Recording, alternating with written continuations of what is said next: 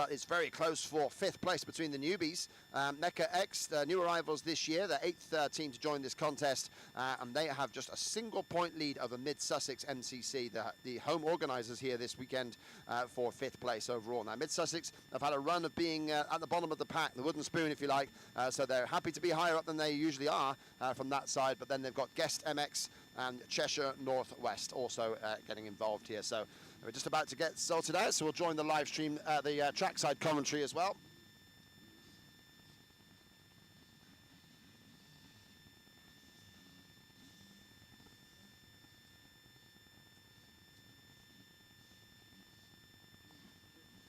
So the practice sessions are done and dusted. We're all done with the practicing, so now it goes on to the racing. The adult class lining up here to get prepared to fire off into the first corner. And of course the adult class yesterday was a good showing, a good class for the Kensworth Club. As the 15-second board gets prepared here, your first race winner was number 11, Rob Wood for Kensworth. Sam Onley was there in 2nd place for Guest Hastings. And then 3rd there was number 61 of Ricky Carter for East Kent. So all the riders here are looking to improve their standings. 2nd race for these guys, don't forget, they just had the one outing yesterday. And then we will go on with the Youth Open class. So the 15-second board is up. We'll get things fired underway. There's the 5 seconds, and the racing for the second day of the Compass Cup is go!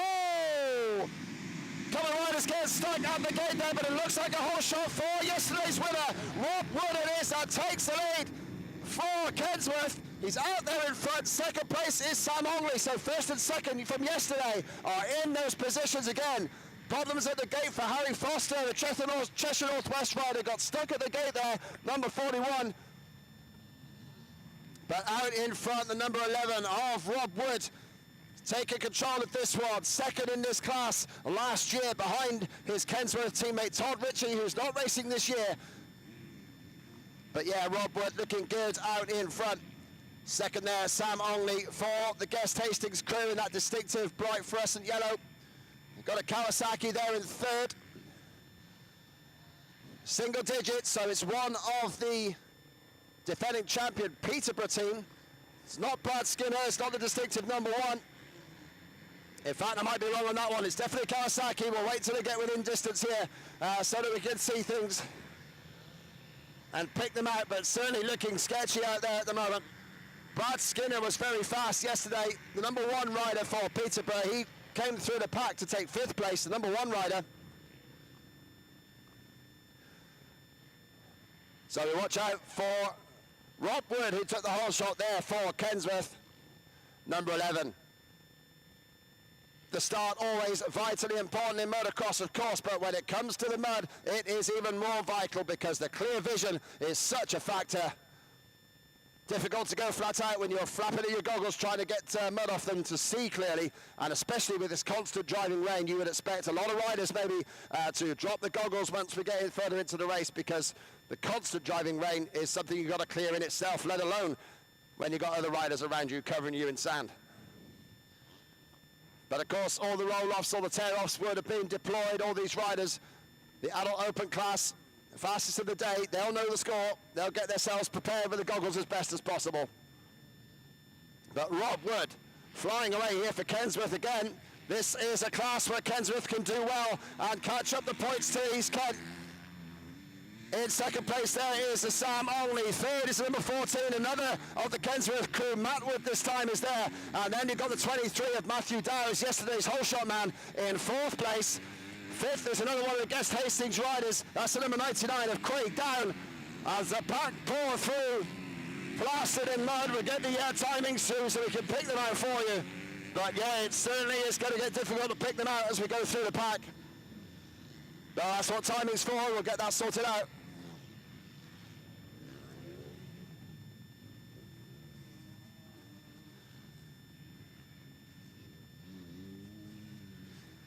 In shot then we have shot by the start line as they head up the they can see one of the Mecha X riders, the pink and yellow gear of the new team, 2 of their riders together in fact.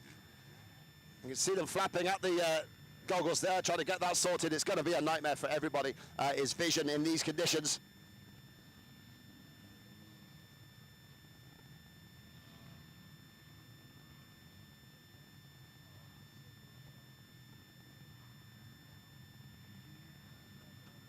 But here's Rob Wood, who had a 4-second lead over Sam Ongley at the start of that first lap. Matt Wood is there in third spot. Then we got the 23 of Matthew Dowes, who took the whole shot yesterday briefly before Rob Wood passed him. Then we got Ben White in 5th place, number 12, so Kensworth doing really well at the moment. 1st, 3rd and 5th for them, with Craig Downs 6th for Guest Hastings, Alfie Owen and Bradley Harrison, the two Cheshire North West riders, 7th and 8th, with East Kent's Harvey Pomfret there in 9th. And in 10th place, Billy Stevens for Guest Hastings. So all the riders pouring through. Harvey Pomfret was 4th yesterday behind his teammate Ricky Carter. Not seeing where Ricky is at the moment on the timing screens. And I'm sure got very little chance of picking him out through the trackside view here, because everybody plastered in the wet sand, of course, as you'd expect in these conditions. Yeah, Ricky Carter down in 23rd at the moment for East Kent. So that's not particularly brilliant for them.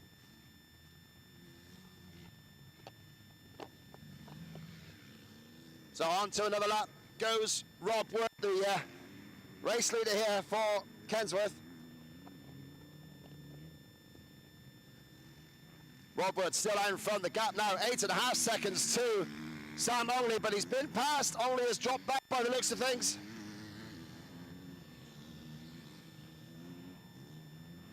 Yeah, Rob Wood's still in front, so Ongley is still there in second. Obviously such a big gap, 8.5 seconds.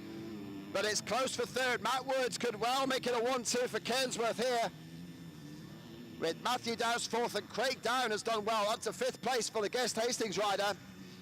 That's great control for him. And also Harvey Pomfret moving forward. He was 4th yesterday, and he's moved up to 6th place now for East Kent. So he is certainly charging in the red kit of the East Kent club. Levi Saunders moving forward, up to 8th place now for Levi on the number 51 for the Mecca X team. So Levi riding well to advance forward. Kyle Creevy also there for Kensworth. So Kensworth certainly emerging on top at the moment. 1st, 3rd, 9th, and then further back they got the rider in 16th place. That's Connor Dickens, with their final rider Ben White just down there in the 30s at the moment, in the 29th place. So for Kensworth, certainly still got 5 riders out there, but most of them up towards the top order in what is turning into a soggy day here at CULHAM. The drizzle keeps coming down, just for the benefit of those at home who are watching. As past us there comes number 52 for the Mecca X team, just picking up the goggles there. That's Joe Hughes doing his best. We commented yesterday that CULHAM is not looking as deep as usual, so some of the water there just sitting on top slightly, making it a bit loose on top, but so far it's not digging out to be super deep as Rob Wood powers away at the front. His lead up to 15.5 seconds now, but still Matt Wood keeping Sam Ongley honest, so the battle for second could be joined very soon. And yeah, Harvey Pomfret has gone up to 5th place past Craig Down. And behind them, Levi Saunders has also moved forward to go past Bradley Harrison. So great riding there for the Mecca X rider. Remember, Mecca X, only 1 point separated Mecca X from the Mid-Sussex team. So Mid-Sussex with a rider in 4th. Mecca X with 2 riders up there, 7th and 11th so far. So they are certainly maybe earning slightly more points than Mid-Sussex as we go through the pack. And here comes Brad Skinner. He's on the warpath. He's up to 9th place. And he is challenging the number 42 of Bradley Harrison. Down the hill they go. And yeah, Brad Skinner now up into 8th place. And Brad certainly not giving himself an easy job of things here today. Or yesterday, in fact, where he had to fight through to 5th place. And now he's just made a pass to get himself up into 8th. And he's got his sights set on Levi Saunders a couple of corners up the track.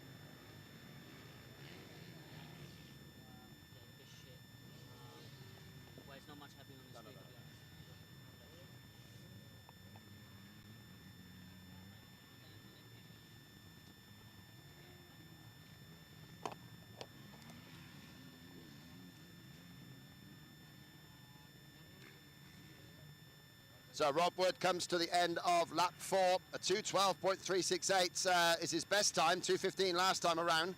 So Rob is battling through. Lap time's a good 10 to 15 seconds slower than yesterday, as you would expect with this with this rain coming down.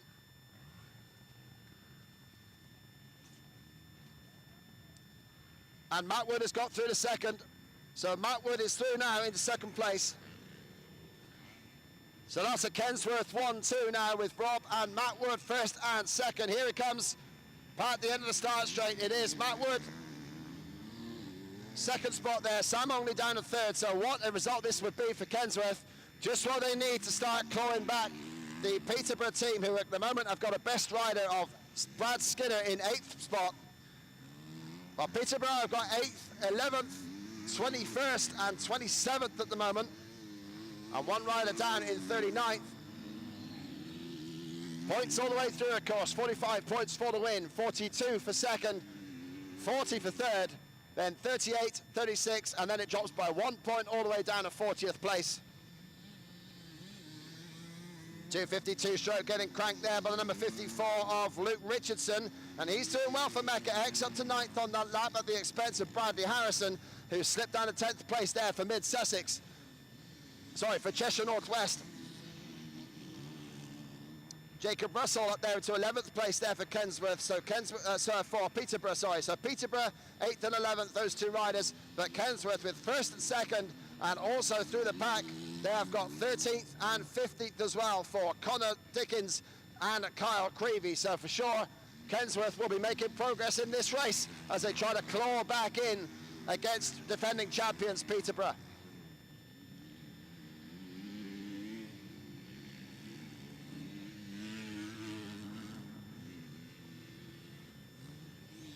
And as we thought there, many of the riders dropping their goggles, obviously constant rain coming down, and that is tricky if you're on your own. So these riders now having to deal with the conditions from that side. Any riders come through to them, if they're still with goggles, will have a distinct advantage. And one rider down at the bottom of the track.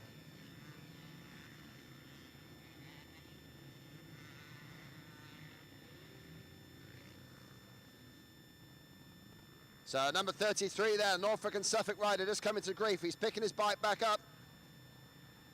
And that's Harry Sobkovac, who was not one of the top riders anyway.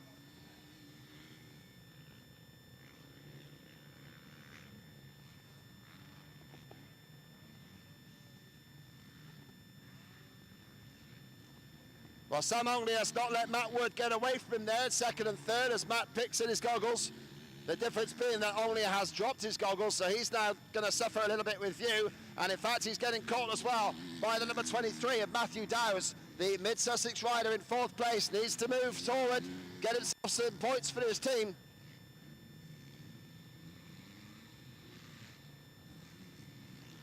And Harvey Pomfrey is not too far back in 5th place also. And then there's a right battle for 6th place. Craig Down has got Brad Skinner right up behind him, and Brad's got a gorgeous line at the bottom of the hill, and he uses it again. Brad Skinner now up at the 6th place, ahead of Craig Down. He's got up 2 places since the checkered flag, and that's Levi Saunders, sorry, since the finish line area. So again, Brad Skinner with a great charge. What could he do with a good start in the races to come? That's the big question for him. He's got to get out of the gate better, because he's certainly got serious speed for the others to deal with. And Skinner now up to 6th, Craig Down 7th, Levi Saunders down to 8th for Mecca X, ahead of his teammate Luke Richardson. And Bradley Harrison 10th there for Cheshire Northwest, their top rider in this race so far. Not much joy for Norfolk and Suffolk, I'm afraid, guys. Number 31, James Wadsworth, the best Norfolk and Suffolk rider in this group so far, in 16th place. So they are going to suffer also because Guest Hastings are competing with them at the moment. Well, Norfolk and Suffolk, sorry, are in 4th place. They're just ahead of this battle between Mecca X and Mid-Sussex. That's number 53 for Mecca X, just powers down the hill, looking in complete control. And that is Kurt Richardson. So the Richardson brothers doing okay there for the Mecca X squad. Looking slightly brighter, not sure if this means that the rain might come go away from us a little bit, but the damage to the track is done. Oh, and it gets worse for Norfolk and Suffolk, as I think that's their top rider that's just dropped it in the corner at the end of the start straight. And yeah, it is, that's number 32. But it was their second best rider there, Sydney Dawson, number 32, who dropped it there in the corner at the end of the start straight. But still, Matt Wood has not broken away from Sam Ongley. They're still battling for second place. And now Pomfret is on the rear wheel of Matthew Dowes. Honda versus Kawasaki battle then. Harvey Pomfret doing his best for East Kent, closing right in on Matthew Dowes in the battle there for 4th and 5th places. And Skinner, Brad Skinner's catching them up all the time, the number 1.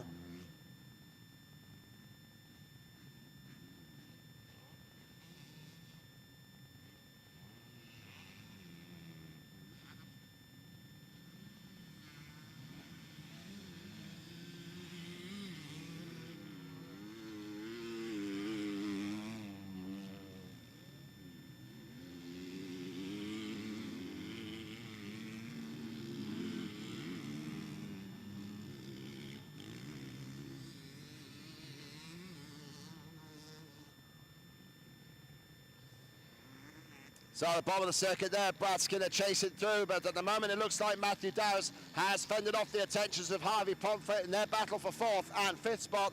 Brad Skinner reeling them in all the time, the number 1 rider for Peterborough.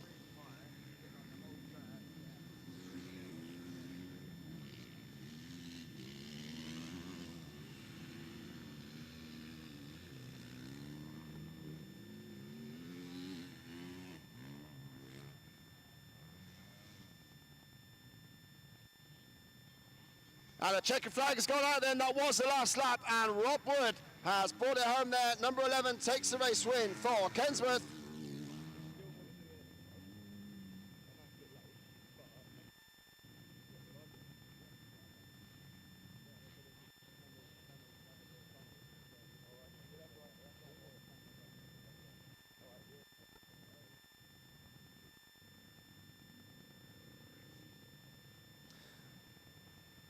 So there it is then, Rob Wood taking the win in race 2 for the adult open class. Matt Wood there in second. Great 1-2 for Kensworth, much needed for their championship campaign. Sam Ongley there in 3rd spot. 4th for Matthew Dowes. 5th for Harvey Pomfret for East Kent. 6th for Brad Skinner, just bringing it home there. The number 1 rider for Peterborough. Craig Down brings it home in 7th place for Guest Hastings, so they get 3rd and 7th. So not bad for their team scores in general.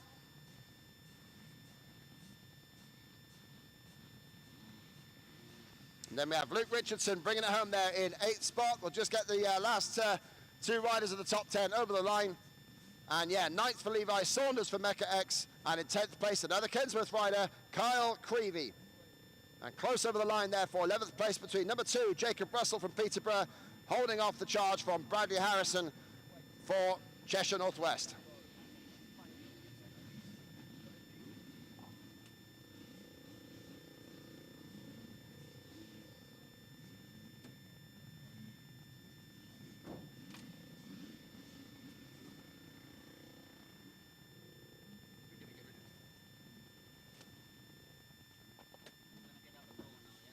Okay, on the line then we have got the adult open class.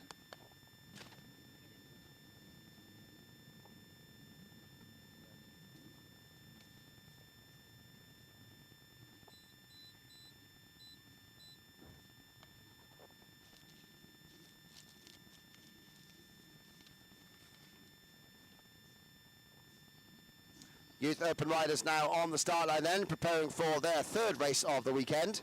And so far in this class,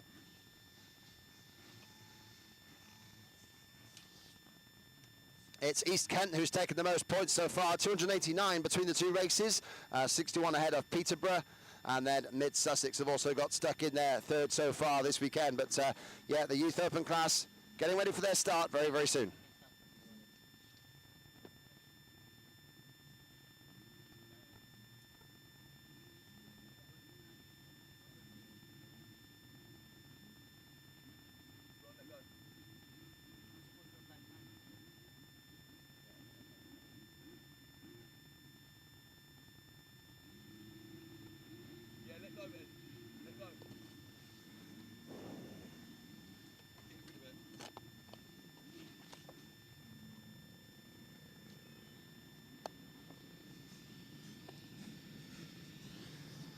Here we go then, the Youth Open class getting ready for their start.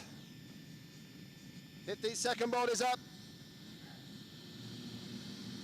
A toast to 5 and Youth Open race 3 for the weekend. Let's go! And it's our rider again, Travis Lawton, who took the first 2 wins yesterday, has got the whole shot heading into race 3. Let's see if any riders went down. No, it looks like a clean start for the Youth Open class. Race 3, Travis Lawton getting the whole shot again and starting to clear off.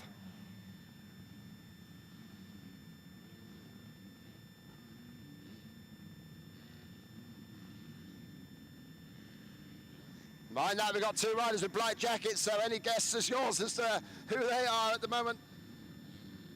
And we'll see how that. 4th place was the number 1 rider for Peterborough.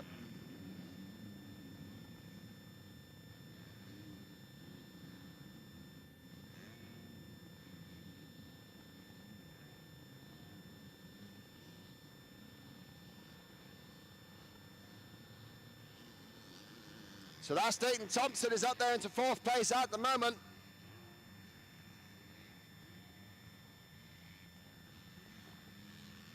We'll pick them out as they come across the line very soon.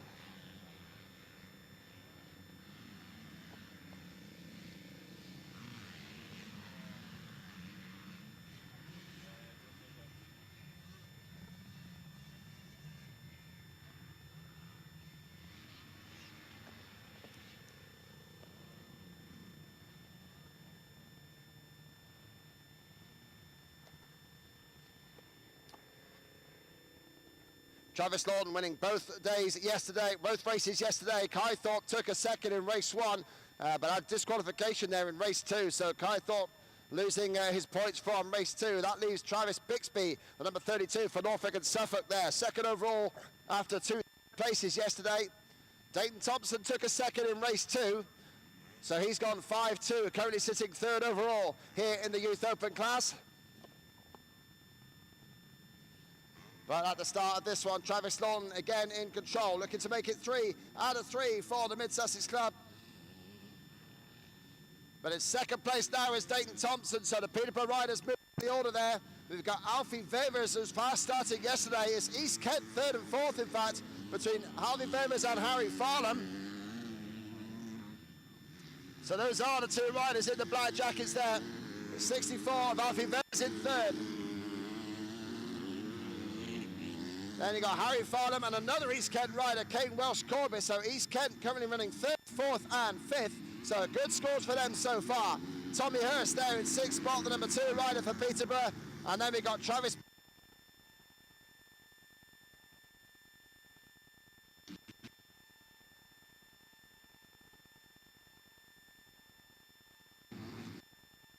In the rain here at CULHAM, so it's certainly not as bad as it was around the circuit in terms of visibility.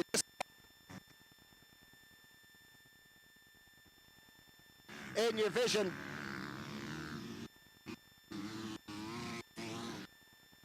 With a clear track, massively an advantage in the wet conditions, of course, but Dayton Thompson is closing in on him.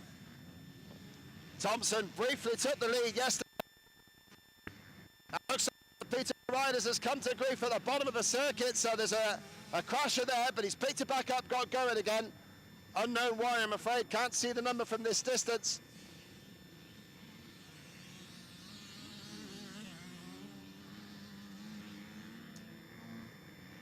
I think that's actually one of the Norfolk.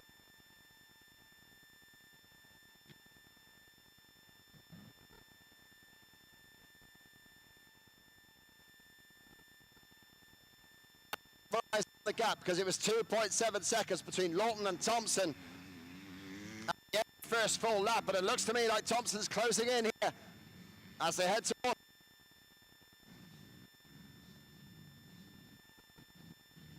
But Travis Lawton in control at the moment.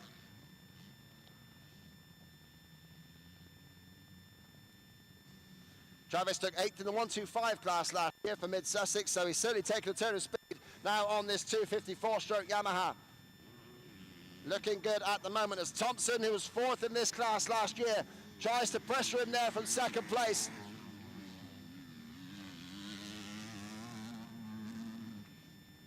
Last year's winner was George Cork for Guest Hastings, but obviously not racing with us this weekend. Kai Thorpe, however, is out there, who was second last year.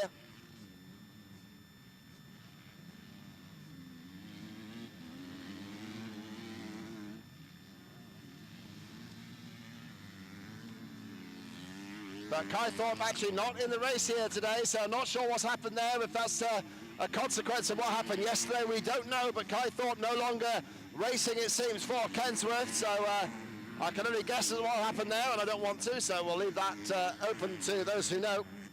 But up to third place now has gone Tommy Hurst. So Peterborough getting themselves back into good scoring points with Dayton Thompson staying close. Or has he? By the looks of it, I can see Travis Lawton. And no, Thompson's taken the lead. Dayton Thompson has lead, is now in front. He's at the far end of the track by the train line. Dayton Thompson looks like he's taken the lead. Travis Lawton must have had a mistake somewhere because he's further down than he would have been. It certainly doesn't look like it's been a straight pass, but Dayton Thompson now in front for Peterborough. We'll make it official as we get them across the finish line area, the timing being.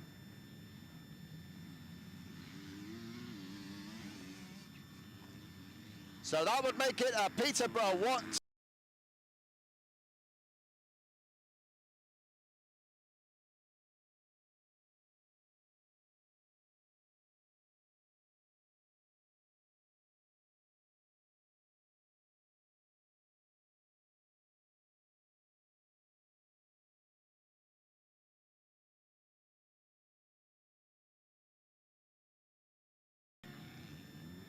And yeah, Dayton Thompson there with the fastest lap of the race so far, 2 minutes 17.0 for the number one rider. And he's now got an 8.5 second lead over Travis Lawton, so Travis must have. Thompson, he's not going to pull out 8.5 seconds in one lap unless there's been a problem for the other rider. But now the number one, big and yellow on his back, is powering away from this one. Lawton's still there in second anyway. Been able to recover that place. But what a good result that is for Peterborough. An extra 3 points in their campaign. As third place still is Tommy Hurst. He comes round now. He's still got Harry Farlam for close company, so the battle is still on for third position. And in fact, Farlam looks to make a move as he does down the outside off the big downhill here. Oh, but I think Hurst out-nerved him there. So, so far, that battle between Farlam and Hurst. Well, they've both got big black jackets on, so I got no chance of telling who that is from a distance. I think Farlam has taken third, but we'll check that next time round. Yeah, I think that is the case. Farlam up to third place then. And his teammate is also challenging. Kane Welsh Corbett is right on the rear wheel of Tommy Hurst as well. So East Kent, both of their riders making progress. That's a big 4-point boost for them, and it is Welsh Corbett that goes up to fourth place as well. So Welsh Corbett, the East Kent boys, go up to third and fourth at the expense of Tommy Hurst. So great riding for them and a real result for the East Kent team.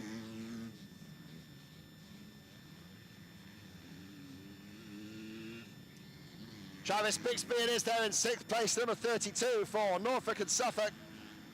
Zach Howell's still there in seventh place for Cheshire North West, and Alfie Feathers, the third East Kent rider, is there in eighth place, so that's a good bit of scoring for them. However, Reggie Gom is there also for Peterborough in the top 10. He's ninth on the number 3 machine.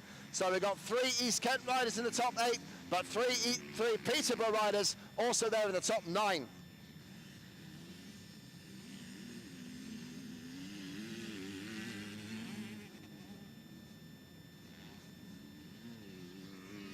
Youth 125 class getting revved up. I can feel the blue haze of the two strokes getting ready. The smell, sweet smell wafting across the valley.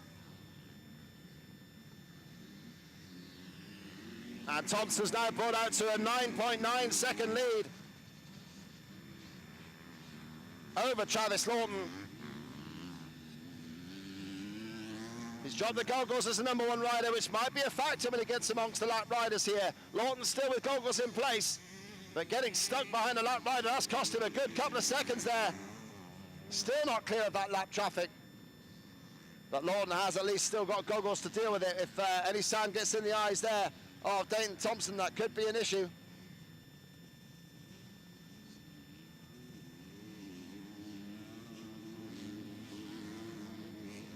Travis Bixby's been dropped down the order a little bit there, so changes all through here in the Youth Open class. Kane Welsh Corbett third, Harry Farland fourth. In fifth is Tommy Hurst now for Peterborough, but Zach Howells has moved up into sixth place for Cheshire North West. Seventh for Alfie Vevers, so that's again more points there for East Kent. Reggie Gom has also got through. Travis Bixby dropping down from 6th to 9th, so a trouble there for the number 32 rider for Norfolk and Suffolk. Yellow flags down the hill, not sure what's happening here.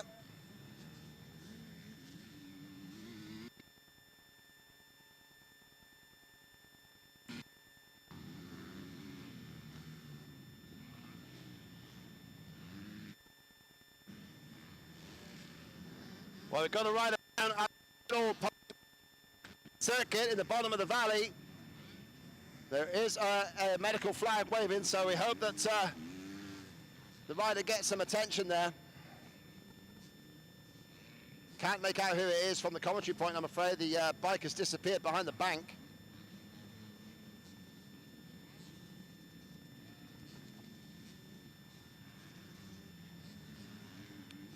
The rider's getting up, that's good, a good sight there, so the rider at least up and crawling to the side of the circuit. And holding a collarbone or arm, so that's another injury, I think.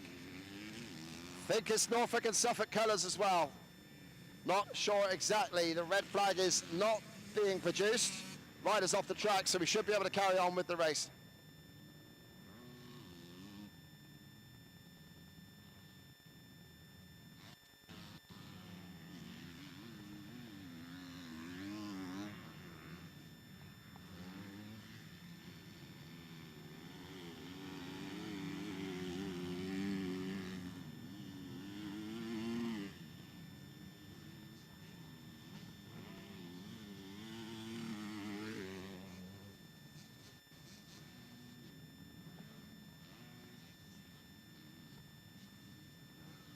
So it's still Dayton Thompson that leads the way then, 16.4 seconds ahead of Travis Lawton.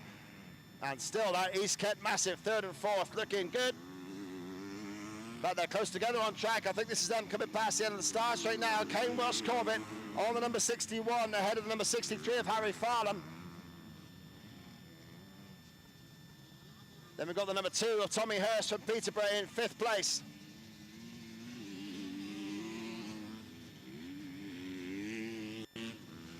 Zach Howells nicely there on Husqvarna for Cheshire.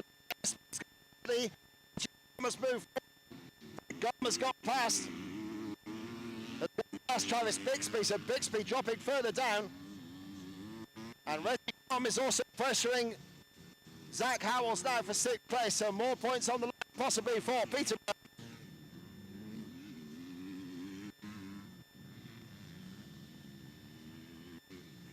And in 10th place, the Kensworth rider, Reese Wirtz, getting stuck in as well.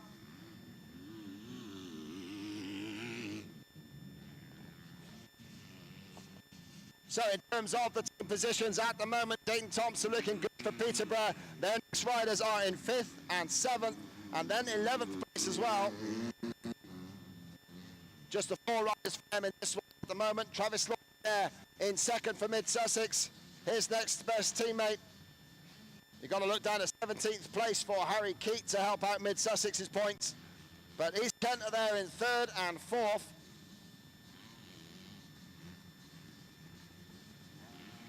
Cheshire North West have got 6th and 9th at the moment. And Norfolk and Suffolk have got 8th place tied up at the moment with Travis Bixby.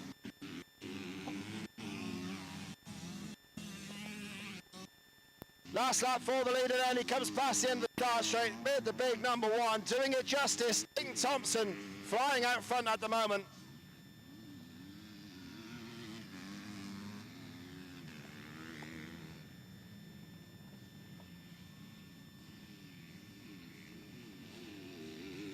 Travis just coming past as well in 2nd place, absolutely solid. Still look good for the overall.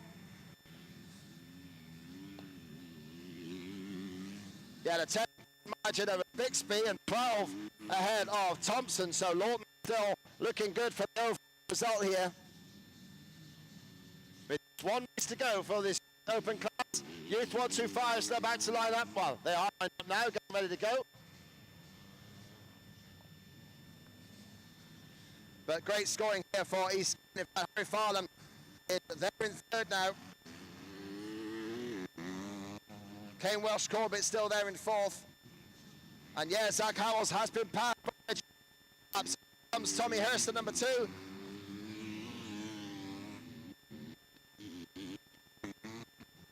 And from there, up to 6th place. 7th there for Zach Howells.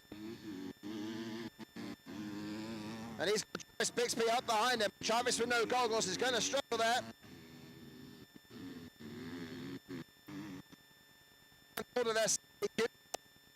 For Northwest has lost out in the battle there to the Kensworth rider, Reese Wirtz. So Reese Wirtz to 9th place now. Here's the top of the Kensworth riders in this one at the moment.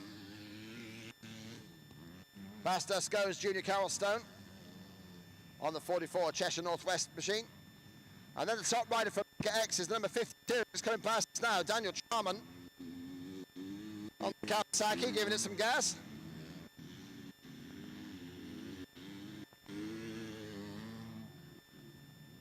And it's at least Cheshire Northwest got a couple of riders there in the top 12.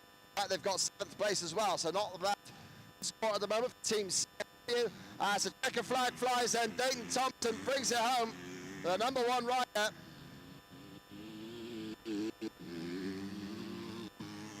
Takes a 23-second victory nearly from Travis Lawton. So nice riding there for Peterborough. Number 1 rider brings it home in first place. We'll see them over the line and then get the top 10 read out for you.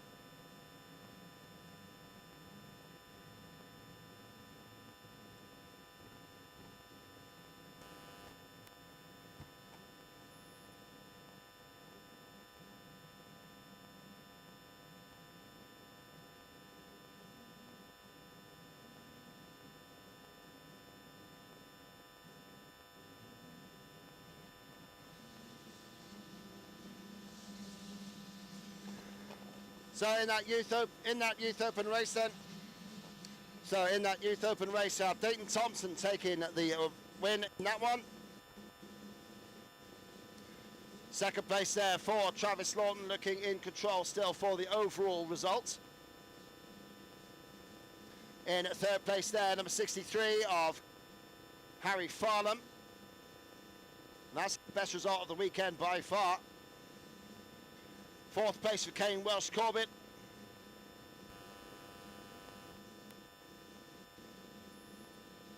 And in fifth place there, Tommy Hurst brings it home for Peterborough.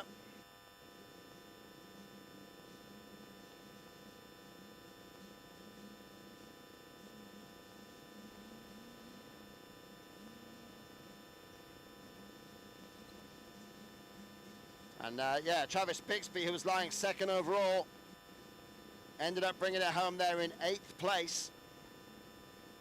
So for sure not helping his overall. In fact, he's dropped down now behind Dayton Thompson and Kane Welsh Corbett in the top 3 reckoning.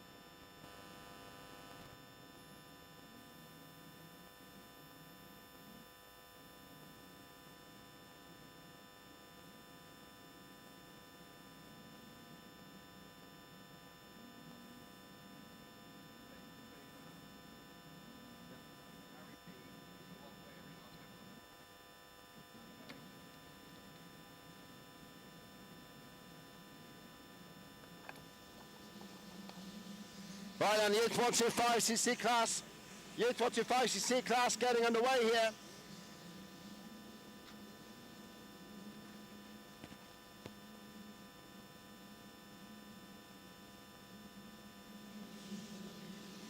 Coming on the starts, is all is in. 5-second board is up, and Youth 125cc race 3 is go!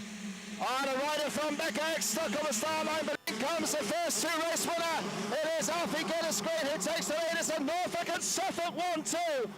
First and second for numbers 32 and 35. Alfie Gettisgreen and William Wareham lead the way. A 1-2 for Norfolk and Suffolk.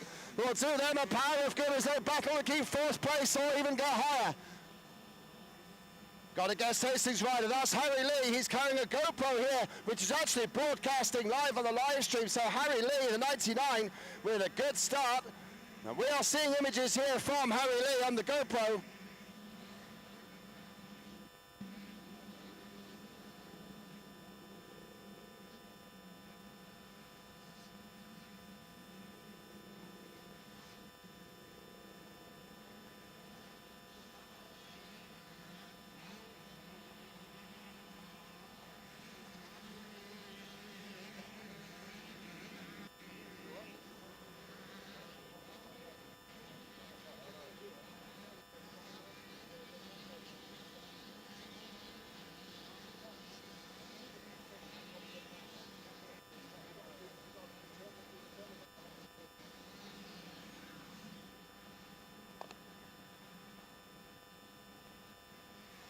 Alfie Gettisgreen then took the first 2 race wins, and he's looking to make it 3 out of 3 at the moment.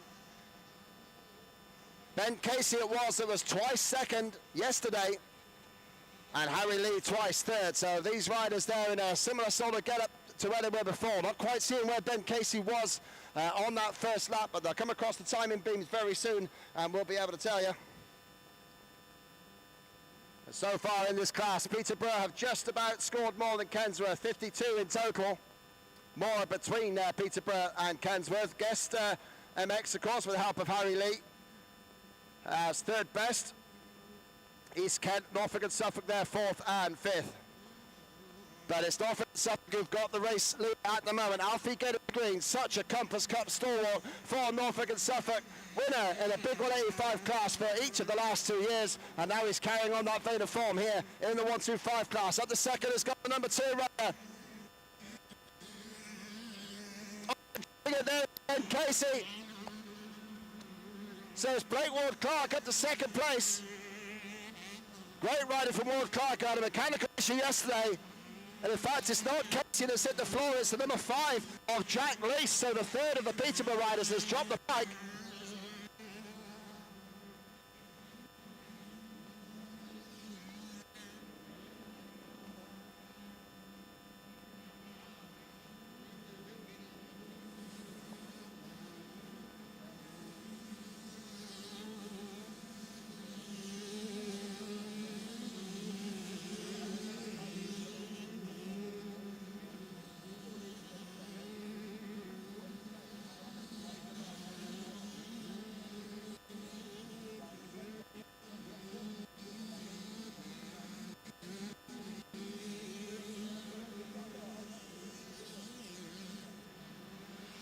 So in the 125 class then, Norfolk and Suffolk rider leading the way. Alfie Gettisgreen.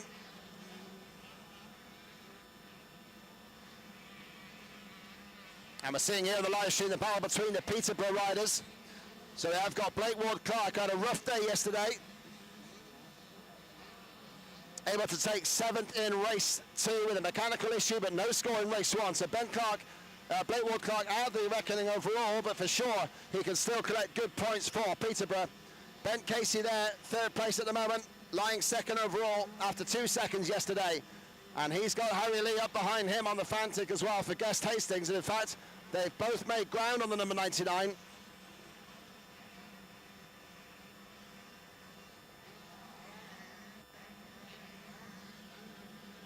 There's a catalogue of riders going down there.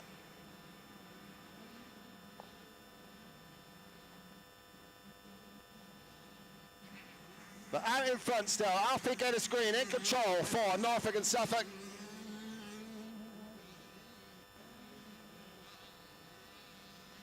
Here comes that battle between the Peterborough kids and Blake Ward-Clark in second place. Third place for Ben Casey. It's looking good. In fact, Casey looks like he's about to make a move. Whoa, Ward-Clark nearly crashes down the hill. Lost his footing as he fell into the corner. Just about stayed on. So still Ward-Clark ahead of Casey.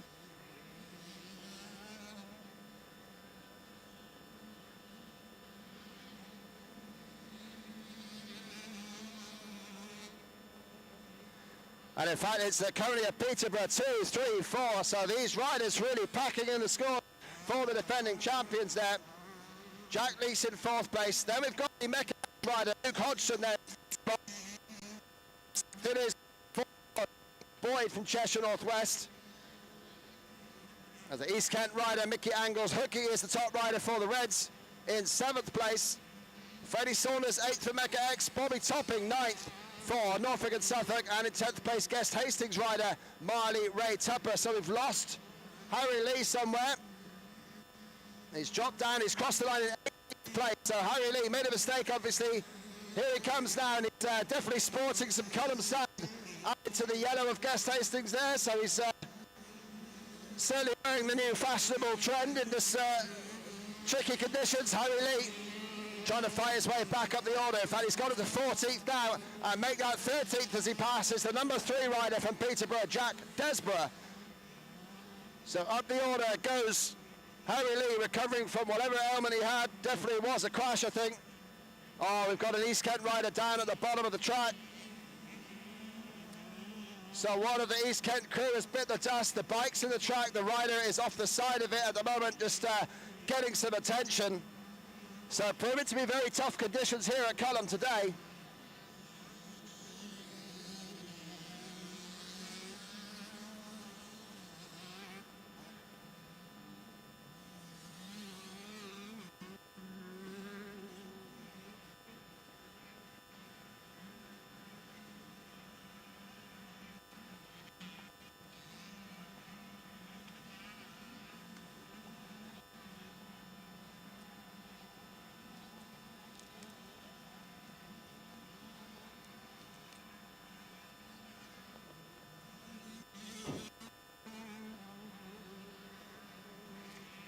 And still Peterborough together in second and third there. Blake Ward-Clark, Ben Casey still second and third. Yes, now a mid-Sussex rider down in the corner at the bottom of the hill as well. And yeah, this soft circuit is carving up pretty different in very difficult conditions right now.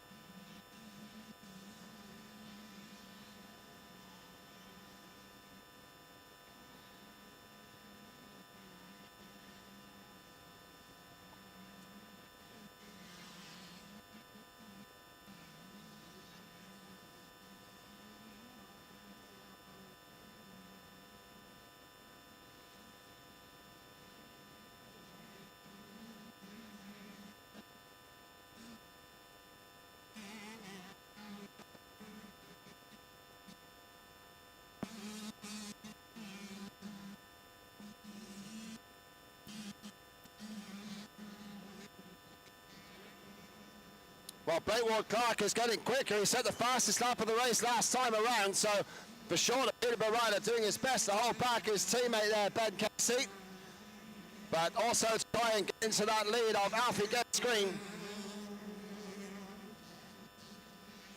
But it's 13.5 seconds now between Getz-Green and Blake Ward-Clark. So Alfie really pulling the cork here. As he goes past the end of the start straight now, he's deep into lap traffic, of course. Many of whom are his own teammates. But for sure, Blake Ward-Clark, leading rider in the 85cc class in recent years. And he's there now ahead of Ben Casey in second and third. Jack Lee's still there in fourth for Peterborough, so a great ride for that team so far. Stacking up massive points there for 3 of the top 4 places. Harry Lee has advanced to 11th place at the start of the lap, and he's going round again now, so Harry Lee making progress after his bobble earlier on.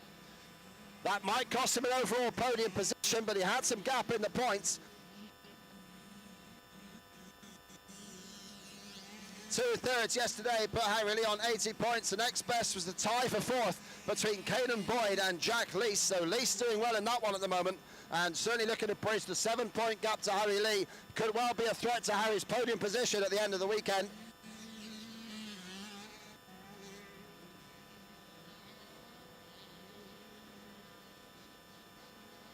Caden Boyd currently in 5th place there, the leading rider for Cheshire North West. Then we've got Luke Hodgson for the Mecca X squad in 6th spot. And Harry Lee now up to 10th place and just within sight of the 31 of Bobby Topping as well. So Harry Lee moving forward relentlessly through the pack after that mistake. Here he comes up to the end of the start straight.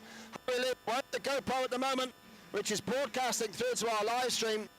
We'll patch into that when it works well, but at the moment we've got Harry Lee just closing in on 9th place Bobby Topping. Try and advance his cause. He's rapidly faster down the hill. Has to slot through behind the Yamaha rider though. Through the bottom corners. There's yellow flags at the top of the hill as well. A mid-Sussex rider stopped up there in a KTM. It looks like a very awkward position, and oh, Harry Lee. Now then, did Harry pass on the yellow? And yes, he did, by the looks of it. Harry Lee making a move there, but by the looks of it, might have been under yellow flags. We'll have to have that looked at.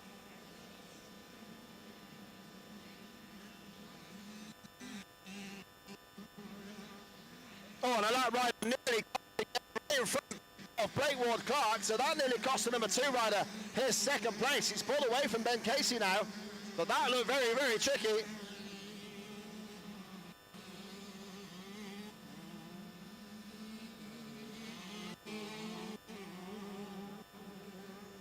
Jack Lease there in 4th place.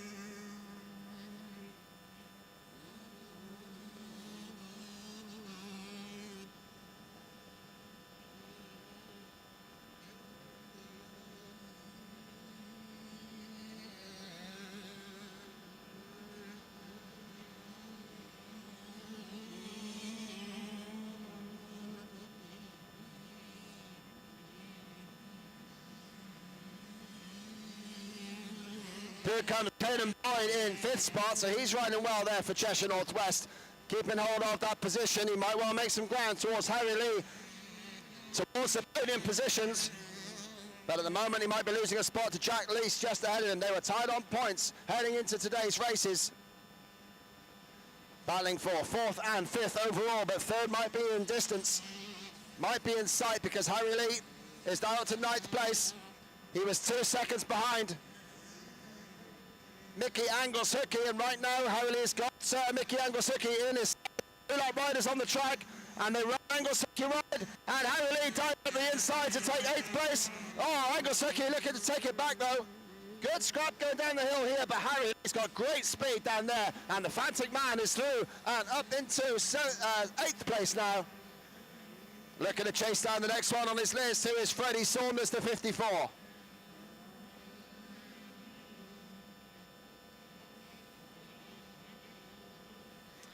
He's got the 2 Mecca X riders in his sights as the last lap fag is brought out. Last lap time then for our race leader as he passes the end of the start straight. Looking in control again. Alfie get a screen. Has to get out of that rut with a fallen rider in it. But a small impediment to his progress. And Ben Casey doesn't want to let Blake Ward-Clark get away with this one. Battle between the Peterborough teammates and Casey. Don't forget he's thinking overall scores as well. While Ward-Clark's not letting him through, the pair of them are certainly looking to take lumps out of each other. I'm sure the Peterborough team will be telling them to calm down and stay there. Because with Jack Lee still in 4th place for Peterborough, it's looking good for that team, the defending champions at the moment. Really pulling clear in this class.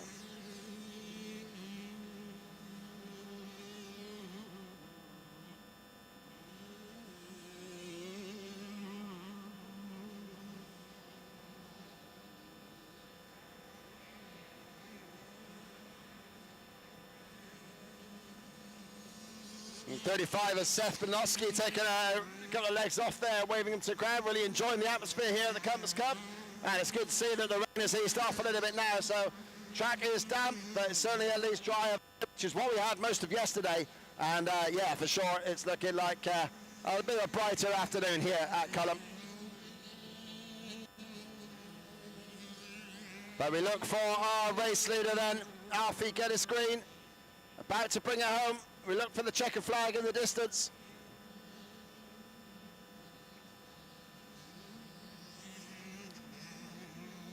And Lee still in 7th place, got a big mountain to climb to pass any more riders.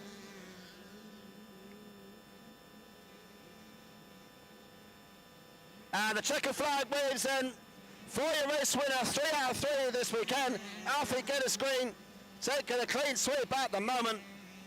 Great riding for the Norfolk and Suffolk team mascot there, if you like, the talisman for the squad. Alfie Geddes-Green takes home another one. Blake Ward-Clark did take 2nd place ahead of Ben Casey, so that really will help him massively in his campaign. Well, Blake Ward-Clark's had a very rough weekend, so for him, it's just a bit of a matter of pride. And in that one, he was the top Peterborough scorer. Peterborough taking 2nd, 3rd, and 4th. So great scoring for them. The reigning champs take 2, 3, and 4 out of that one. And that's a massive total of 120 points between those 3 riders. That really is solid scoring. Caden Boyd going to bring it home in 5th place for Cheshire North West. He's also looking at a possible podium spot. Now the auto class line up, next race.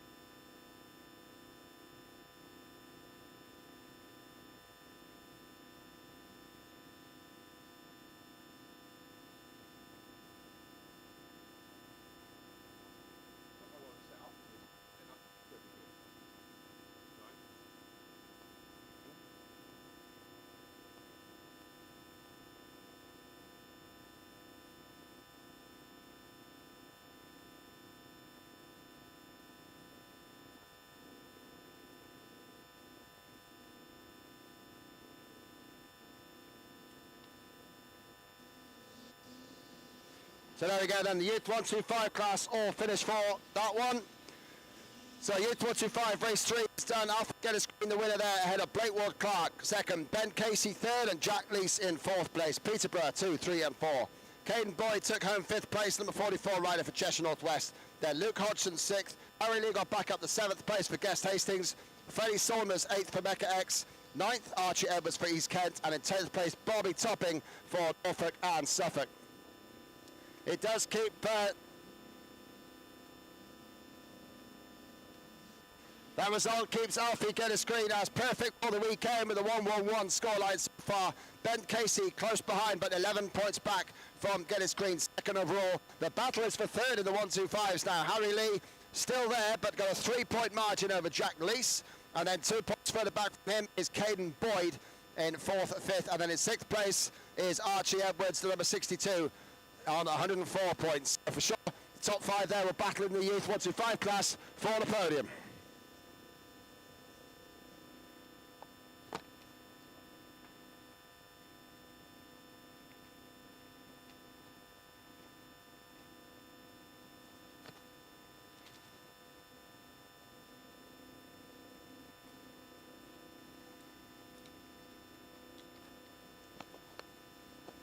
As the auto class get lined up then here at the Compass Cup for their 3rd race of the weekend.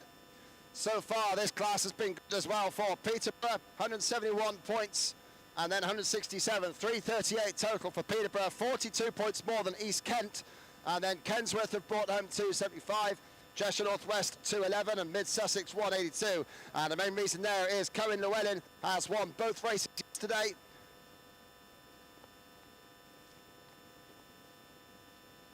And that was the number 11 of Jesse Isles, who took 2 positions, 2 second places.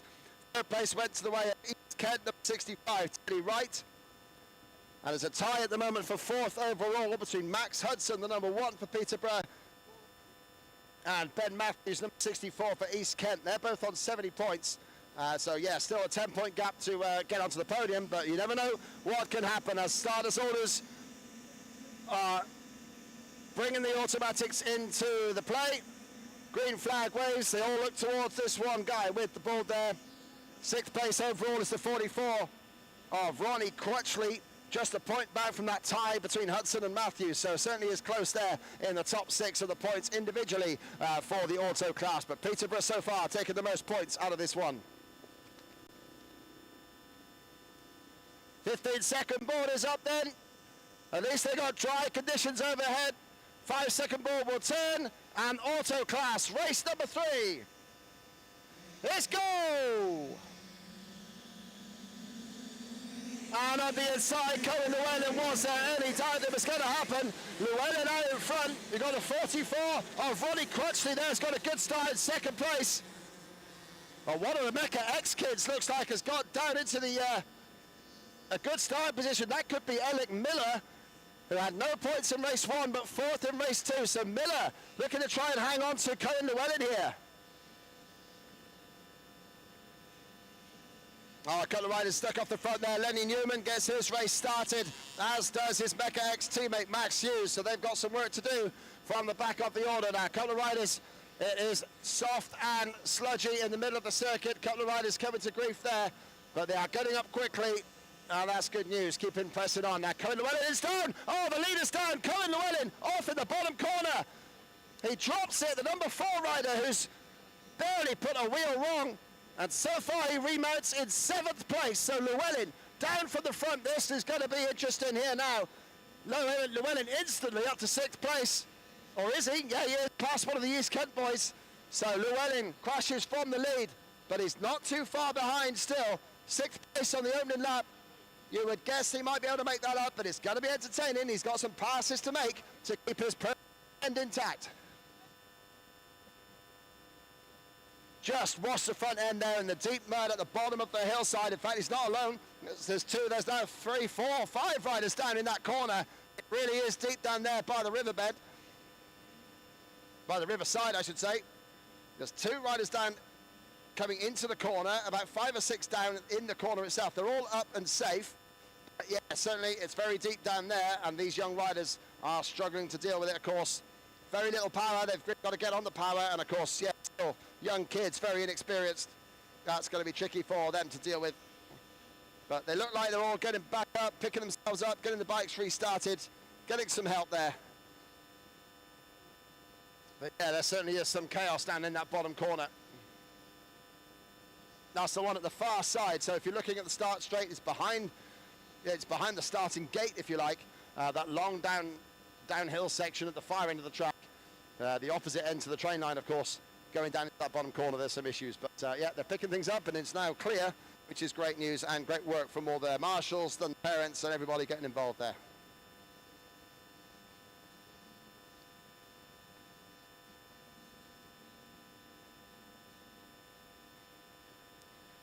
And by the looks of it already, Cohen Llewellyn has got himself back up into 3rd place. But our race leader is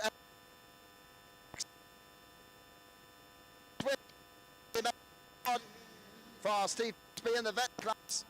So Llewellyn did cross the line again. So Llewellyn's got just about the third place. Jesse Isles is there in second.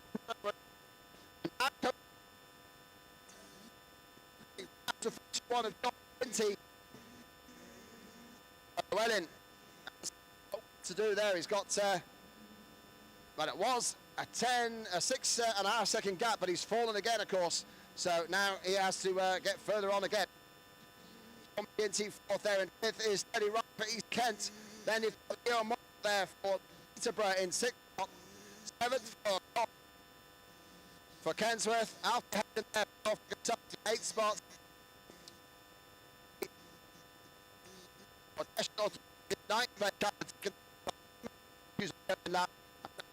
The number 2 is there in place for Peterborough. It's us now.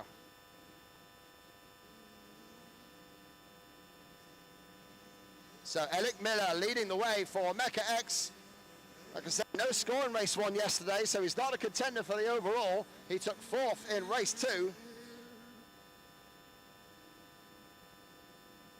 Looks like a bit of smoke going on for number 61, Henry Hurd from East Kent.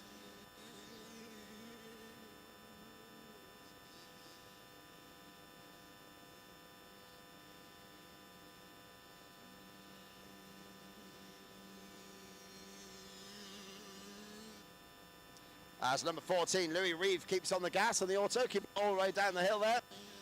35 also going well, Harrison Hesse. Oh, and a crash out in the corner. Looks like it's all the Peterborough crew there. Luke Muggleston has taken a fall at the end of the start straight. Picks it back up, gets going again. No problem at all, just gives his helper a face full of mud.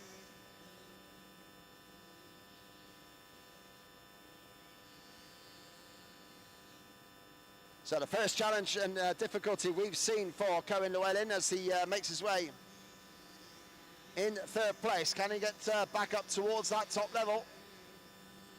Certainly has had the pace to, but he's getting himself more to do here.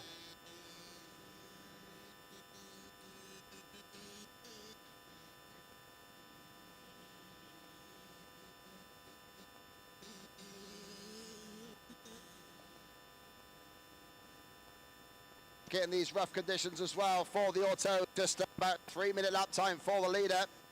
And yeah, Cohen 15.2 seconds down on Alec Miller. So Alec has 14.5 seconds over Jesse Isles at the end of the lap.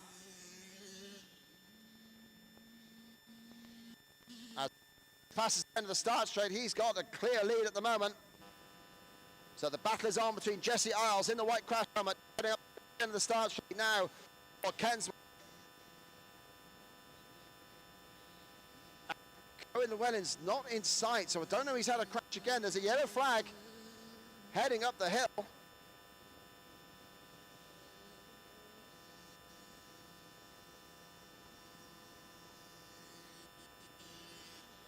Keep our eyes because McGinty comes up now in 3rd place. So McGinty is 3rd. Llewellyn's still not coming round yet.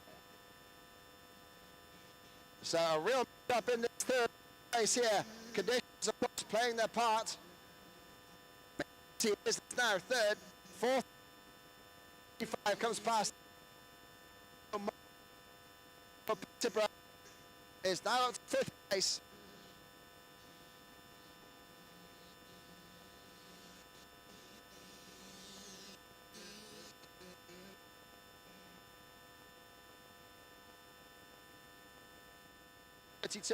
For Norfolk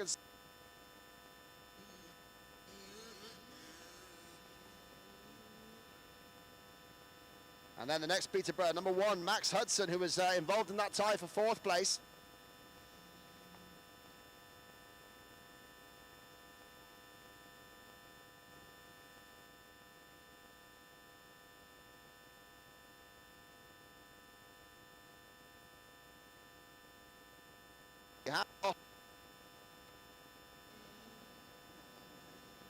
Oh, and Cohen's walking back. The bike has expired.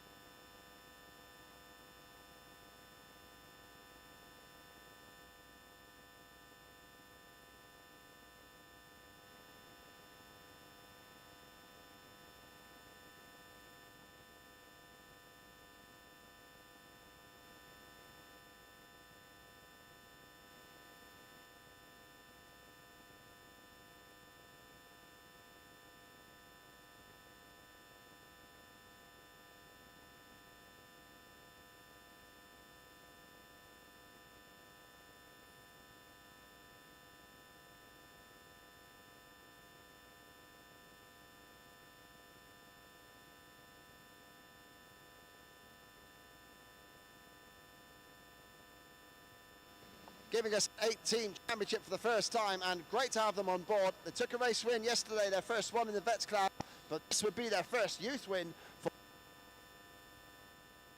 the final lap. I'm sure all the family and all the team got the fingers crossed.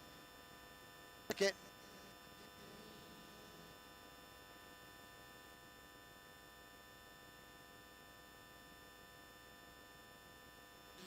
He's got about that uphill straight between himself and second place Jesse Isles, working his way through the traffic, looking good. And Jesse Isles, the number 11 with the white crash helmet, in second spot, away and clear now. And Isles, with problems for Llewellyn now, 3 second places for Isles. We'll see him take the advantage in the overall reckoning. So Jesse Isles could be on for the first place trophy here if he keeps things together for this race and the next one.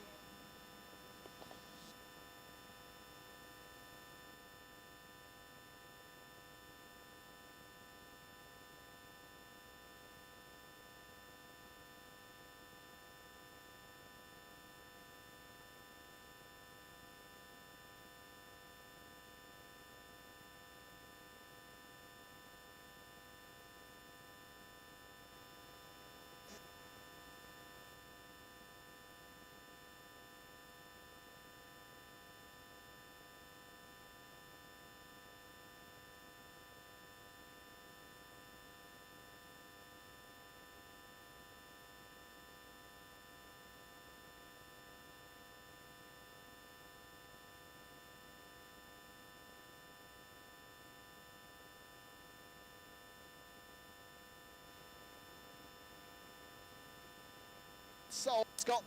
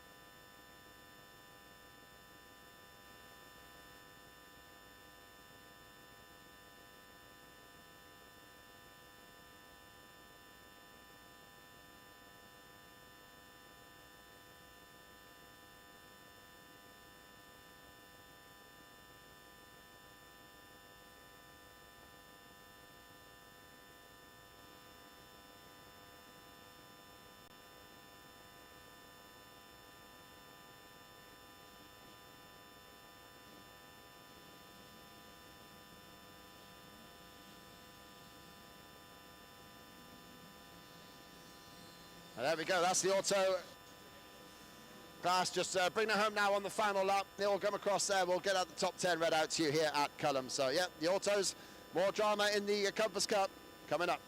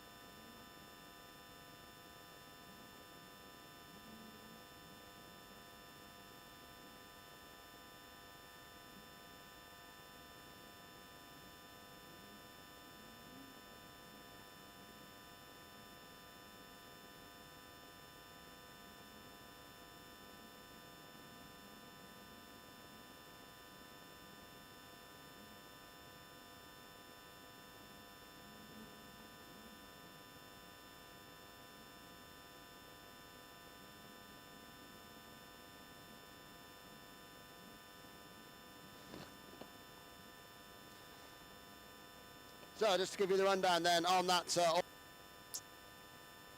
taking the win for Mecca X. Second place there for Jesse Isles for Kenneth. McGinty for Cheshire Northwest. Fourth place for Leo Moore from Peterborough. Fifth for Colby Sol from Kensworth. Sixth for East Kent's Teddy Wright. Seventh for Max Hudson from Peterborough. Eighth for Alfie Hayden from Norfolk and Suffolk. And ninth and 10th for East Kent, Henry Hurd and Ralph Webb. What it does to the overall scores there is that Jesse Isles leads overall on 126 points. Over Teddy Wright besides Kent overall.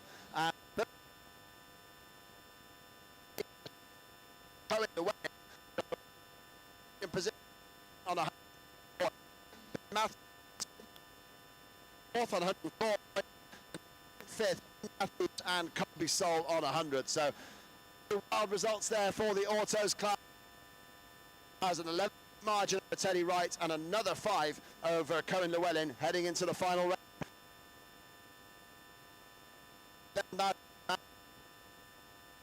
In this crazy Compass Cup event. Junior 65s on the line, getting ready next. Now bring as the track dry. Not really got any sunshine as of yet. Apparently the rain has stopped. The autos did struggle in place.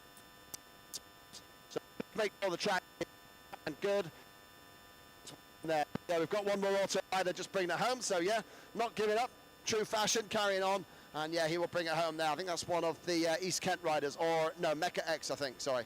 So yeah, he's just going to bring things home, and then we'll get Junior 65cc, race 3 for the weekend, underway in a couple of minutes.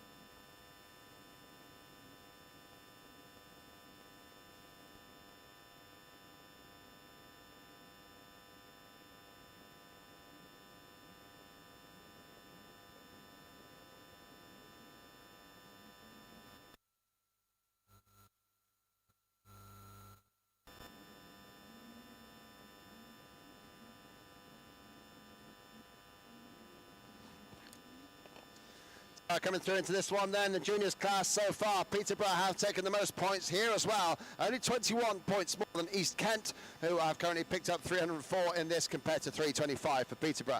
Mecca X have done well in this one. They're third overall so far in the juniors category. Norfolk and Suffolk juniors are fourth ahead of Kensworth, and then it's Cheshire Northwest, Guest MX and Mid Sussex. That's how it runs down in terms of the team scores here. But in terms of the individual in the Junior 65 class, both races won so far by Peterborough rider number 3, Harley James Barrow. Twice second also for Roy Townley, number 51 for Mecca X. And then Harry Hackett has taken third both times also for Peterborough. So that would explain Peterborough's top scores there. But we've also had good scores for the 63 of Stanley P for East Kent, as well as his teammates there, Carter Wright, the 65, and Albie Wood, the 62. Kobe Roberts has also pitched in, currently lying 6th overall for Peterborough. Meese, who was taken 7-4 scores for Kensworth. So that's how it runs then. Your overall winner, overall leader, Harley James Barrow, the number 3. Watch out also for 51, Roy Townley, number 1, Harry Hackett, number 63, Stanley P. Travis Meese, the number 12 of Kobe Roberts, sorry. But also up there scoring well has been the 33 of Max Miller, 6th overall last year in this class after winning the autos in 2023. So Max Miller there currently just a point back from Wright.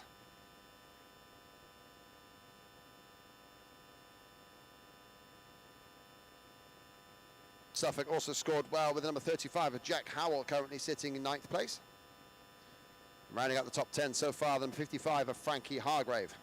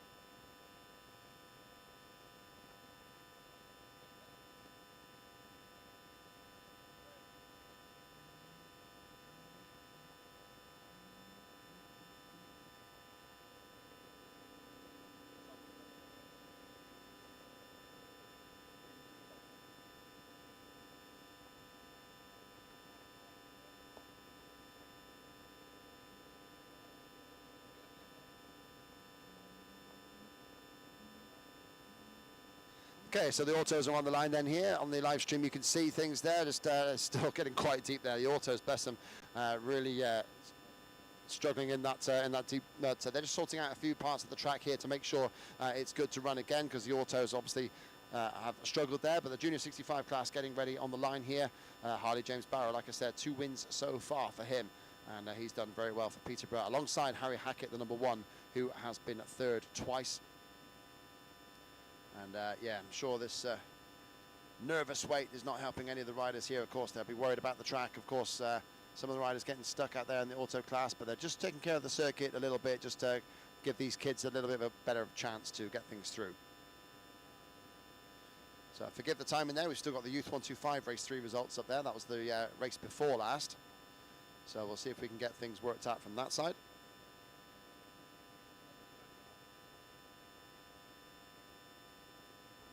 But yeah, certainly nice here at the Compass Cup to have a little bit more in terms of clear weather. No rain coming down at us right now, so that works well.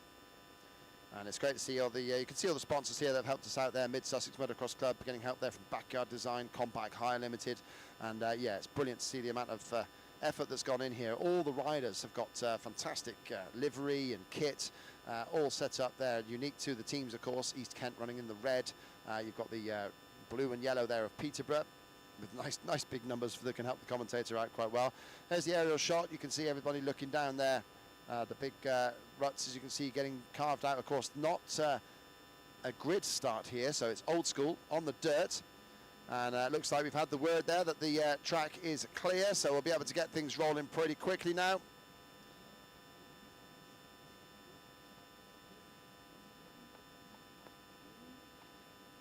So here we go then, the riders firing up, getting ready to get this Junior 65cc race 3 for the weekend underway. Peterborough looking to press home their advantage here with some top scores at the top overall at the moment. We will, the scoring of course is so crazy. We've got 5 riders per team, per race. And yeah, that basically gives us an awful lot of scores to figure out. We have got the master of the scores there in the timing box, old Stuart, getting things taken care of. So at the end of the 3rd racing, we'll get the points down here to the commentary, and we'll be able to keep you updated. But the final scores will be announced there at the podium ceremony at the end of the weekend. So we'll get things rolling. The starter gets the green flag, gets everybody underway. 15-second board then is up for the Junior 65 race. Who will it be that takes the whole shot? We've seen drama in the autos. We've seen drama all the way through. What can happen here in the 65s? Pretty much anything. The 5-second board turns. Junior 65cc race 3. Let's go! On issues there for 33, getting stuck out the gate a little bit there, Max Miller, but it is the 51 that takes the lead. Wow, the scores are up in the Mecca X crew. It's the number 51. Roy Townley heads down the hill in the lead, but immediately Harley James Barrow takes advantage for Peterborough. And it's 1, 2, 3 in the previous races as it was. It's Harley James Barrow leading there from Roy Townley. And then the number 1 of Harry Hackett in 3rd spot. So Peterborough looking strong again. But we've got the Norfolk and Suffolk rider there up into 4th place. That could well be Max Miller, who got issues out of the gate, but he kept the throttle twisted. And he is still pressing on there.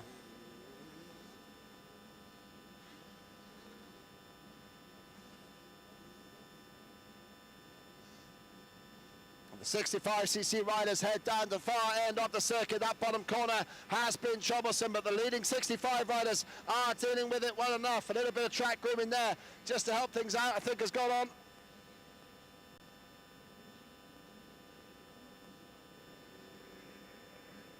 And yeah, it was the whole shot briefly for Roy Townley, but the number 3 there of Harley James Barrow came through to take control on the first downhill section.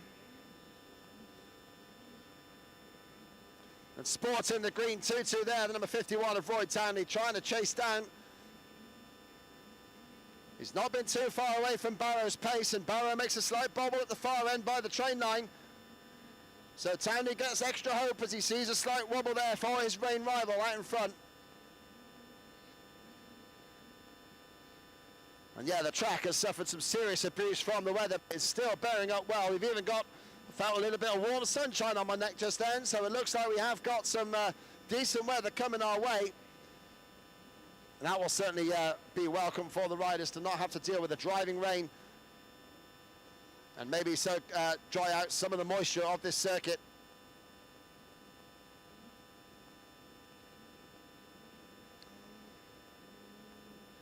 As they come through the timings there, we can see there the lead not substantial yet. Harley James Barrow still has work to do to take this one all the way. Just over a second ahead of Roy Townley now. It is Harry Hackett in third spot. Fourth is Max Miller for Norfolk and Suffolk. Fifth then is Kobe Roberts for Peterborough. Sixth for Travis Meese. And then it's Louis Peat backing up for Mecca X there in seventh place as they come through at the end of the start straight past our commentary point here. And yeah, Roy Townley is not letting Harley James Barrow out of his sights. Hackett, Miller, still third and fourth. Then we've got Kobe Roberts in fifth. Travis Meese and Harley Sims and Louis Peat there, sixth and seventh. Harley Sims in eighth, who was second last year in the autos class for Easter Kent.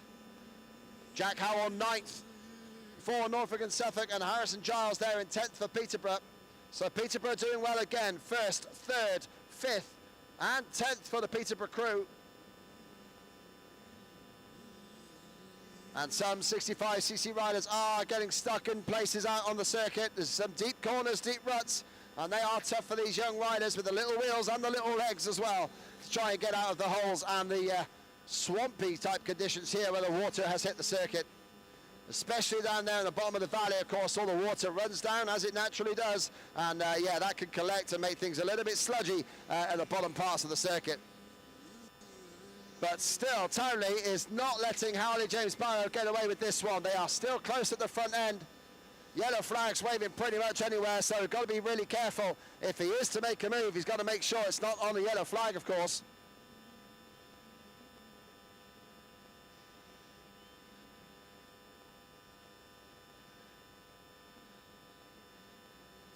But yeah, still, Harley James Barrow holding off the leader at the far end of the circuit now. Up the train line they come.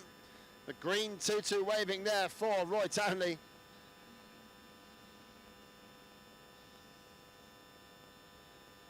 And Townley takes part in the Arena Cross Tour as well in the junior categories, obviously. He's been getting lots of vocal support there. And Harley James Barrow, the younger brother of Riley Ray Barrow, who's also enjoying a nice Compass Cup weekend.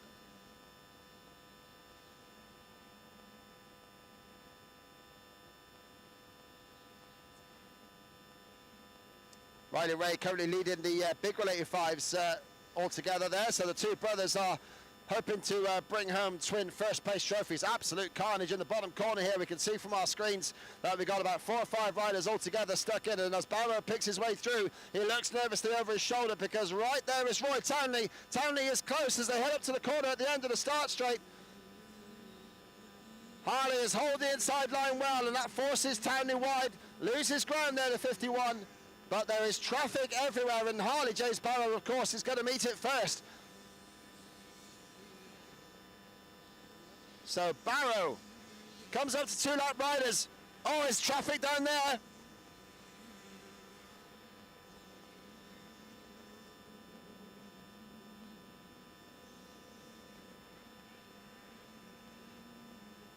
Oh, and Barrow's come through well because he got slightly stuck there, but also Roy Townley hit the traffic at the same sort of time, so they both struggled a little bit getting held up through the twisty left, right, left sections at the bottom of the valley.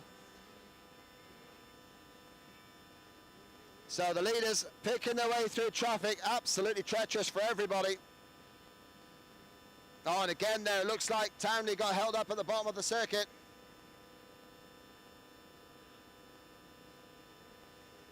Behind them, Harry Hackett still holds third place for Peterborough, ahead of Max Miller, about 4 seconds between them. Kobe Roberts there in 5th place, then Travis Meese in 6th. 7th for Louis Peat, 8th for Harley Sims from East Kent. And Frankie Hargraves moved up the order well to get into 9th place for Mecca X, ahead of Chase Miller from Norfolk and Suffolk, and Jack Howell also from the Norfolk and Suffolk team. 12th for Harrison Giles from Peterborough, trying to back up the team there.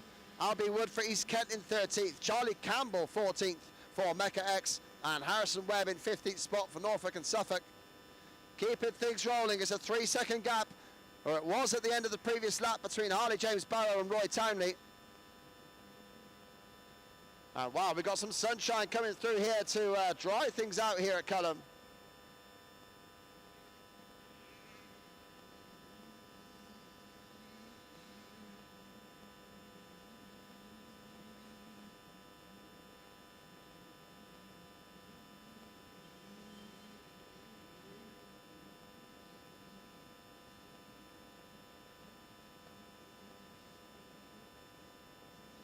A little battle going on track here in the middle of the pack. Albie Jackson having a little tussle there with the number 11 of Cole Teager.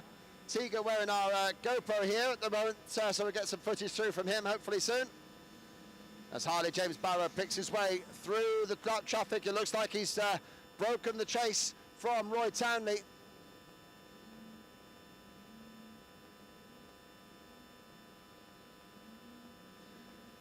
And yeah, we're getting some GoPro images through on the live stream here from our number 11 of Cole Teager, the Kensworth rider, with a live GoPro broadcast to the live stream.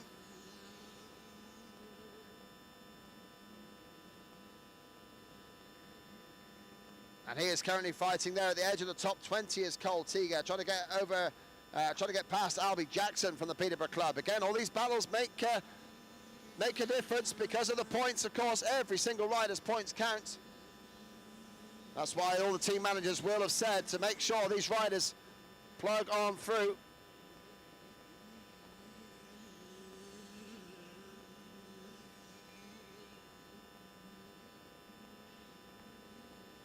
Now the number 1 there of Harry Hackett pressing on in 3rd place.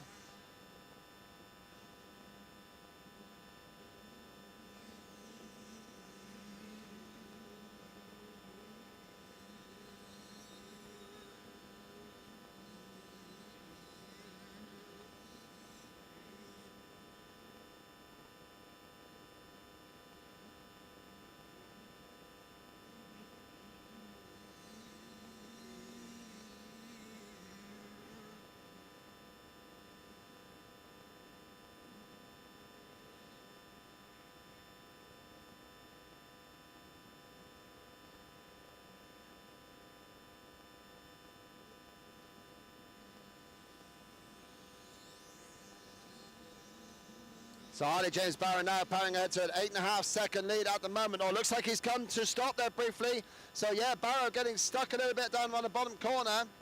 Actually tangling with one of his teammates there, the number 5 of Albie Jackson, who was on the edge of the top 20 there, has fallen again in the track. So Jackson struggling in the bottom of the corner, and he briefly held up Harley James Barrow. So we'll watch the gap.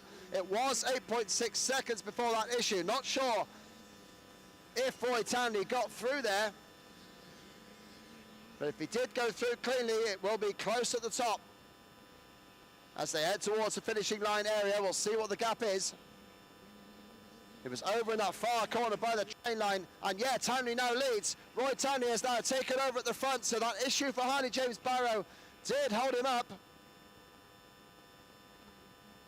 And the last lap flag is out as well. So it's the last lap for our leaders. And it's Townley who now leads by nearly 8 seconds over Barrow. So that issue there in that bottom corner by the train line held up the previous race leader. And now Townley has a clear gut run at this one. Could this be 2 straight wins for the Mecca X Club? What a fantastic run it has been for the newcomers. Oh, Barrow's down again. The corner at the end of the start straight. Harley James Barrow down again. Well, he had 8 seconds on Max Miller, who's moved up to 3rd for Norfolk and Suffolk. And Harry Hackett has gone missing as well for Peterborough. He's gone down to 6th place now. Well, Harley James Barrow gets running again, still back up to 2nd place then, just under 8 seconds away. As we check out the GoPro from Cole Seeger on the live stream, looking in control, but you can see how tough the track is. And yeah, Max Miller up to 3rd ahead of Kobe Roberts, who is still there in 4th for Peterborough, helping out his team. 5th for Travis Bixby, looking good as well for Kensworth. And Harry Hackett has come across the line in 6th place. Here he is, the number 1 rider, coming past the end of the start straight now, ahead of Louis Pete for Mecca X in 7th. Harley Sims in 8th for East Kent.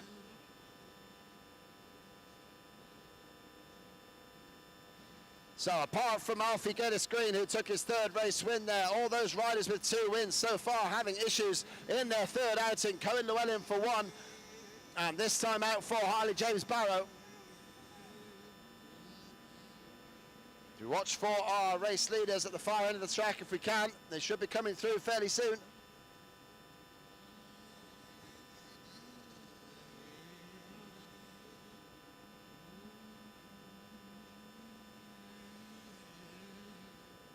Yeah, and over the paddock tabletop there comes our race leader, number 51, in control of this, Roy Townley. Is it going to be the win for the Mecca X crew? Took the win in the juniors with Alec Miller. And takes a checker flag there, so it is another race win for the Mecca X team. Number 51, Roy Townley, takes a very popular win in that green tutu. I think that's the first race winner I've ever seen in a green tutu. It certainly brings it home. Great result for him. Condolences there for Harley James Barrow, who's still in an overall leading position. But he comes home in second place, does Barrow, so he salvages good points still for Peterborough. Remember, it's more like East Kent and Kensworth who Peterborough are competing with there at the top of the table. Max Miller brings it home for third. That's a nice score for the Norfolk and Suffolk rider, number 33, who until this one had scored 2 8th places. So Max Miller really bringing things forward there. That's a nice ride for him. Obviously, the wetter conditions suiting him. Kobe Roberts comes home in 4th place for Peterborough, and in 5th place, number 12 of Travis Meese. So we'll get the top 10 over the line, then read things through for you. 65cc race 3 is done, but we'll get them all across the line and then get through the top 10 with all you guys, both trackside and live stream.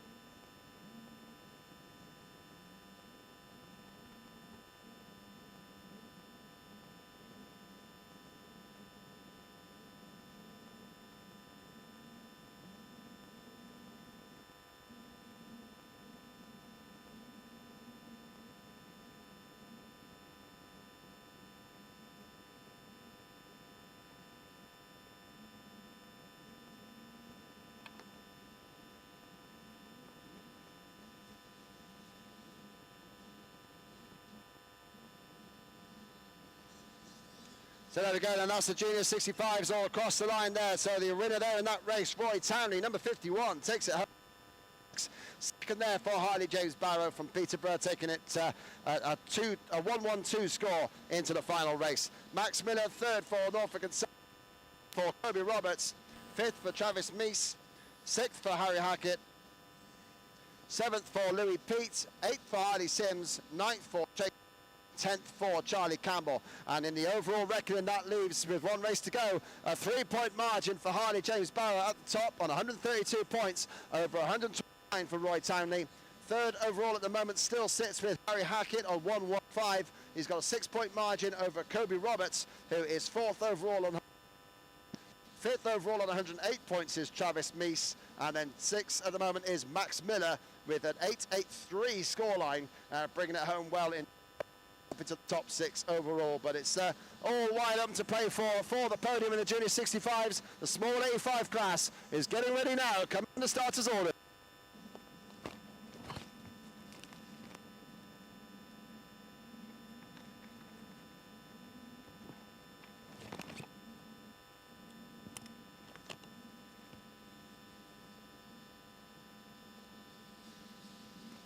So the small 85 then, 15-second board is up. This class has seen 2 wins for the number 5 of John Slade for Peterborough and 2 seconds for Frankie Knoll, also from Peterborough. Watch for the number 5 and the number 1. Also watch for the number 51 of Johnny Wright from Mecca X. 2 third places. Will it be inspired by his team scores? Small 85's a goal! The big number 1 comes down the start straight, but it's the inside. Peterborough 1-2. Slade from Knoll. And Johnny Wright is there in 3rd place for Mecca X there. Number 24 was firing into the corner there. Chartel had a good start as well for Mid-Sussex. But it is John Slade again. And you 1, 2, 3 from races 1 and 2. Oh, that was how it looked in the previous races there, but they can all still get up for grabs, as you know. So John Slade at the moment out in front. Frankie Knoll still 2nd. And a 51 of Johnny Wright there in 3rd spot as they fire down towards the end of the circuit.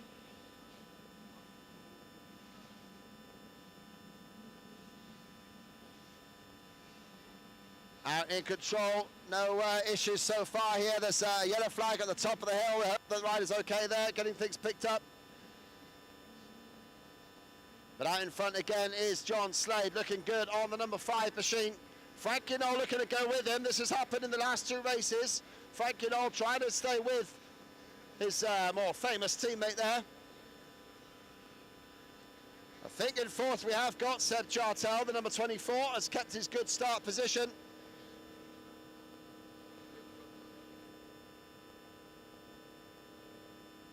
And we've actually got John Slade with the head cam at the moment, the GoPro, broadcasting live to the live stream, so we're seeing it images live from his crash helmet. Not even got that technology in MXGP yet, so brilliant to see this one coming through here for the live stream.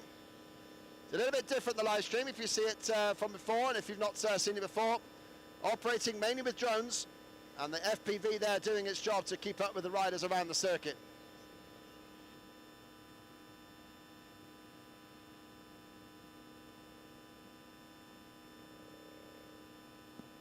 And apologies on the live stream there for the timing screen not getting updated from the track, so that's an issue we've got, so ignore that left-hand side. That has stayed frozen, as you'd probably have noticed, for the 125cc race 3, but we'll try and get that fixed as soon as we can. Out front then, John Slade still in control, number 5.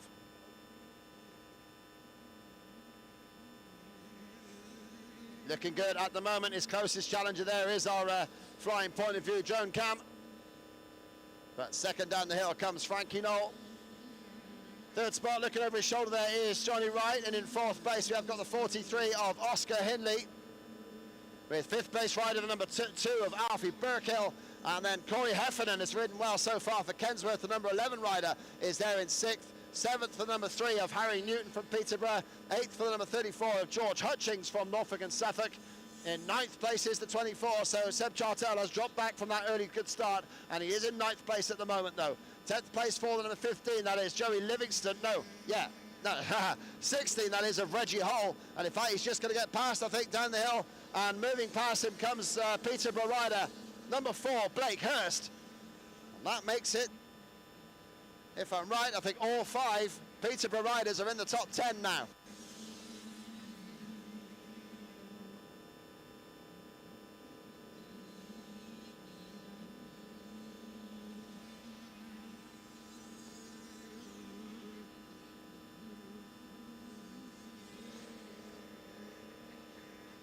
Okay, just got a quick technical issue there on the live stream, so we're just going to have a break from the commentary for a second, and then, yeah, follow in the moment if you can with the thrills of John Slade going around Culham at top pace out in the lead.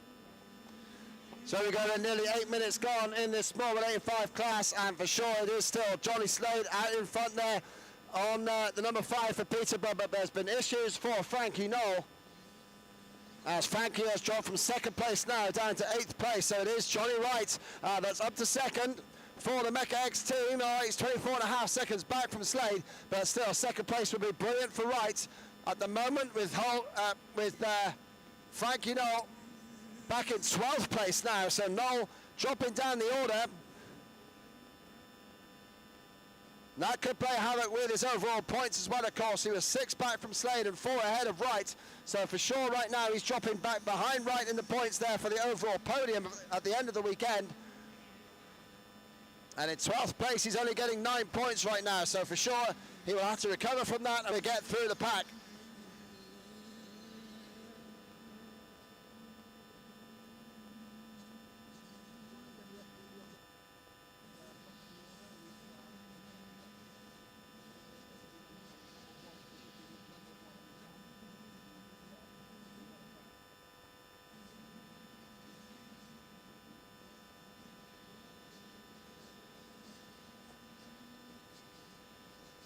Nine and a half minutes gone then. We'll look to see where our leaders are.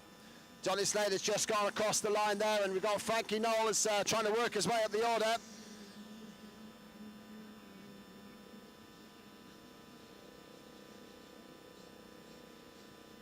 Knoll there in 12th place at the moment, trying to get through the pack after his issues earlier on here. And in fact, amazingly, it looks like Slade is lapping all the way up the field here. Johnny Wright there in second spot still on the 51 for Mecha X.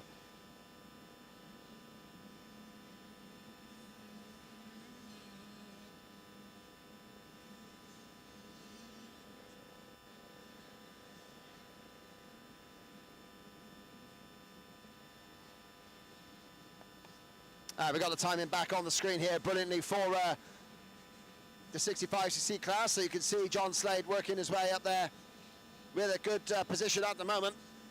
Obviously leading by a country mile at the moment, although we've got a bit of a challenge going for second place. Looks like Oscar Hindley could be in with a shot of catching Johnny Wright maybe.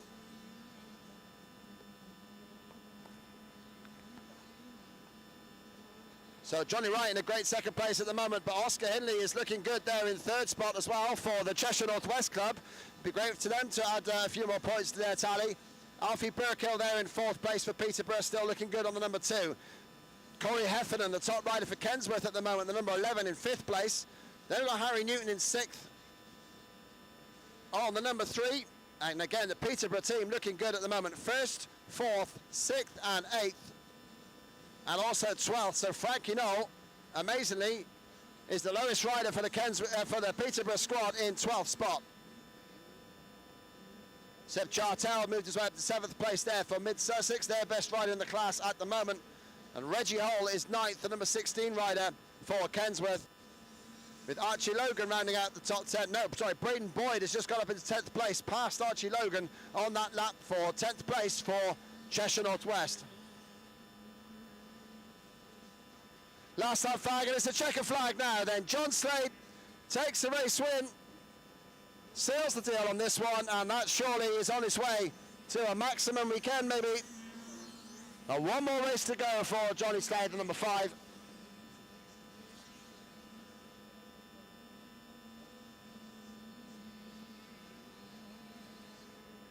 So the small 85s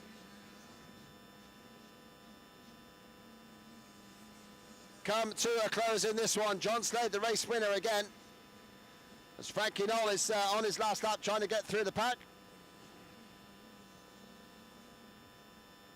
But still in 12th at the end of that previous lap.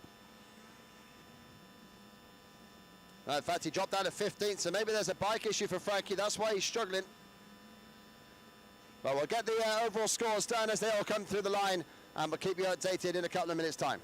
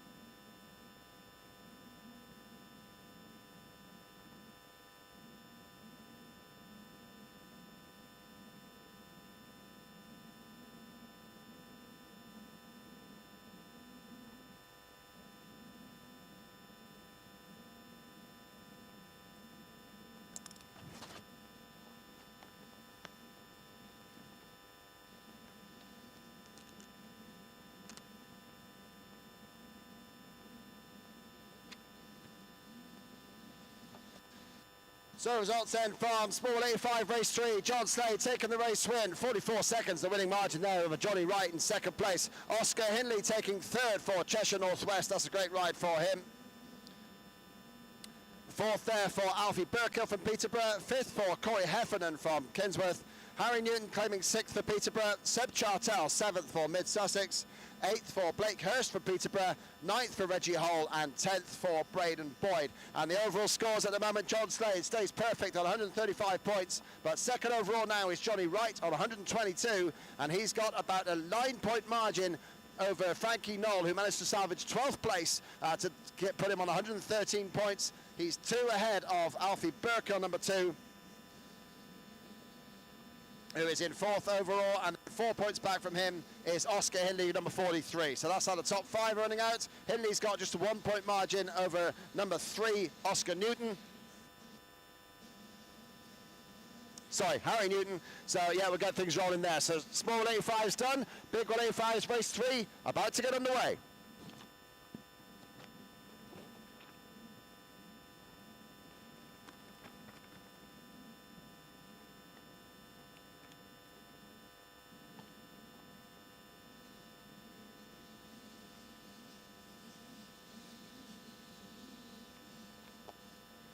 Coming under the holders down the big well 85, and so far this one has seen a fair bit of drama here.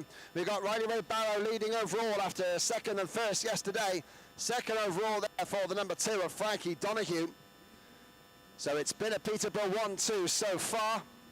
Although problems on the start gate by the looks of it for Barrow. Barrow's got his hands up. So got an issue here on the start line. Somebody legging it to try and get things sorted.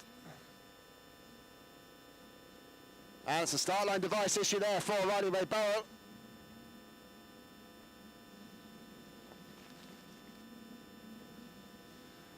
"15-second board is up then. So won the first race there for Kensworth, but then struggled in race 2 to a 17th place finish. So he sits on the 11th overall. Watch out for Ned Jones, number 25 as well from Mid Sussex. He lies third. Big 185, race 3 is go! And from the middle, Chase Panther looking to take the control here, but 25, and Ned Jones is fast starting, goes up the inside, and Jones leads for Mid Sussex. It's Ned Jones out in front. Ned Jones leads ahead of Chase Panther, and then it is the 2 Peterborough boys of Barrow, and Riley Butterworth is there in 4th place.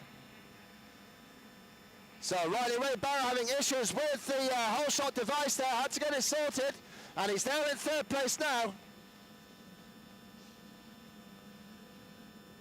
And in fact, Donoghue is not too far behind either for Peterborough, the number 2 rider. So they're scrapping through the order at the moment.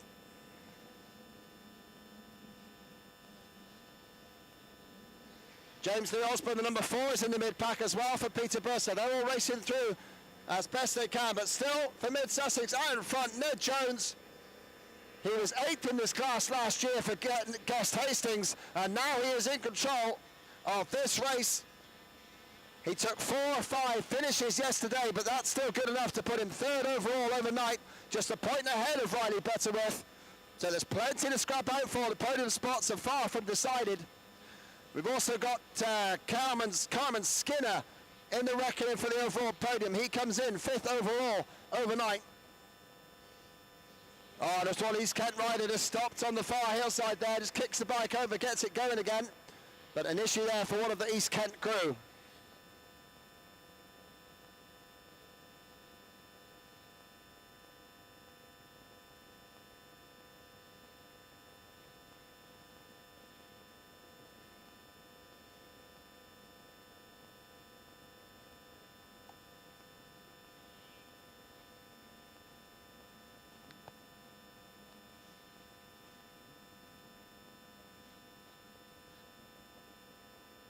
So have we seen an issue? No, Ned Jones still leads the way. Chase Panther 2.7 back as they cross the line to start their first full lap. And Riley Butterworth has got up to 3rd place. So has there been an issue for Barrow? Because Barrow's not come across the line yet. He's there in 8th place. So there was an issue for Riley Ray Barrow in that first lap. Wow, it's all playing havoc here with the overall leaders in all classes there today.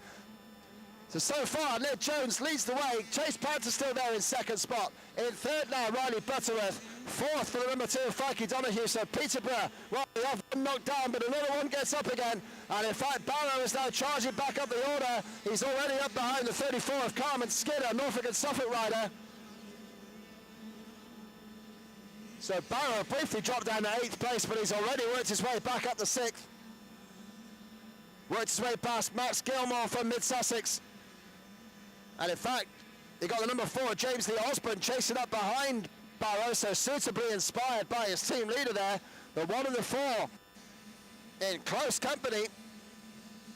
Max Gilmore also getting stuck in the number 24 for Mid-Sussex. But what a lead this is for Ned Jones. Yes, he'll do himself the power good. Chase Panther, after that crash yesterday, he crashed at the end of the start straight. Not during the start itself, but partway through the race. And Panther, who was looking great for at least a double victory yesterday, had to lose out on that one. But right now, Panther is closing in. He just wants to win from here. And Panther is closing in on Ned Jones at the far end of the circuit. Alongside the train line they come. Panther trying to line up Jones. He goes outside to inside. Over the big tabletop they go. They can't, neither one of them can do it. So Ned Jones hangs on for now. Panther though, all over his back wheel at the front. Fight between Mid-Sussex and Kensworth for top points in this one. Oh, Jones a little bit crabby through one of the ruts, but Panther equally struggles on one of the further outside ruts. But they crossed the line. It was 2.7 seconds last time, and it's much less than that now. 0.7 of a second, and Panther goes through. Chase Panther fires up the inside, finds a smooth bit of circuit, and manages to get through into the lead. So Jones goes for the outside line almost immediately as Panther powers on. Jones nearly coming to grief in that outside line, but finds a smooth exit. But Panther it is that's got a clear lead already. Just been ruining that crash in that corner from yesterday. And Jones already has dropped the goggles, so not sure if Ned had an issue already because there's no rain now. But he's still having to drop the goggles there. Coming through in 3rd place is Riley Butterworth. And still Peterborough with 3, 4, 5 in the race, as well as 8th place for James Lee Osmond. With Riley Ray Barrow getting past Carmen Skinner on that lap. Skinner's also had issues from Chad Prince. Chad Prince has worked his way past Carmen Skinner in that one. And then you got Osmond being chased by the 34 of Skinner. So Skinner's dropped back a bit there with Chad Prince getting through. Max Gilmore also up there, the number 24.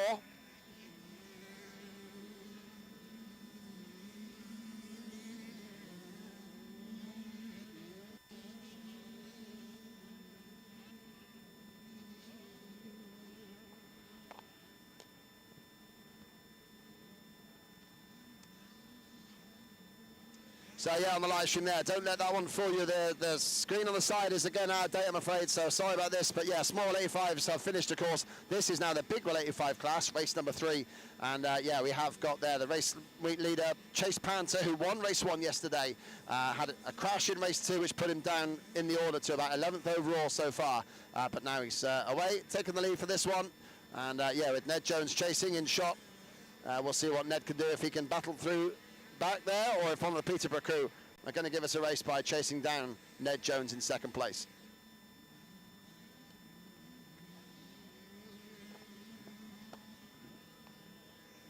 And it's getting tricky even for these big 185cc riders. It's still sticky out there, still getting deep in a lot of the corners, some deep ruts to deal with. But Panther now stretching a near 5-second advantage over Ned Jones in 2nd place. It's Chase Panther for Kensworth leading the way. And that will be good news for Kensworth as they try to battle with East Kent for 2nd place overall. But they're all charging down behind Peterborough at the moment, who just seem to be too strong in all the classes.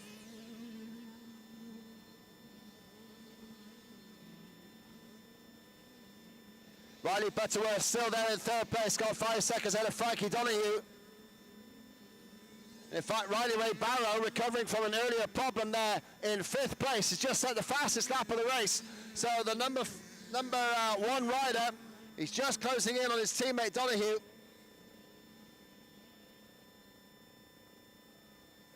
Then he's got 15 seconds to make up on Ned Jones. That's the goal that he would want to improve Peterborough's scores and get ahead of the Mid-Sussex rider in second. Chad Prince there in sixth, the number 11 looking good. Backing up his teammate Panther for Kensworth. James Lee Osborne though in seventh for Peterborough. Eighth for Carmen Skinner. Ninth for Max Gilmore now. And in 10th place, number 33 of Tommy Perfect.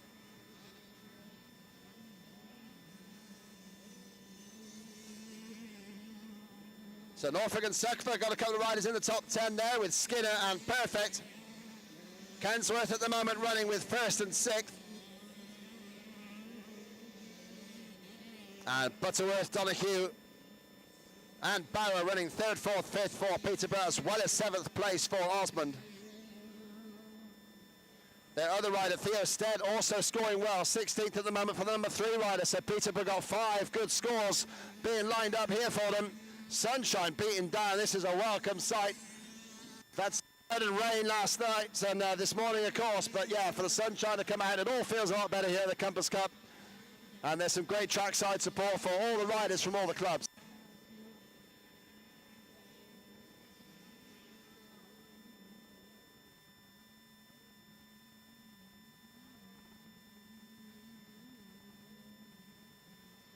See Ned Jones there picking his way around the inside corner. He's still running in second place.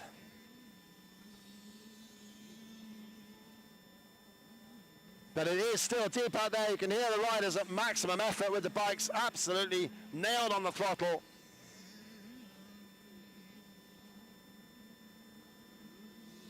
It's Panther now with an 11-second advantage, and Barrow has got past his 2 teammates here. So Riley Ray Barrow up into third place.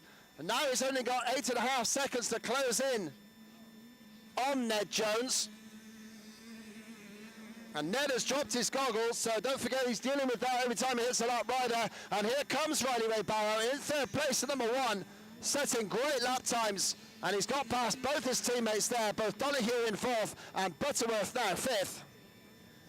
So then Barrow could also improve Peterborough's score still further if he can bridge that gap to Ned Jones.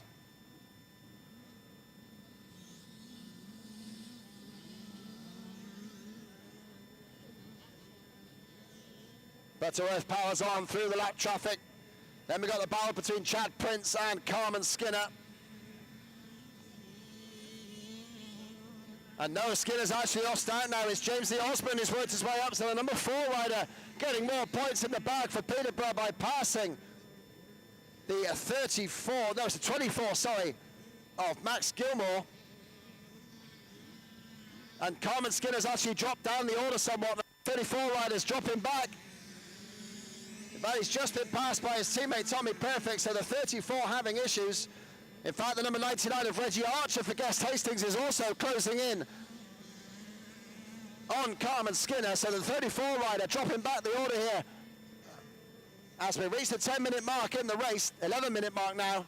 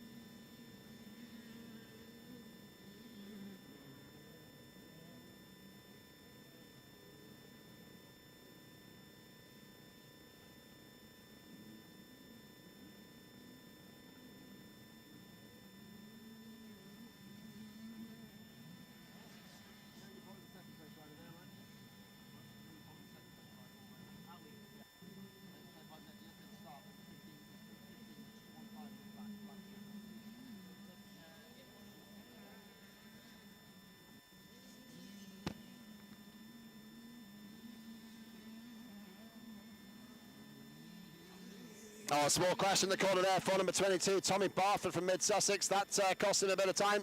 Picking the bike up, though. Soon back on it.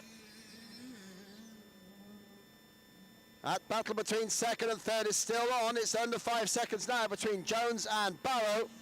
So Barrow, despite his earlier mistake, is picking things up well.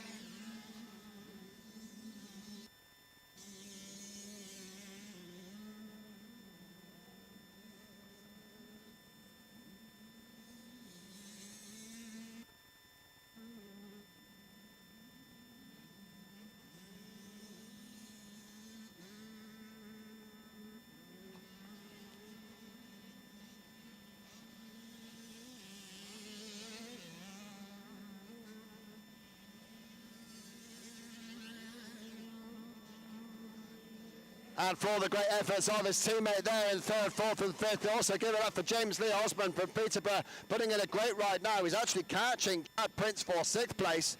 So that would be four really good scores for Peterborough either way. Good battle going on here. We've got Tommy Perfect, the number 33. Scrapping with his teammate Carmen Skinner, who's dropped back but now recovering a little bit. So obviously a problem there for Skinner.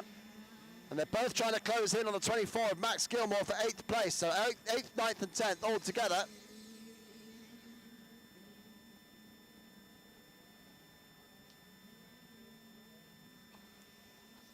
Now timing out today on the live stream as well. So you can see there, Panther, the leader, number 215.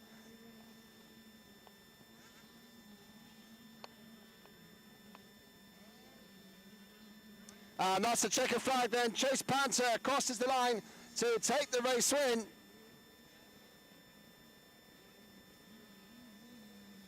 "13 seconds clear of Ned Jones for Panther, so great result from him there. And Riley Ray Barrow just 2 seconds shy of second place. So Riley Ray really picking things up there. Not quite closing in on second, but grabbing third place points for Peterborough still. So we'll get them all across the line in the Big Wheel 85s and sort out the old scores and get those reported to you now. We'll get that compiled, and then it'll be Vets Class Race 3 on the line, getting ready to start in the sun.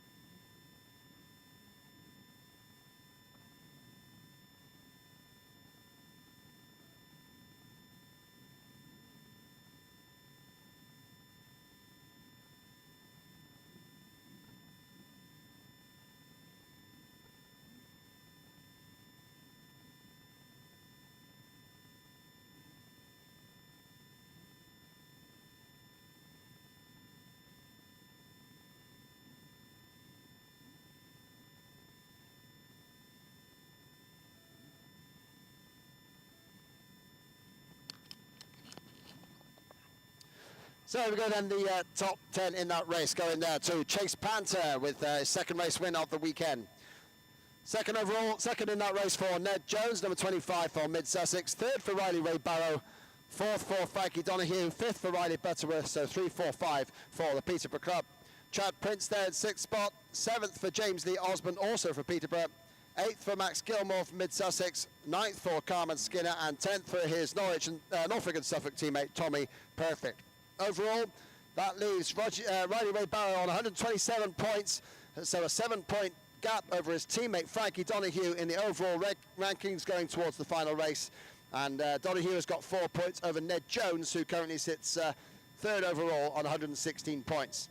Behind them, amazingly, is Riley Butterworth in fourth on 109, and fifth overall still is Chase Panther on 104. So that's the overall reckoning in the Big Wheel 85s. We have got the Vets Class, race number 3 to come, and then the Adult Open, race number 3 to follow.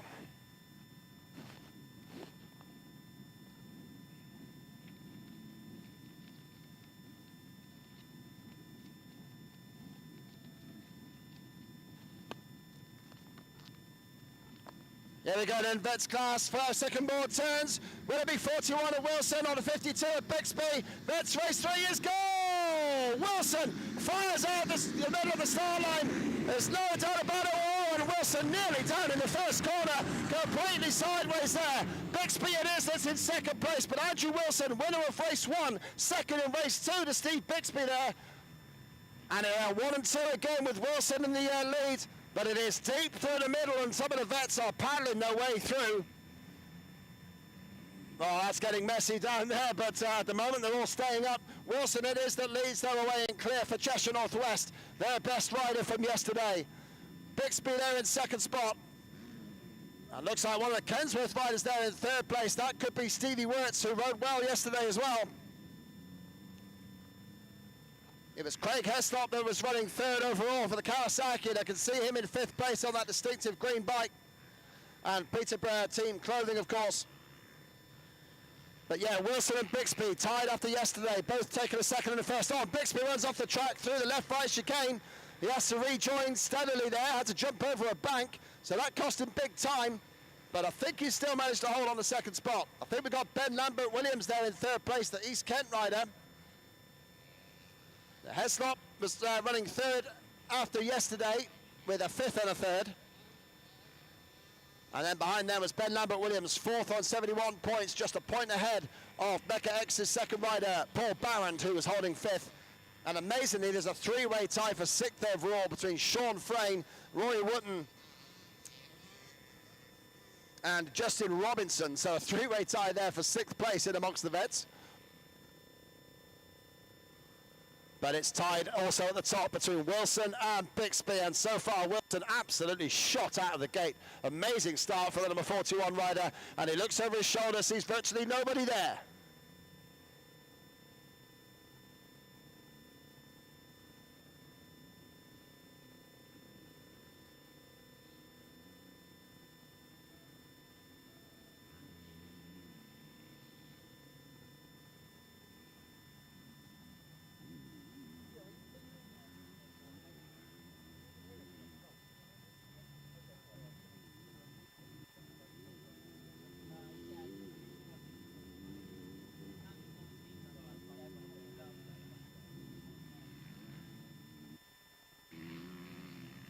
So the battle is on between the riders in second and third. We've got number 12 in the mix here as well, Stevie Wirtz. So Wirtz is chasing down Bixby for second. Wirtz had a no score in race 2 yesterday. He scored fourth place in the first one, but no points in race 2. So Wirtz is out of the overall, but for sure he's just digging in, trying to get all the points he can for the Kensworth Club. He's third in this race. In fourth is Ben Lambert-Williams. And in fifth place, I'm pretty sure that's the number 1 of Wayne Goodlad headed down the hill.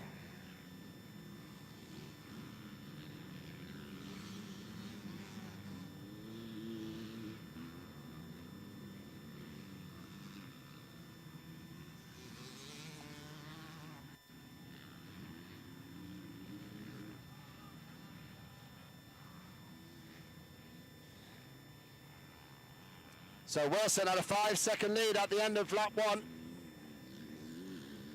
Looks like there's been issues for Craig Heslop, the number 2 rider, right towards the back of the pack at the moment. Backside. 1-1. Hello, hello.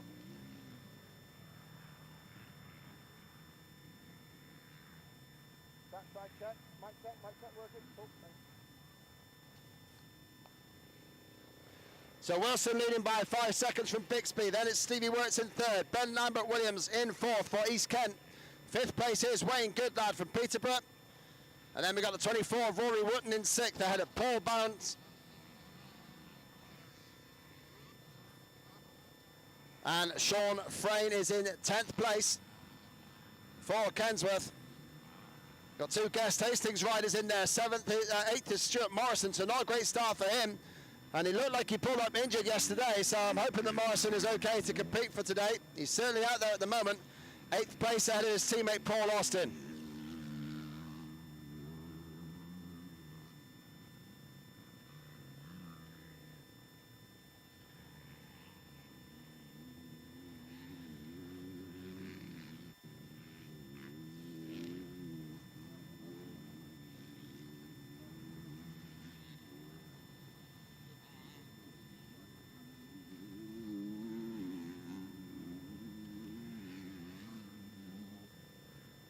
Wow, further problems there for the number 2 of Craig Heslop. He's got to drop the bike in the top corner here. So Heslop having a real nightmare there for Kensworth. For Peterborough. Actually, I've got the ID wrong. That's number 24 is down. So that was mid-Sussex rider Rory Wooden that actually went down in that corner. He was in 6th place at the start of the lap, so for sure Rory has dropped back from there, but Sean Frayne is still behind him, so that means that Stuart Morrison is up in the 6th place.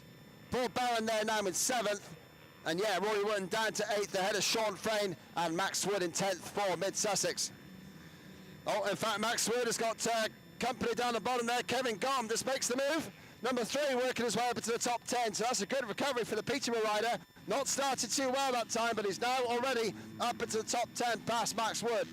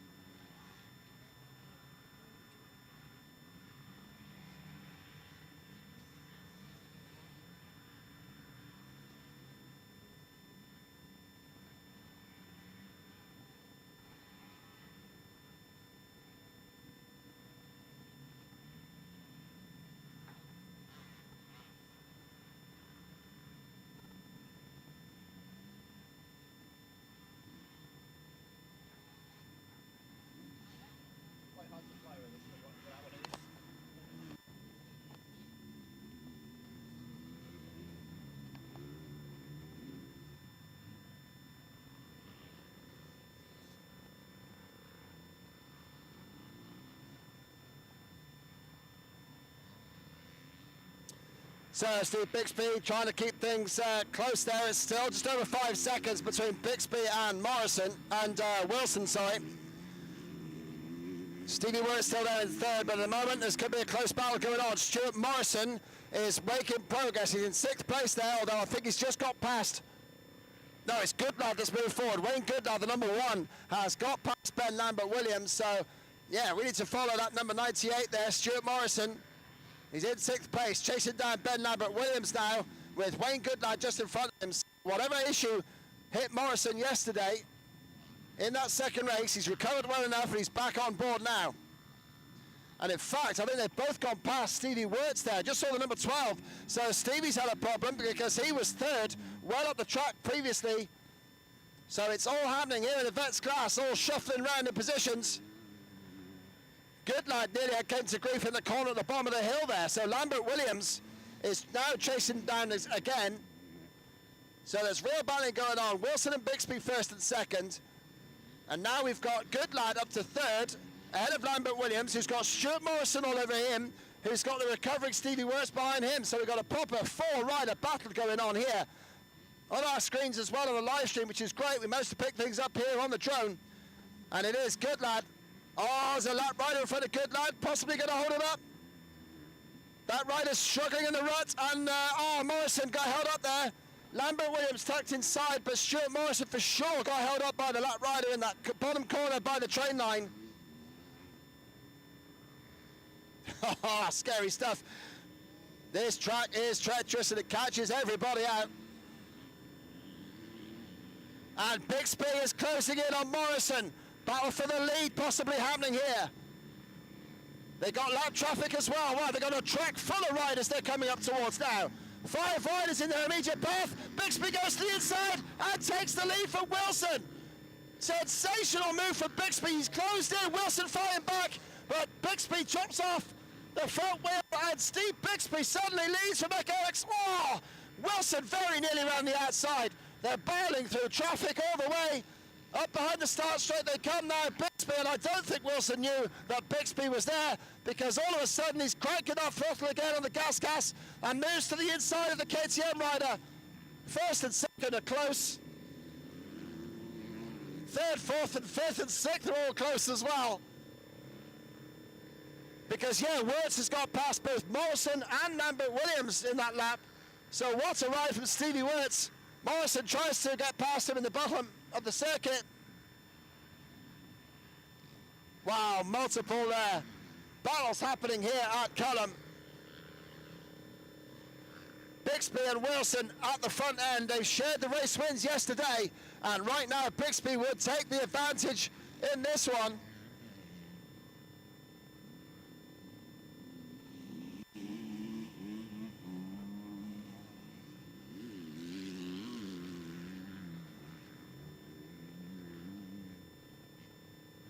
And great battling here in the vets class. These are the riders who just can't give it up.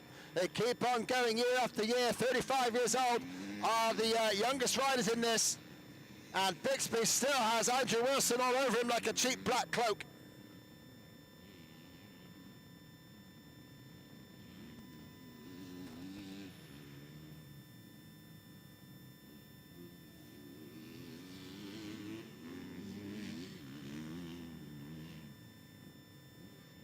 They cross the line almost together, and it's still Bixby leading from Andrew Wilson as they jump down the big step down.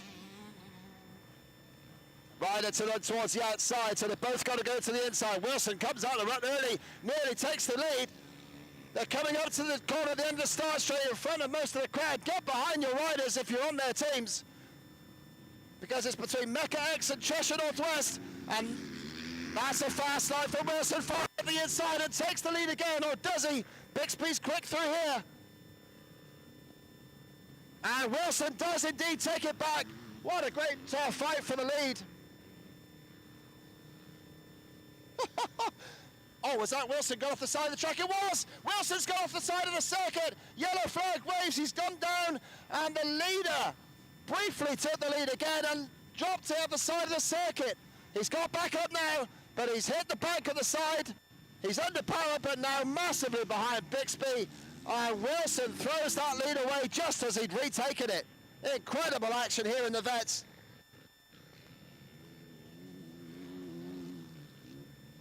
Ben Lambert Williams powers on there in 5th place at the moment. But unbelievable there from Wilson. Just saw him disappear off the side. Yellow flag went out and Bixby went through laughing his head off. Wayne Goodlad still there in 3rd ahead of Stevie Wirtz. Stuart Morrison 5th for Guest Hastings. And in 6th spot, Ben Lambert Williams for East Kent. They got Paul Barron in 7th, Rory Wood in 8th. Max Wood there in 9th place, 8th and 9th for Mid Sussex. And 10th for the Kensworth rider, Sean Frayne, the number 11. But Bixby, wow, managed to hold on, and then Wilson got back past him, and suddenly Wilson just put it in the bank on the outside of the corner. And that was the end of that.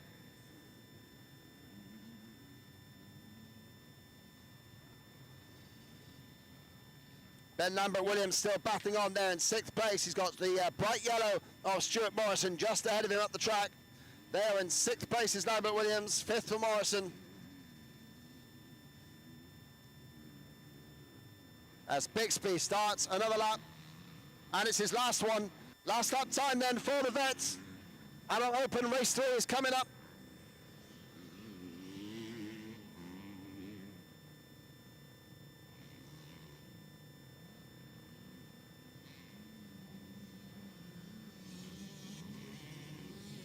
But awesome action here, and Bixby, well, he looked over his shoulder then as if he was cruising, and Wilson is still charging, so it's not over yet.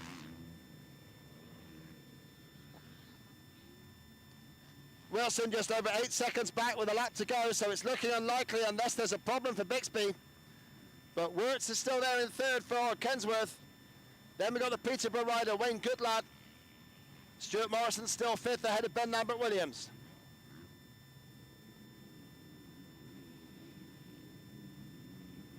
And you can see how treacherous this circuit is. Long ruts everywhere. It's digging out softly.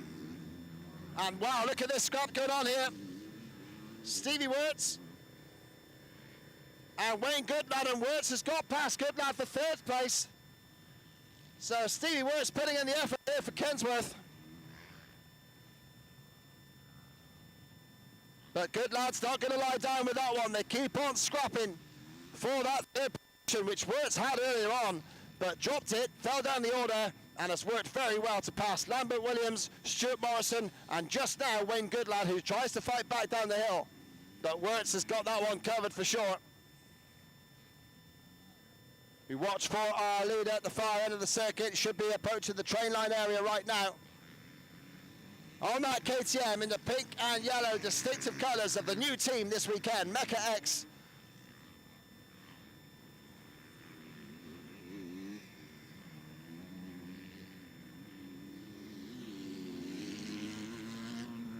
And it's close. We look towards the checker flag. I think Wilson's put in a serious stint here on this final lap.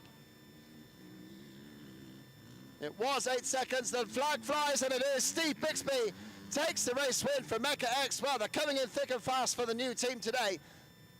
Steve Bixby takes the win. Andrew Wilson brings it home in second, ruining that mistake. He made up 3 seconds in that last lap. So Wilson certainly did put the hammer down, but Bixby saw it home nice and safe.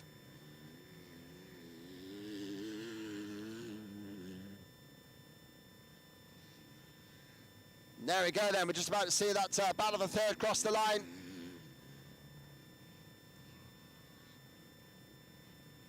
They were some way back down on the leaders. That fighting pack there was going on. And yeah, Wirtz did take third in that race, so brilliant riding from him. Wayne Goodlad comes across in fourth. We'll get the rest of them across the line and get through the scores. I'll be back to you on the microphone in a few seconds' time.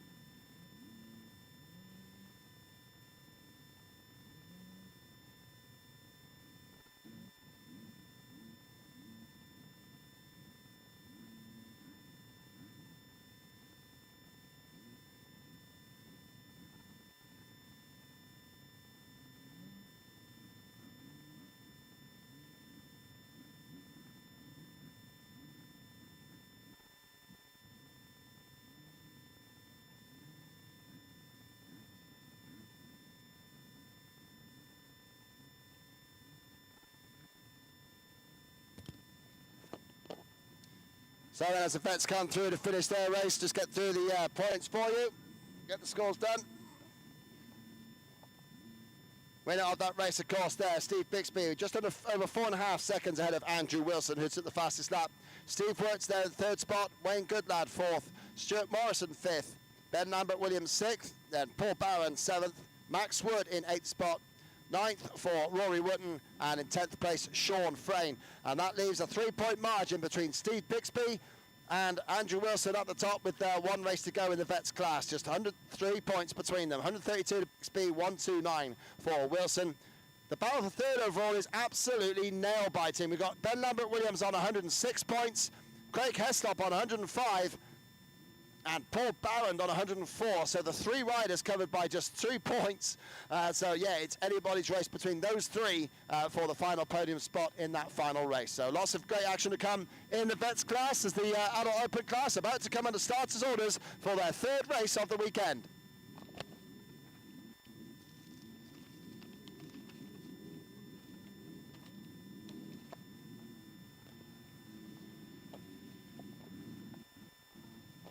And so far, it has been a good show so far. 15-second board comes up. It's been a good one for Kensworth, this class, with Rob Wood there, the number 11, winning both races so far. Sitting second overall is the 95 of Sam Ongley, but also Matt Wood did well in race 2 earlier today. The adult open class is go! Race 3, out the middle of the gate they come. Oh, up the inside, the 22.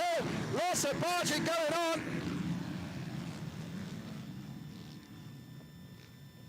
But it's the 95 of Ongley that emerges with the whole shot.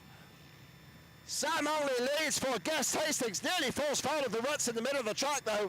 The 22 of Ryan Daniel got a good start for Mid-Sussex, and Daniel takes the lead on the uphill. Oh, does he? Wow, Only stretches out the jump at the top. They're still neck and neck, but Only currently leads, just about taking it. Ryan Daniel there in second. Double race winner Rob Wood is there in third place for Kensworth, now trying to get up the inside of Daniel and does so. Oh, hits the back and goes over it. Rob Wood crashes out at the side. Oh, crazy, went up the inside, looked like he got second, and then went over the bank. He remounts quickly enough. Not sure if I've called that. That might not have been Wood. Sorry, looks like it was a rider in a blue and red shirt. Put it that way. It looked like it was Wood. And we'll tell when they come through the timing beams. That's crazy action. Dived up the inside there of Ryan Daniel and just ran too wide. Tipped over the bank. And suddenly got all that work to do again.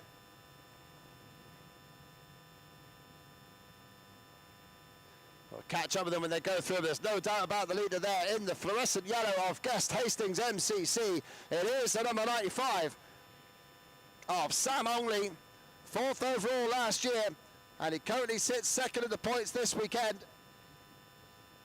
Number 14 of Matt Wood was second in race 2 earlier today, and he currently sits third in the points overall, ahead of Harvey Pomfret, who has had a 4th and a 5th.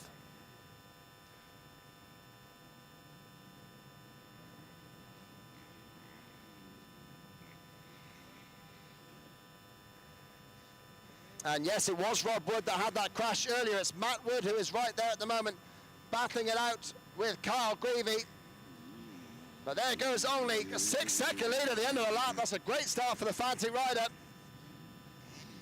Coming through in second place, it's the 15 of Kyle Greavy, and then Matt Wood, but Matt Wood's just lost the spot to Ryan Daniel, who got slightly held up there by Rob Wood's earlier attempt. And now the 54, Luke Richardson gets involved as well.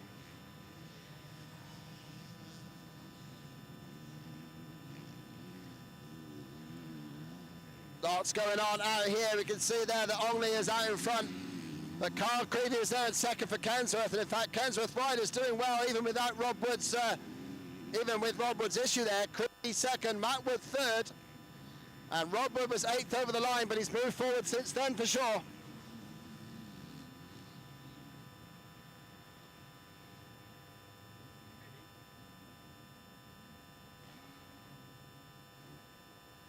Oh, and Daniel's just got passed by one of the Mecca X riders there. It's at the bottom of the circuit. About 4-rider freight train across the bottom of the track. Oh, and Daniel's lost out to another rider there. I think that's the same rider. I think that might be Rob Wood. Oh, and down. Down has gone Levi Saunders. Just tangled with the back wheel of Wood. And that battle there, absolutely frantic, and one of the riders there, the Mecca X rider, has hit the floor.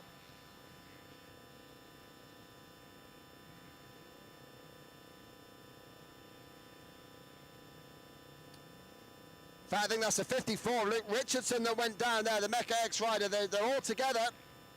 Tough to tell them apart there from the camera angle we had.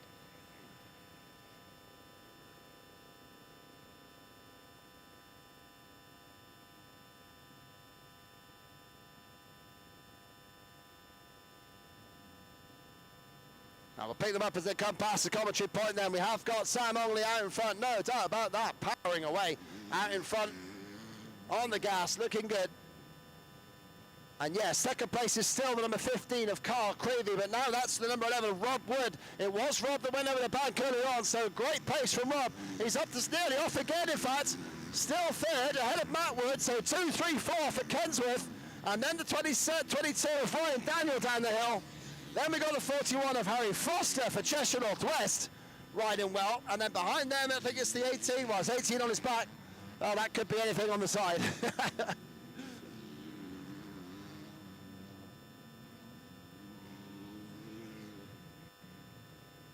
Also, these riders, having been out earlier today, they know how wet the track is. They've had to deal with it already.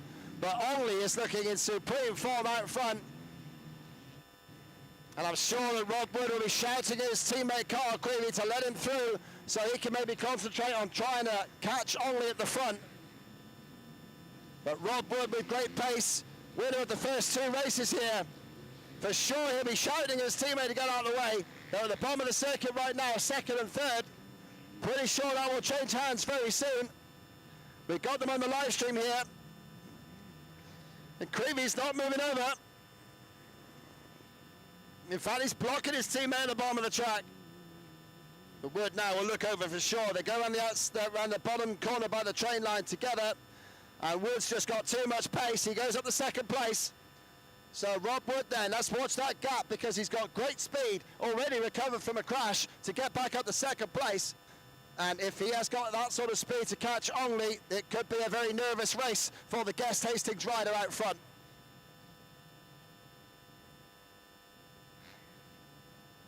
Only looking great on the downhill jump there.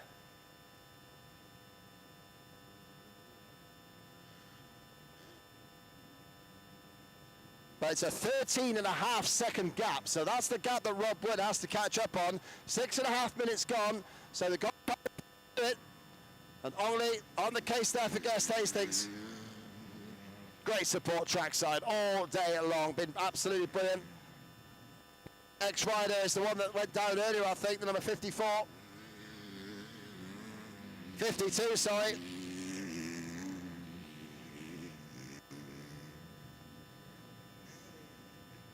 Yeah, that's Joe Hughes, he's a lap down. Rob Wood is up there though, 13.5 seconds. Remember that gap?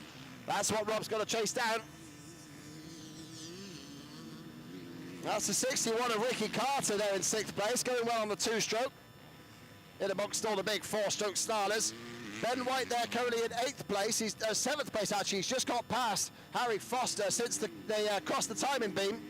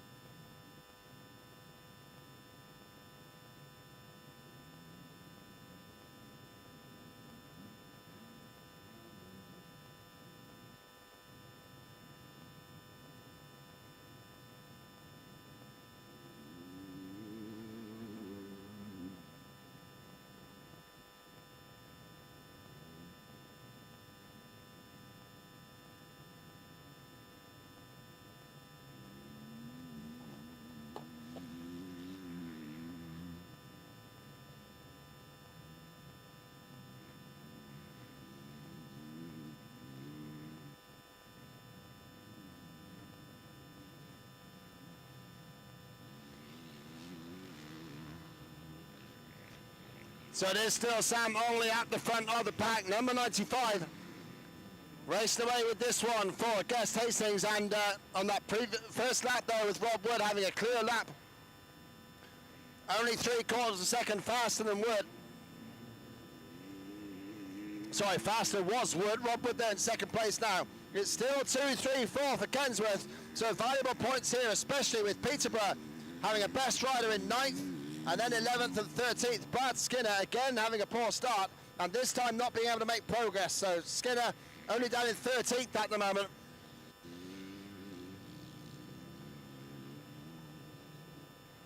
So this really is helping Kensworth, especially as East Kent have got Ricky Carter in 6th. And no one else up to a top order. 15th is their next rider, Leo Akers. So Kensworth really getting helped out here in this adult open group.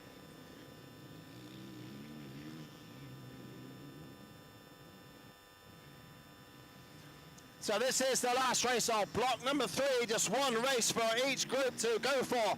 Now to help decide the Compass Cup after this race, we'll get the scores updated across from the timing box, so hopefully we'll get those through to you.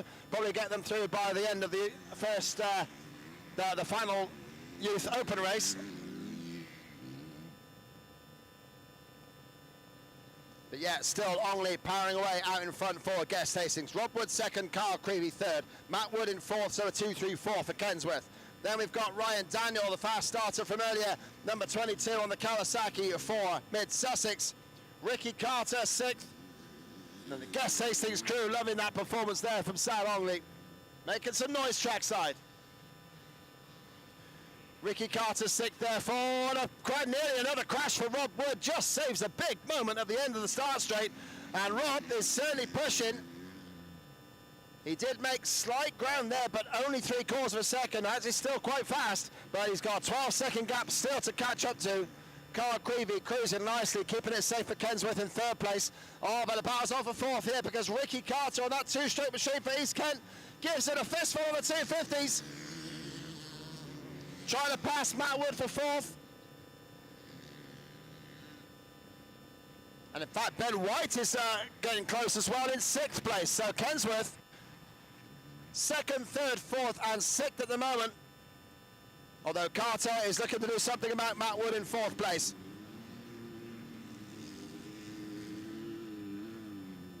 Further back, more scrapping. We've got Harry Foster, number 41 rider, trying to hold off the number 2 with Jacob Russell. And Russell has got past him there, I think.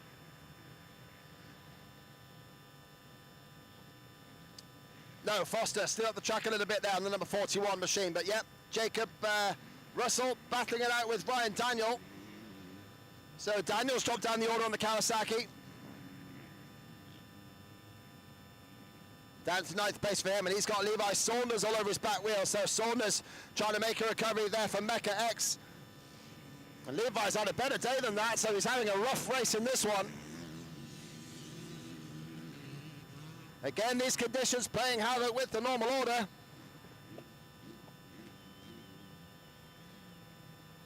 But yeah, Saunders with an 11th and a 9th so far. Skinner's the one that's losing out here. 5th and 6th so far for Skinner. He was almost in podium contention, but that certainly has dropped away with this one.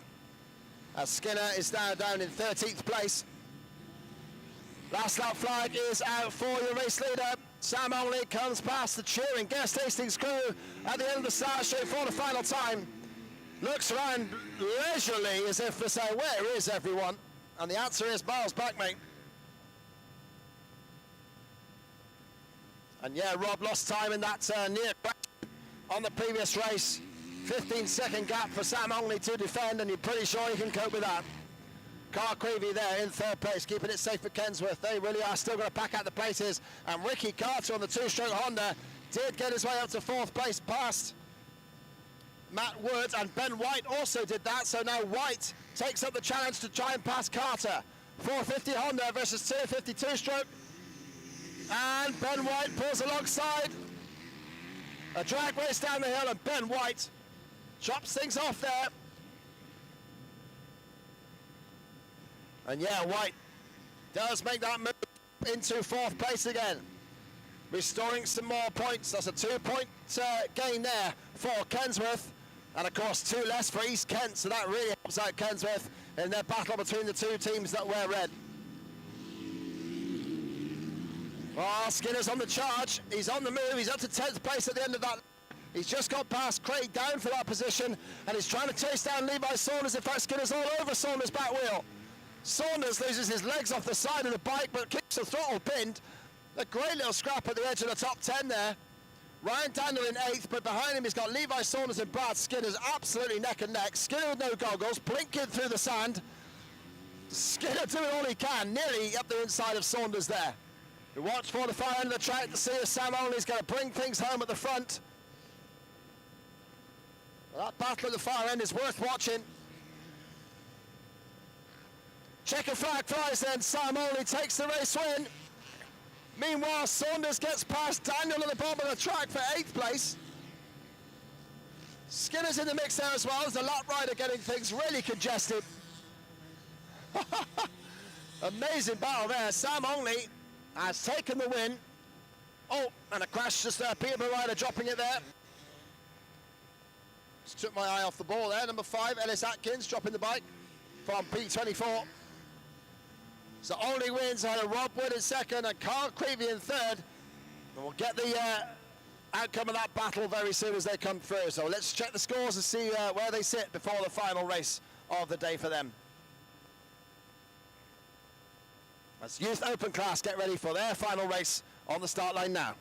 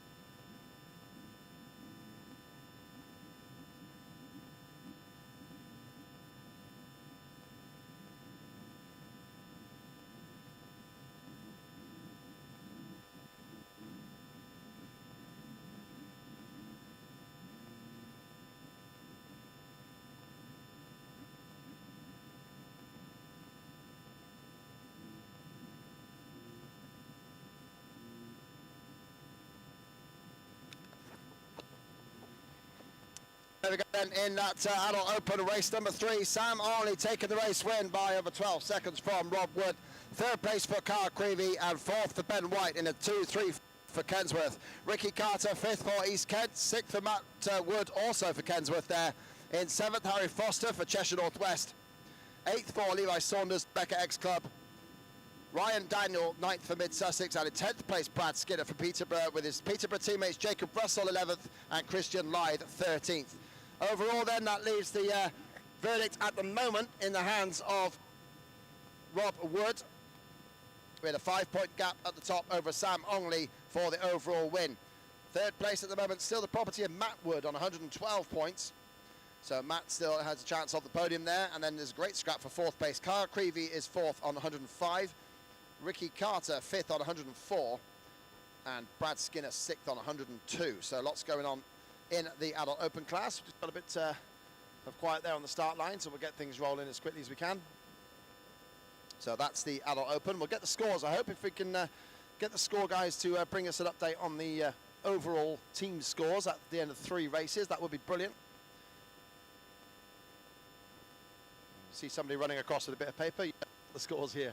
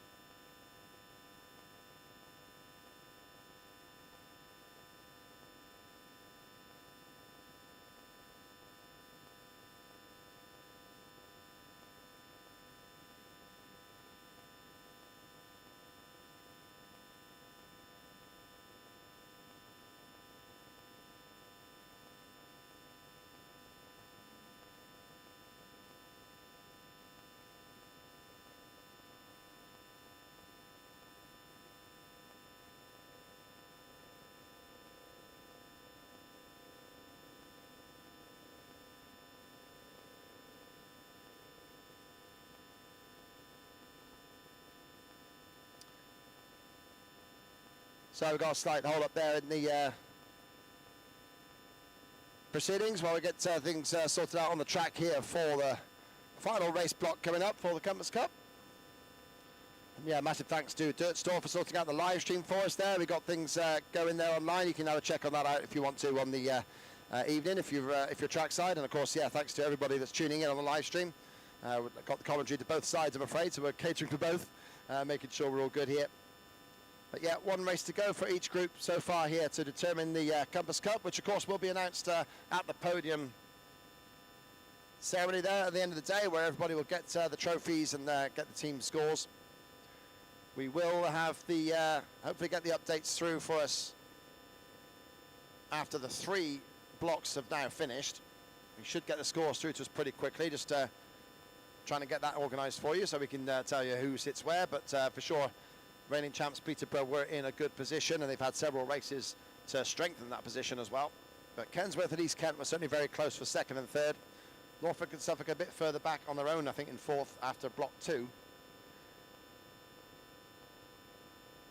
And Mecca X were about a point apart from Mid Sussex as well, so that was getting close for 5th place between those teams.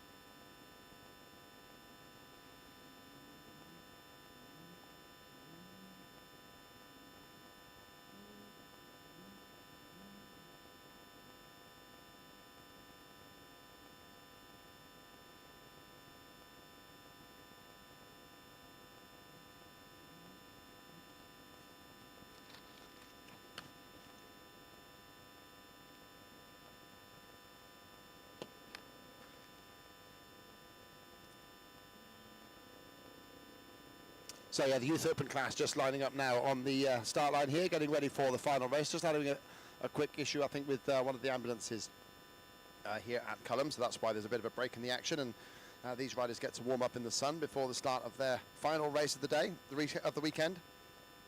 And so far, sitting pretty at the top, number 23, Travis Lawton, won all 3 races in this Youth Open class, so he sits pretty on 132 points there. Well clear in the overall points as well, literally 19 points ahead of Travis Bixby, the Norfolk and Suffolk rider, sitting in second place after 2 third places yesterday. In fact, got that wrong there. There's Dayton Thompson, who's now second place. Sorry, my mistake. Dayton Thompson there, who had a 5th and a 2nd yesterday, and 3rd, and the race win earlier today. So Dayton Thompson there, done very nicely. Lawton's gone a 2-2-1. And Dayton Thompson a 5-2-1. Sorry, 1-1-2 for Lawton. I'll get this right in a minute, do apologise. It's not ideal here. Dayton Thompson there currently sitting second overall. So there's 9 points between them. So Lawton really would have to have a bit of a disaster if he was not to take the overall win here. Then 3rd overall for the podium is very, very close. It's between East Kent's number 61 rider Kane Welsh Corbett, who has gone 4-4-4, very consistent. And currently sits on 114 points. And then Travis Bixby, who's gone 3-3-8. So it's Bixby there who had the issue in race 3, and he is now 1 point behind Welsh Corbett in their battle for 3rd on the overall podium. So yeah, certainly very close there. And behind them it's number 63 of Harry Farlam on 98 points. It's been a pretty spread out chaotic event so far.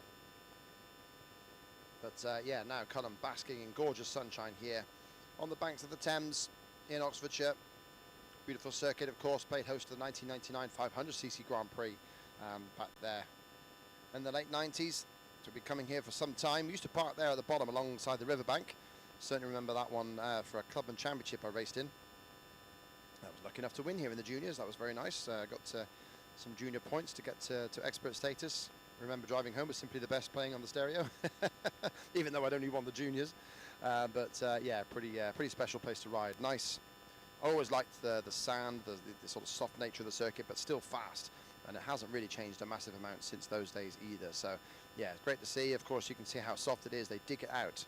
Hence, you've got those banks at the side of the circuit, which really do accentuate the soft nature of the course, and also provide some natural barriers which a few people have fallen over. Bottom right of the screen is that corner where Rob Wood just went over the bank there in the previous race in the vets class, sorry, in the adults open class. So yeah, those guys certainly have finding the limits on the circuit, but it's fast, it's fairly technical without being too difficult there. Of course, the schoolboys getting round as well, the autos class getting round in around about the 3-minute mark, so a big old lap for those guys. But yeah, it's Grand Prix length, and it's Grand Prix quality, I would say. Certainly, if you had the GPs here, you'd have a few more jumps and bumps and wave sections added, and of course lots of banners and bunting as well. But yeah, here at the Compass Cup, it's very much a Clubman effort. 10 years in the making now, so it's fantastic to have it back here at CULHAM for I think the 3rd time. And yeah, Peterborough looking strong to defend their overall championship from last year. We're still waiting for the scores to come to us here as well. Of course, they are being delivered by carrier pigeon, I think, to come to us here.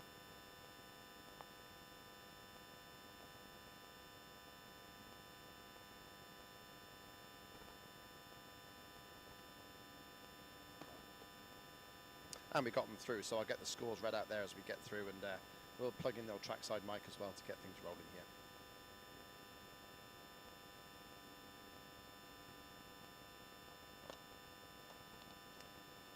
Okay, so while we're waiting here, I've actually got the scores for the overall competition. So yeah, you can hold on to your hats here. We'll find out who exactly leading. If I can just get things sorted out on the phone here, bear with me.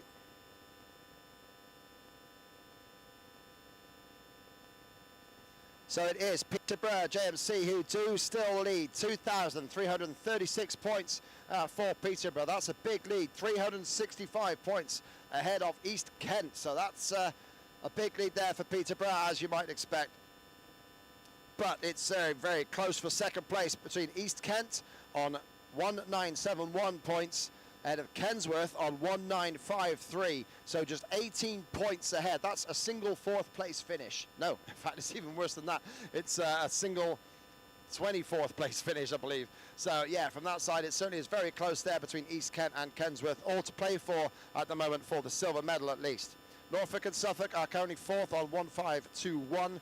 That's 400 back of Kensworth, but only 46 points ahead of Mecca X, who have got up to fifth place. But again, it's very close there, only 18 points ahead of Mid Sussex. So fifth and sixth is close between the new boys and the host team.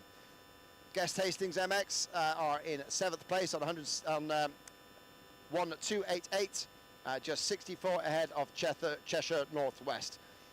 So there we go, that's how it sits at the moment. Peterborough in a commanding lead, you would say. 365 is their lead.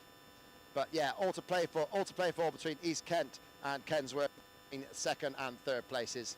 Norfolk and Suffolk pretty much on their own in fourth, although they can be caught by Mecca X, but they also have to deal with Mid Sussex, who are just 18 back from Mecca X. So that's how they run at the moment. Guest Hastings seventh and Cheshire Northwest at the moment in line for the wooden spoon. But yeah, that's how it's run. The Youth Open class is to come, of course. On the line now, ready and waiting to go. As soon as we get the trackside sorted, we're all good. And this class, well, East Kent will look forward to this one because they've taken the most points from this class so far. 289 for the weekend so far. Peterborough on 228, Mid Sussex 203.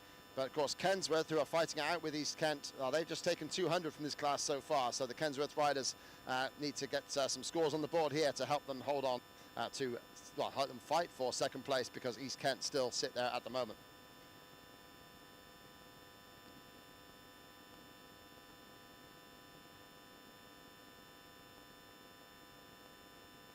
The 125 class just coming up as well after this race, and so far that's where Peterborough have scored very well, 289 compared to Kensworth on 237 and Guest MX on 230. East Kent not so good in that one, currently on 222. No, 230, sorry, equal with Guest MX.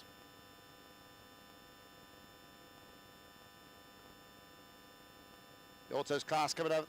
The Autos class coming up after that will be looking good for Kensworth. They've taken 343 so far from there, so that's where they really score some big points over East Kent, who have scored 261 so far. So Kensworth there will be looking to get some points back in the Autos class at least. Although Peterborough also doing so far pretty well on 233, but of course they had those issues there for Cohen Llewellyn, which would have cost them a hatful of points.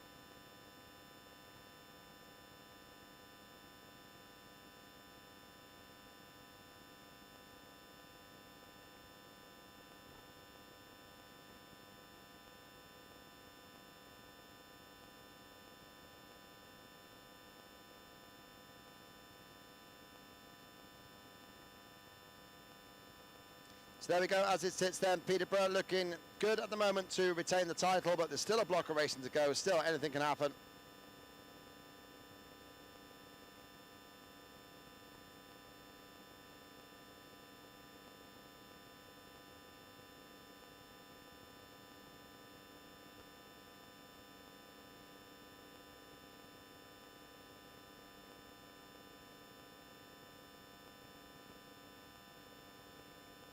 So yeah, shame for this hold up, but hopefully we can get things running soon. One last block of racing to come. In the meantime, check out the trade stands if you're trackside.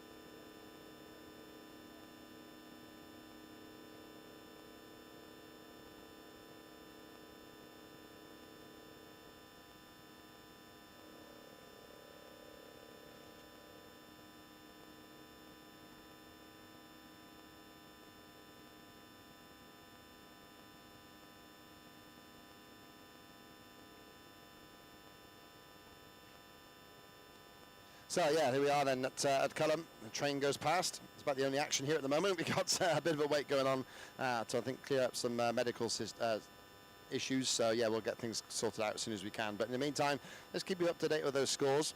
The Peterborough club, so after the third block, Peterborough on 3-4-8-6, and that's a 563-point lead over Kensworth. So Kensworth are currently now back up to second place.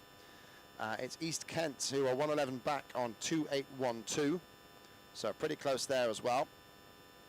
Then Norfolk and Suffolk down to 2-3-1-7, so for them, well, it's about 500 points between themselves and third place. Norfolk and Suffolk struggling a bit there. Mecca X in fifth place, only 48 points back, and of course it's 45 for a win, so those 48 points can quickly be caught. Mecca X looking in their first attempt at this Compass Cup to try and get into the top four, so they're trying to chase down Norfolk and Suffolk. Mid-Sussex MCC 160 points further back in sixth place. Then it's Guest Hastings in seventh, and amazingly there's just 4 points between Guest MX and Cheshire Northwest, so 4 points between them to decide who's going to be getting the wooden spoon or not. So yeah, Guest Hastings and Cheshire Northwest both have riders that could win races. Sam Ongley for Guest Hastings, for example, Harry Lee in the 125s, and also Cheshire Northwest there with Andrew Wilson, particularly their star man in the vets class, although he had his hands full with the Mecca X rider Steve Bixby in their most recent outing.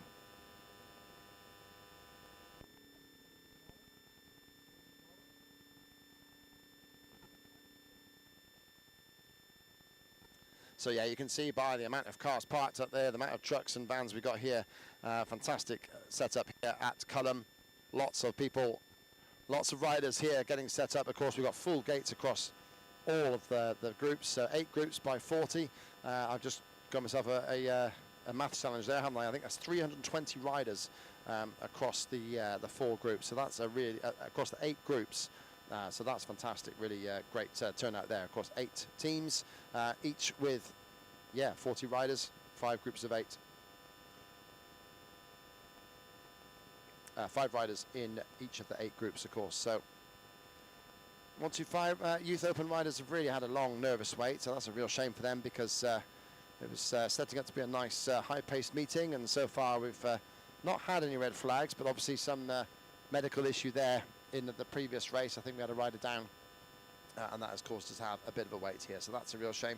We'll run you through on the live stream actually the overall rankings as we go, which we've done already for the team scores anyway, but we can give you a rundown through of the classes. So Youth Open, like I said earlier there, Travis Lawton currently leading that on 132 points, ahead of Dayton Thompson for Peterborough on 123, and then the scrap there is mainly for third place between that rider there, number 61, just to the left of Shot.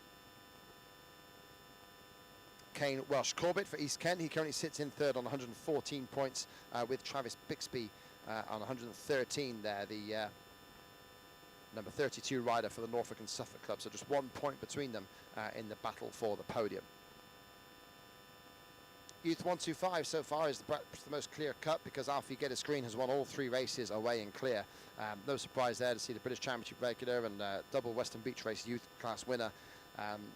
He's really strong around here and seems to really come to the fore in the Compass Cup, winning in previous years.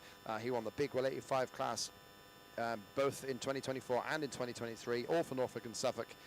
Last year was at Preston Docks, and the year before that was at Mildenhall.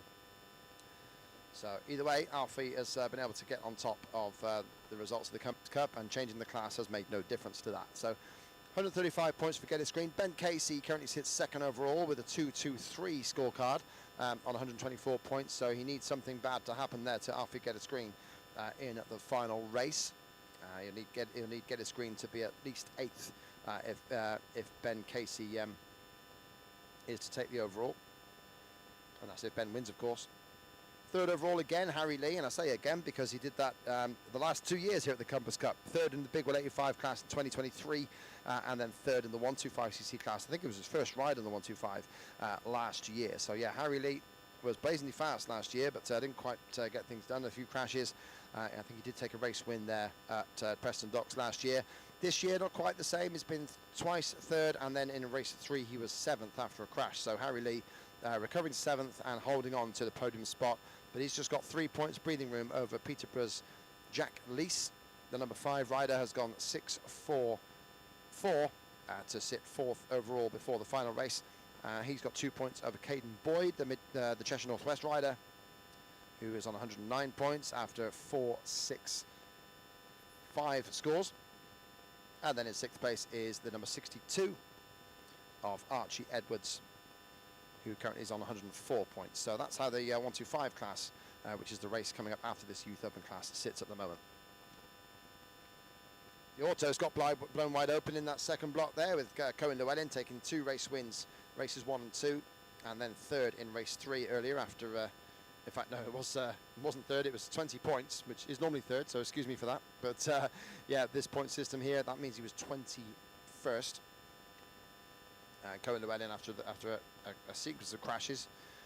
So Llewellyn now on 110 points. That's only good enough still for 3rd overall. It's Jesse Isles with 3 second places, who sits on 126 points. That leads the way there in the auto class. And the 65 of Teddy Wright for East Kent sits 2nd overall after 2 thirds and a 6th place. So Jesse Isles leading the way in the auto class there for the Kensworth Club. And yeah, Cohen Llewellyn has been spectacularly fast all the way through, but just having a real problem in that race earlier today, the 3rd race of the block of the weekend. So for him, hopefully if it's a mechanical, they can get things fixed and he can get out there to at least maybe fight still for a podium position if he can. Certainly he would think that he can catch Teddy Wright. 5 points between them is just difference between 1st and 3rd. So that certainly is possible, and a tie break that Cohen would win if they did tie in that example. Junior 65 then, well, Harley James Barrow took all the wins yesterday, but earlier on he had a crash and that cost him the win there. He got stuck in a rut, I believe, behind a lap rider. So yeah, it's Roy Townley who took the win in that 3rd race. Barrow still salvaged 2nd place though, so he holds the overall advantage, but it's just down to 3 points. So if Townley wins, Barrow goes 2nd. They tie on points, amazingly, so that's how that would work. And of course it would then go for Townley on the most recent race win. So Townley has got the chance to nick the overall victory there from Harley James Barrow. So the Junior 65cc clash to come should be a real barnstormer. Harry Hackett still sits 3rd overall. He had 2 thirds yesterday and just 6th in the earlier muddy race. Of course, the 65s had the end of the rain, I think it was the last race that we had some rain in. So Hackett on 115 points sits there in 3rd place, ahead of the number 2 of Kobe Roberts for Peterborough, who sits on 109, but he's got Travis Meese right up behind him just by a point. The number 12 rider for Kensworth, and then Max Miller from Norfolk and Suffolk is also on 106. So yeah, if any of the top 3 struggle, then there's that whole pack of riders there in 4th, 5th and 6th that could get onto the podium instead. Small 85s, another one that's been pretty straightforward. This one, John Slade, absolutely, as you would expect, pure mustard from the rider that should really have been crowned Junior 65cc World Champion in the event there in France. A real travesty, I think it's fair to say. Took the red flag when it should have been the checkered one, and yeah, as a result, ended up being classed in 4th or 5th overall, so not even getting the podium, which was such a shame because he made a stunning move to take that race lead in that event over there in France. But nonetheless, John Slade has said goodbye to 65cc bike. He's now on the small 85 and has won all 3 races here this weekend, so looking good and solid for the overall result. He sits 23 points clear of Johnny Wright in the overall points as they head towards the final race. Johnny Wright from Mecca X, the new team, doing really well. 2 thirds and a 2nd so far for number 51. He looks pretty set for 2nd overall because he's got a 9-point gap over Frankie Knoll, the 2nd of the Peterborough riders. Of course, John Slade rides for Peterborough as well. But yeah, Frankie Knoll is there 3rd on 113 points. Then we got Alfie Burkill, just 2 points back from Knoll, so can't take things for granted there. And even though Alfie Burkill is on the Peterborough team as well, I'm sure Alfie would much rather stand on the podium overall. And they got just 2 points between them after Alfie has taken 4th, 6th and 4th again.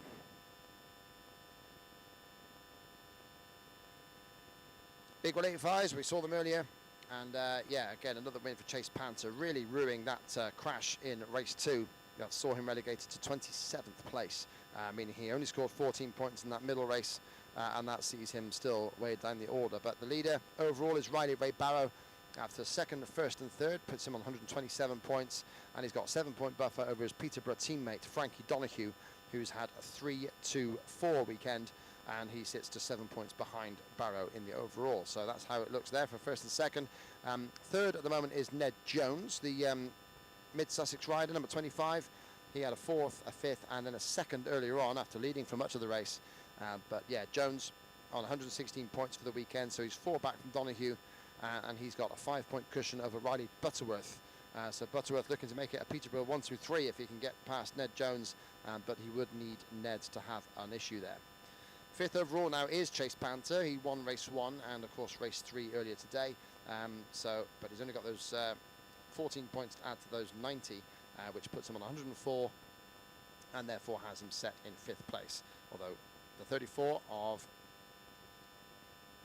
Carmen Skinner, I keep getting that name wrong, apologies, but yeah, Carmen Skinner is there at the moment, just 2 points back of Panther, with Chad Prince a further point behind them. Well, looks like we're going to get our way all the way through the classes until we get racing through, so apologies there for the live stream, for the lack of action.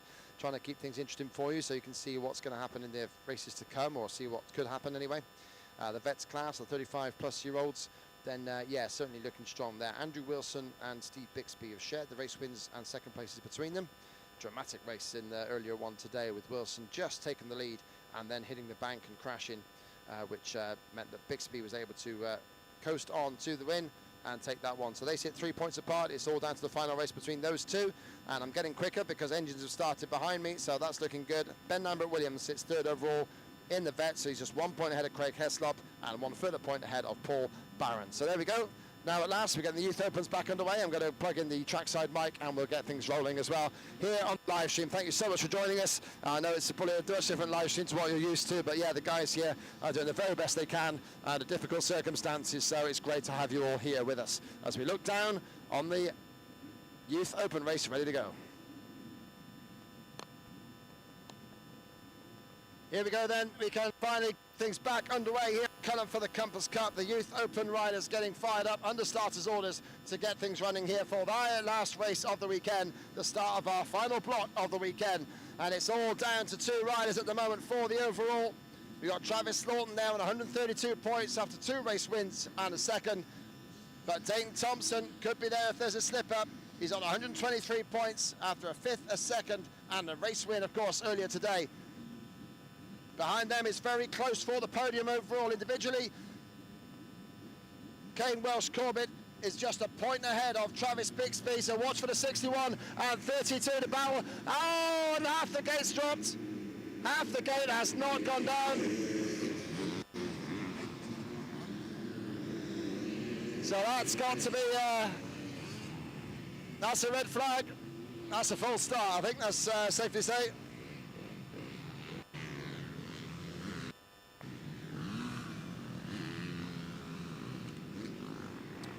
You got to feel sorry for the 54 Jay Foreman. The Mecca X rider picks his Yamaha up after the crash that meant nothing, of course. So we'll get things reset. They don't want us to finish this Compass Cup here today, do they? The gods of racing.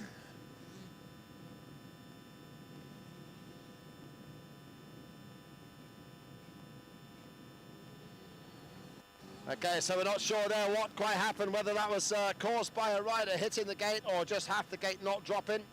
Sure, we'll have a bit of a test going on, but yeah, that does mean, sadly, a little bit of a further delay here to proceedings.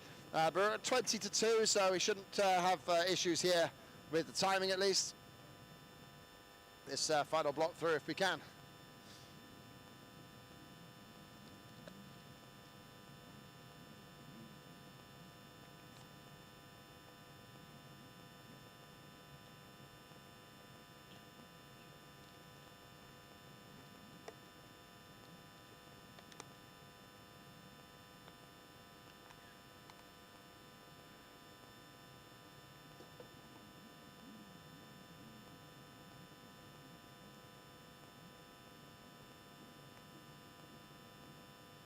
So always a stress there when you get a full start like that. Of course, if you're a rider that's got a good one, you're absolutely furious that it's had to be restarted. And of course, very relieved if you're stuck in the gate and then it does get restarted. So get things underway again. Obviously, the club working well to get things sorted. A massive thanks to everybody here at the circuit, the marshals, the medical crew, everybody getting things sorted. It's been a fantastic achievement of organisation to get all these teams together. Every single one of the teams has obviously worked hard to get riders out there. All the kit, everything involved has been pretty monumental, so it always amazes me, the Compass Cup. Now, on its 10th edition, of course, Peterborough trying to defend their first title. They won last year up there at Preston Docks. But before that, Kensworth took 3 years of winning in a trot since the COVID times. Before that, East Anglia were mainly the champions of the first few years. Sadly, that club not with us anymore. But we are now up to full strength with 8 groups, sorry. Start again, 8 teams, 8 clubs. Brilliant to see that we've got so many clubs involved, each with 5 riders on the grid each time, which I'm sure is probably much more manageable than the 6 or so that they needed in the past. And yeah, it's really given us a fantastic full grid of 40 riders every single time.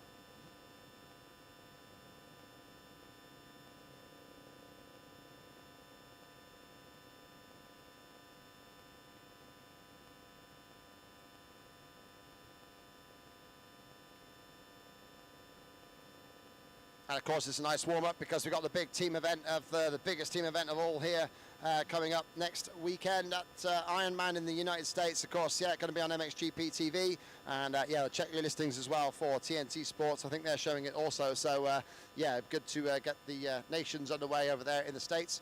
Of course, the British team there, we're running Conrad Muse, Dylan Walsh and Josh Gilbert, so hopefully our guys can get in and fighting amongst the top 10. Intriguing to see what Conrad can do, especially over there in the States, because he does want a bit of a ride over there, so that will be interesting to see what he can do.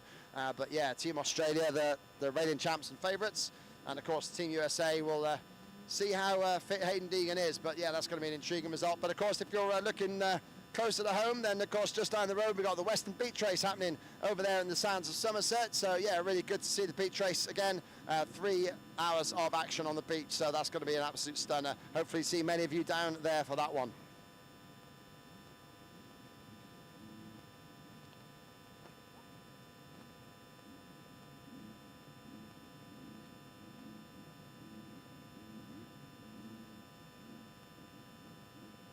But here we go then, for many riders, this will be the last moto of the year coming up.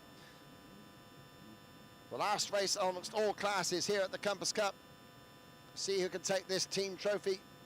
At the moment, Peterborough looking pretty strong. But Kensworth and East Kent are fighting for that podium position. Norfolk and Suffolk in 4th. And Mecca X and Mid Sussex also battling out there. Mecca X in particular in their first year have had a really good one.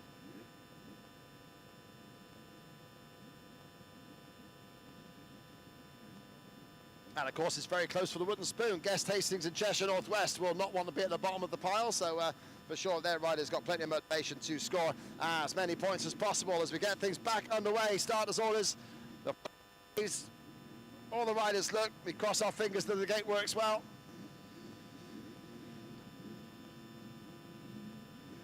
That's been a nervous wait, a big build-up of tension here. So can they hold their nerve and fire into this first corner cleanly and safely? Watch for the number 1 of Dayton Thompson, the number 23 of Travis Lawton, the number 32 of Travis Bixby, and the 61 of Kane Welsh Corbett. Youth Open race 4 is goal! The gate works this time, and Lawton looks amazing start. Travis Lawton into the front, Travis Bixby there behind him in 2nd place. But it's Lawton that leads down the hill. 2 race wins already, and looking to make it a 3rd. With Travis Bixby there in 2nd place. The ruts are catching riders on the bottom of the hill here. And it looks like it's Kane Welsh Corbett that's come through 2nd. No, not quite. But up there in 3rd is the East Kent rider, ahead of Peterborough's Dayton Thompson. So the big players from the first few races are in there again. And in fact, it's Welsh Corbett in 5th place at the moment. Pretty sure that's Alfie Vevers there, the 64, one of our fastest starters all weekend, is up there in 3rd place at the moment. But yeah, Travis Lawton, the 2 Travises, I'm sure found both our third parents, the fans of Pastrana, and yeah, there goes into 3rd place. Dayton Thompson goes through to take 3rd away from Alfie Vevers. So we've got East Kent riders there in 4th and 5th at the moment, but it is the number 23, Mid-Sussex rider Travis Lawton, the standout for his squad today, who is out in front again. And with this sole lead, it's tough to see if anyone can get past him. Dayton Thompson did catch him in race 2 yesterday and pass him, but then Travis caught him and passed him back, so that put paid to the challenge there from Thompson. But earlier today, it was Travis Lawton that made the mistake, and Dayton Thompson was able to take race win number 3. Oh, one of the East Kent riders is stuck at the bottom of the far hill, so the problem there right at the back for the rider in red. But they've still got a couple of riders up towards the sharp end, we think, as at the end of the first lap, through comes Travis Lawton.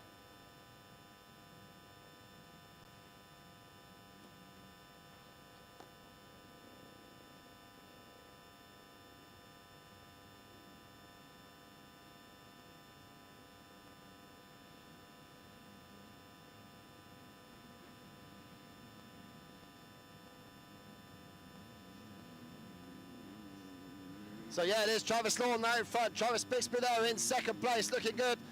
And Dayton Thompson getting the corner wrong. And that gives the number 61 a chance there.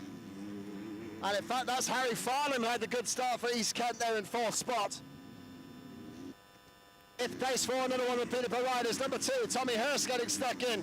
And in fact, Peterborough packing in the places there, as Reggie Gom is also in the area of the top few.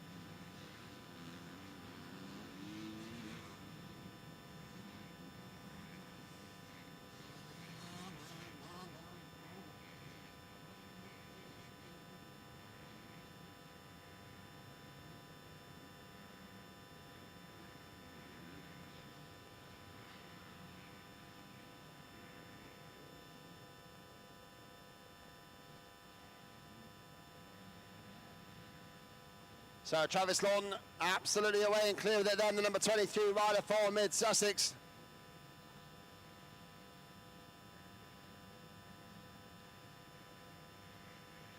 Check things out on the timing here. He had a 2.5 second lead from Bixby at the end of the start of the first full lap.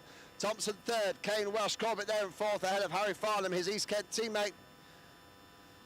But still out in front is Lawton there, and it's 6 seconds at the end of the second lap.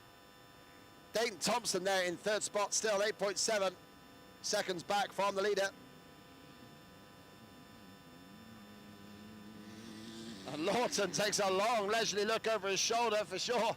There's no one in the immediate vicinity, but Travis Bixby riding well for Norfolk and Suffolk at the moment. And Lawton looks over his shoulder because he has got Kane Welsh Corbett right up behind him. And it was between Bixby and Welsh Corbett for that. There's a crash there. Oh, the 63's gone down. Harry Farnham drops it out of 4th place and loses 3 positions in the process. Make it 4. Oh, that's a real shame for Harry. That was his best running so far of the weekend.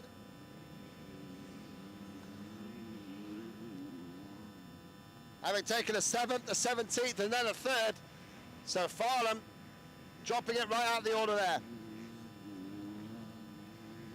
So far, Travis Bixby in 2nd place is going to nick that 3rd place on the podium away from Kate Welsh Corbett. So Welsh Corbett's got the motivation there. If he can get past Dayton Thompson, then he can attack Travis Bixby, and that would make it a very close battle. 1-on-1 for the final step of the podium.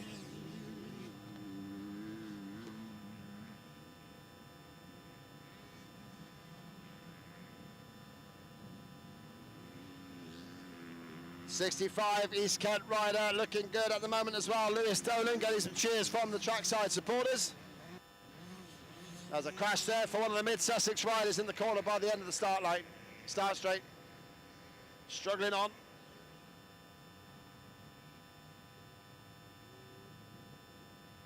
Two Peterborough riders battling at the far end of the track, and just see them the distinctive colours of the Peterborough guys battling out by the train line.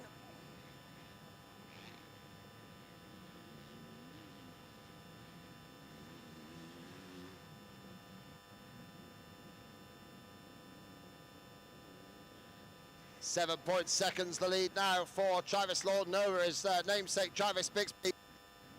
But Dayton Thompson is still just a second and a bit over Kane Welsh Corbett, so Kane, the East Kent rider, will be looking to try and overtake him there.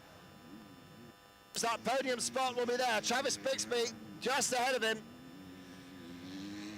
Oh, again, makes a mess of that corner, there's Kane there. So Welsh Corbett has got his work cut out to catch up to Thompson, as well as catching Bixby further ahead in that battle for the individual podium here at the Cup of Scotland class. Freshly up into 5th place then is number 12, the Kensworth rider, Reece Wirtz. With Reggie Gom moving up for the Peterborough Club, the number 3 rider up into 6th place. So it's Gom and Hurst battling out the two Peterborough riders together. And in fact, it looks like there's been a further issue there for Harry Farland. No, he's just dropped back a little bit. The number 45 of Albie Hall is holding him off there in that battle for about 8th or 9th place.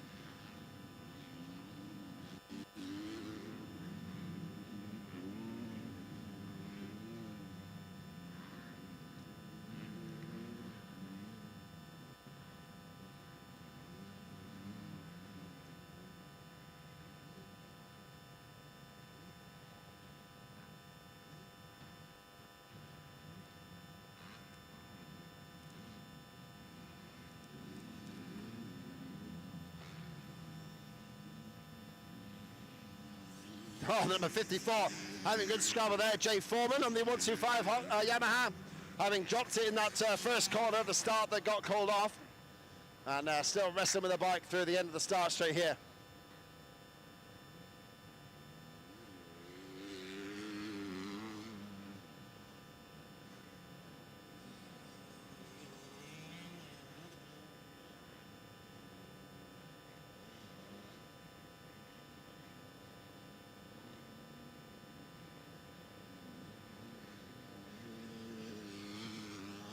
Travis Lawton looks like he's being caught a little bit there because Bixby's closer. Kane Welsh Corbett also closing in on 3rd place. So this is the scrap here.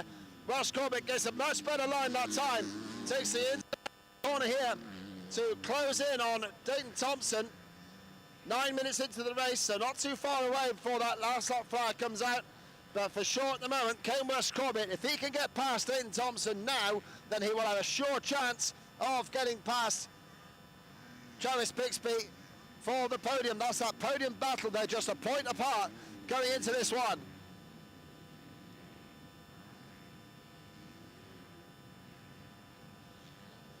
Good scrap still there. 5th place now, the property of Reggie Gom. The number 3 has got through to pass Reece Wirtz for that position. 6th place for Wirtz. And 7th now for Tommy Hurst, the number 2. Is a very sick sounding 4-stroke comes past me.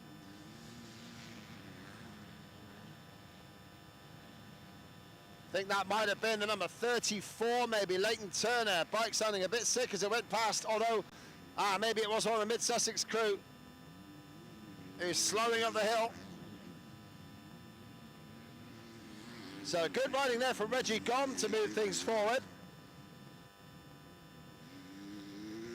Gom so far just a couple of positions, but outside the top 10 so far for Reggie. So this one here, for sure, his best race and Gom.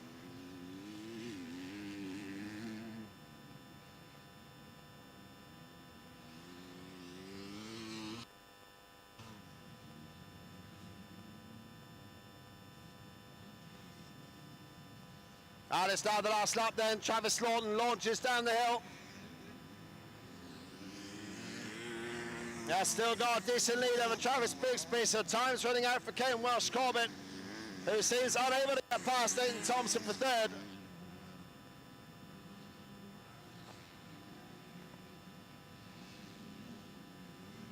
Now Travis in control again, looking for 3 races out of 4.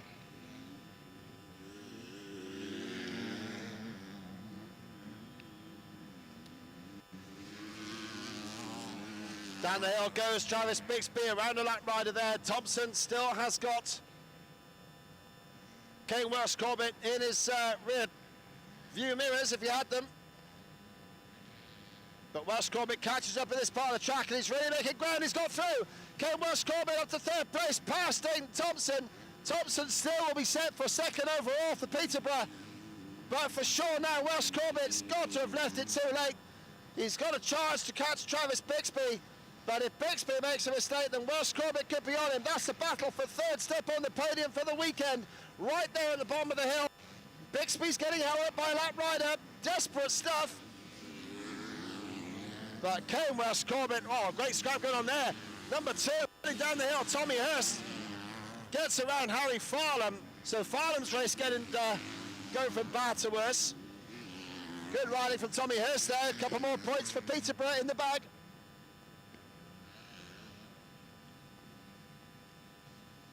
Now we look for Travis Lawton to come through the last few corners there.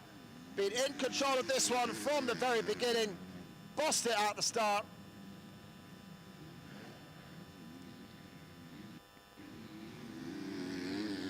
As Travis Bixby still in second place now. And Welsh Corbett not able to do anything about it at all. One final twisty corner to deal with. Travis Lawton comes up the hill, takes the checker flag. 3 out of 4, the overall victory in the class. Travis Lawton, great riding from him. Second place there goes to Travis Bixby, and that's third place overall for him, with Kane Welsh third in the race but fourth overall, and fourth in the race but second overall, going the way of Dayton Thompson for Peterborough.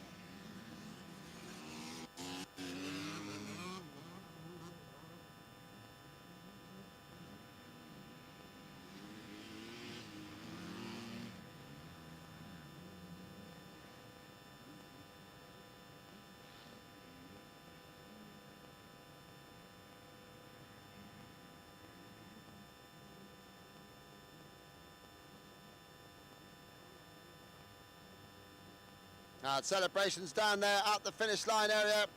Looks like there might have been a crash actually. Not sure if Kane Welsh Corbett has had an issue with someone there. But either way, they're getting things sorted out. So while we've got the top 10 pretty much through the checker flag already then, Travis Lawton takes the win, number 23. 72, Travis Bixby. Third for number 1. Well, Dayton Thompson credited with third place. So Thompson suddenly then must have got across the line to take third place, and it was just a 1/10 of a second between them, less than that in fact. So Thompson nicking third at the line. Incredible. You guys would have seen that better than me from over here. But Dayton takes third, Kane Welsh Corbett fourth, Reggie Gombe fifth, sixth for Reese Wirtz, seventh there for number 62, Jaden Williams for East Kent, to number 2, ninth for Albie Hall, number 45, and in 10th place, number 63, Harry Farlam. So there we go. That is the 50 class done for the weekend. Travis Lawton taking the overall, Dayton Thompson second, and Travis Bixby third overall. That will be a podium, and we'll do the presentation, of course, at the end of the weekend.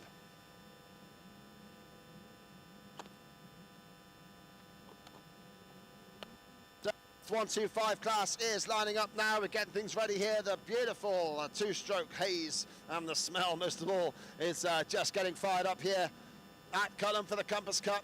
Second race of 8 in this final block. So far this one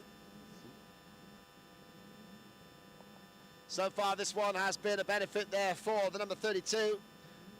Norfolk and Suffolk rider Alfie Guinness Green has won all 3 races so far. But Ben Casey sits second overall, Harry Lee third overall, but it's close there for Harry Lee because Jack Lee's the number 5 could well get amongst it. He's just 3 points. And Caden Boyd, the number 44, is just 2 points further back as well. So watch for number 32, the number 1 of Ben Casey, and the number 99 of Harry Lee. Number 2, Blake Ward-Clark, also took second earlier in the day. So he's had a good day there so far after a rough one yesterday. But he could certainly help Peterborough out with some top points here as well. Archie Edwards there also sitting pretty for East Kent, number 62. He's up there in 6th in the weekend.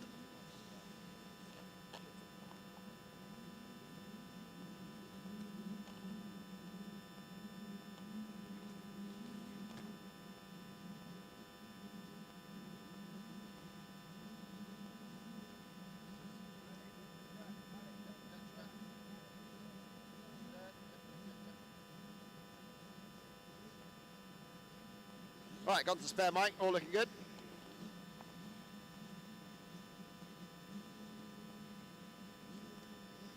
Second board is up then, ready to go here for the final race in the Youth 125 class.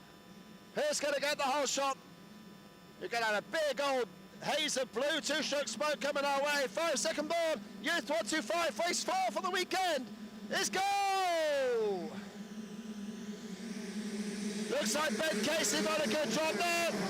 Get the screens up the inside, and Alfie get a screen, nails it up the inside. Did not go into that first corner, anywhere near the front, but nailed the exit, and he does take it. Oh, there's a pilot down the bottom. Jack Reese is down. Jack Reese, the number 5, is down with a Guest Hastings rider.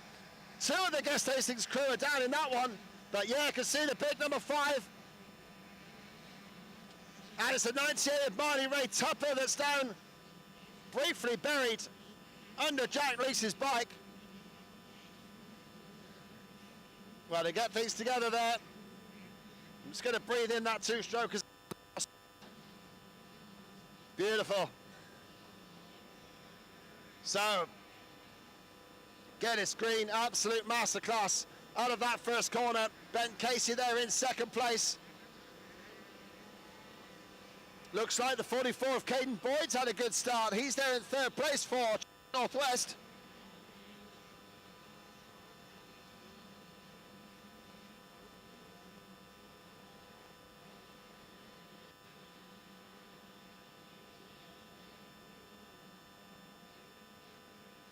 Oh, it's further pile-ups down the bottom of the hill.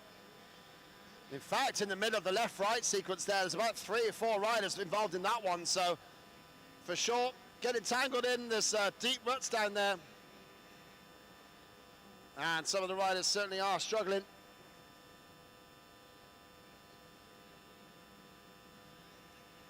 Looks like most of them are picking themselves up, but there is a KTM still on the floor. The riders stood up at least, so yeah, at least like the riders are all upright, at the very least.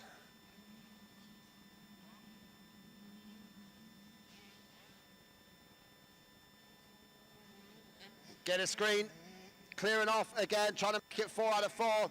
Caden Boyd, meanwhile, is having a great scrap there with Blake Ward-Clark for 3rd and 4th place. Ben Casey hangs on to get his screen's coattails in 2nd. But yeah, Boyd hugs the inside line. Blake Ward-Clark jumps, well, he suddenly has Boyd jump in front of him. Boyd looks over his shoulder. Ward-Clark said something to him with his hands, not quite sure what. Harry Lee is there in 5th place on the 99 for Guest Hastings.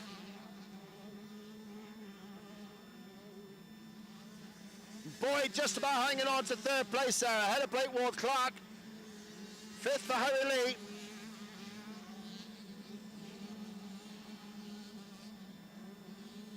And 6th out there is Archie Edwards for East Kent, is also riding well.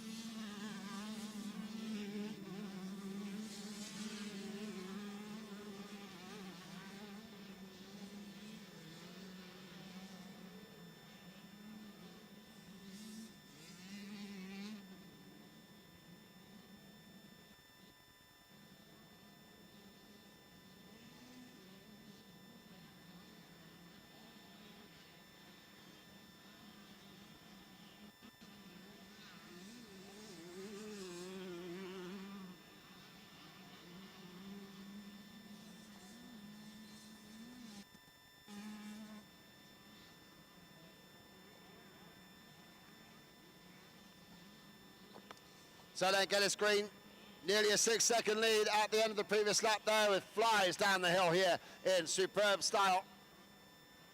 Developing into a really nice 125cc rider. Get a screen always had good speed on a 65 and an 85. And now he's up here bringing that one to bear again in the Compass Cup, a real specialist in this event. And it looks like we've had Blake Ward-Clark go missing. Can't see the number 2. Oh no, he's up there. He's up into 3rd place now, so he has got past Caden Boyd.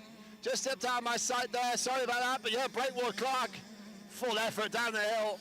Absolutely cranking it. 3rd place for him. 4th then still for Caden Boyd now. And Harry Lee in 5th place. And of course, Harry Lee had to watch out for Jack Leese, who had those issues in the first lap. And Leese, after those issues, is a lot further down the pack now in 33rd place. So Jack really having issues there. A real shame for him. So it looks like Harry Lee can relax there. I think he's got 3rd place sewed up. It's getting screened by 10 seconds over Ben Casey. Then Blake Ward-Clark in 3rd. Caden Boyd 4th.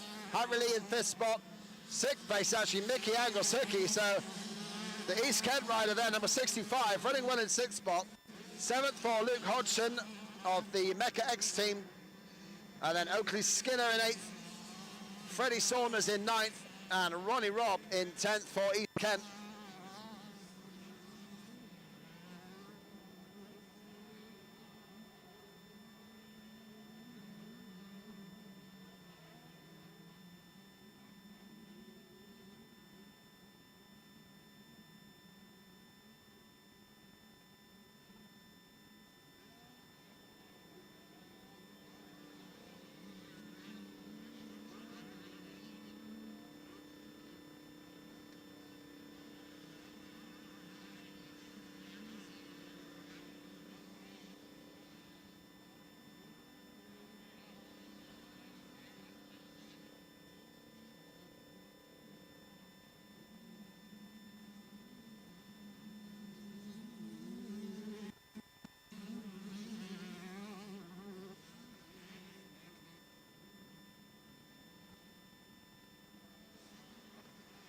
And Blake Ward-Clark absolutely skying the KTM off the uphill jump here. Still not shaken, Caden Boyd, and again gets the corner slightly wrong here. Although Boyd is going to get pressure. Harry Lee. So 1-2-5s all go for a big blast around some of these corners, staying out of the ruts, keeping the momentum up. Caden Boyd got a swapper down the hill though. That was a bit sketchy for him. Left, right, and back again went there, steering for the Cheshire Northwest rider. Harry Lee in there in 5th spot, the number 99 for Guest Hastings.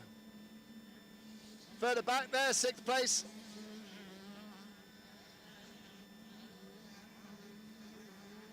Still the property of East Kent rider Mickey Anglesookie, but he hasn't shaken Oakley Skinner, because Skinner is right there, the number 22 rider for the Mid-Sussex team, who's got past Luke Hodgson in that lap to get up to 7th place. Ronnie Robb up to 9th, Bobby Topping up to 10th place. And that's because Freddie Saunders has dropped down the order for Mecca X. So Freddie Saunders down to 19th, he was higher than that. And Jack Leese has done so well, recovering up to 20th place from way at the back. So brilliant ride so far from Jack Leese to recover from that first lap crash where he had to be right at the back of the pack.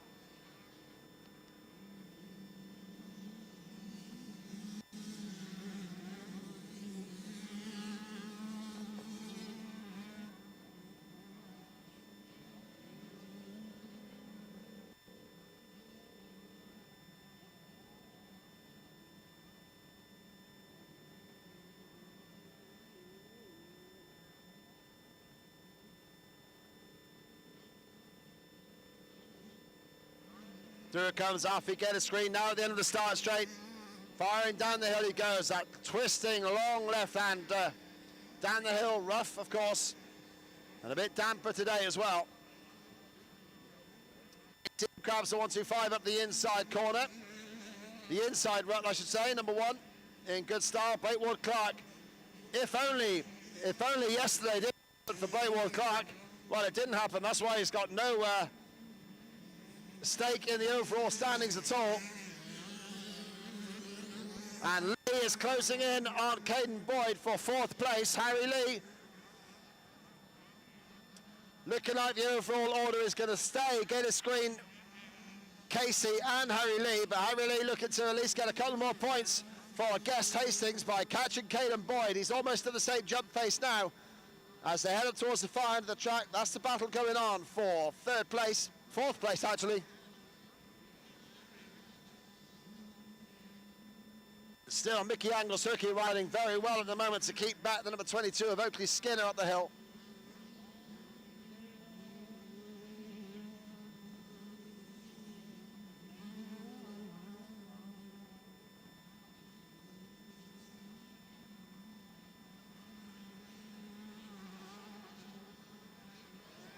A nice little battle going on there. Bobby Topping having a good scrap with the Guest Hastings rider.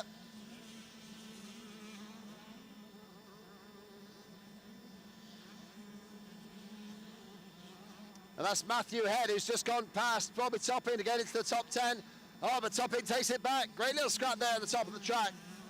So Topping and Head are both names for the top of a pile of beer, aren't they? Topping and Head. Anyway, there we go. Having a scrap right now for the outside of the top 10.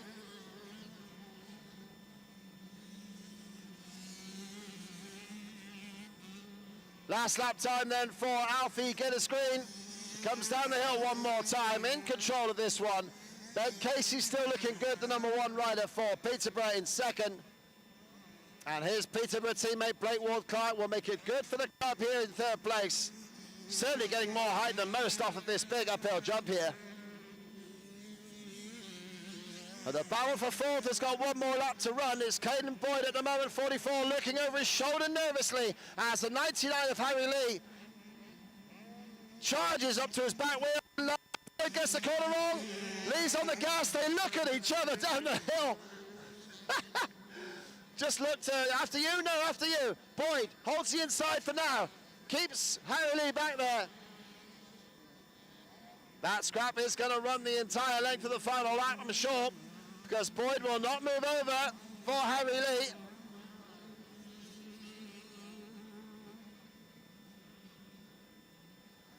Boyd will look at 4th place overall as well, because he's going to make ground on Jack Lease, of course, who had that first lap crash. So Boyd will make progress no matter if he takes 4th or 5th in this race, but he really does not want to let Harry Lee past him.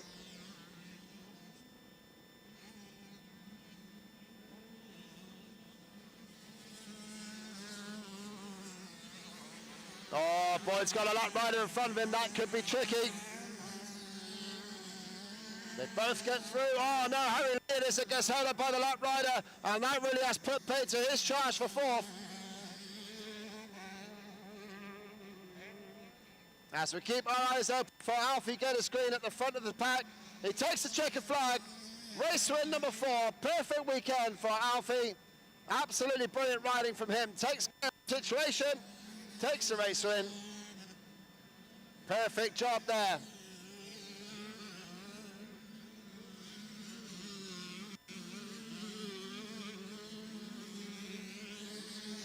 Ben Casey brings it home in 2nd place, just a 2.5 seconds ahead of Blake Ward-Clark. Casey brings that home there for Peterborough. 2nd and 3rd for Peterborough, that's looking good. They will add 12th, 13th, and Jack Lease has got all the way up to 14th. Wow, great ride from Lease. He will finish 5th overall, fairly sure of that. 3rd for Blake Ward-Clark, as you said. Caden Boyd did hang on to 4th ahead of Harry Lee, so good riding from Caden. That will see him to 4th overall as well. Which in this company is no disgrace at all. Mickey Anglesirky takes 6th place for East Kent, the top rider for them this race, just holding off the charge from Oakley Skinner there, who took 7th place for Mid-Sussex.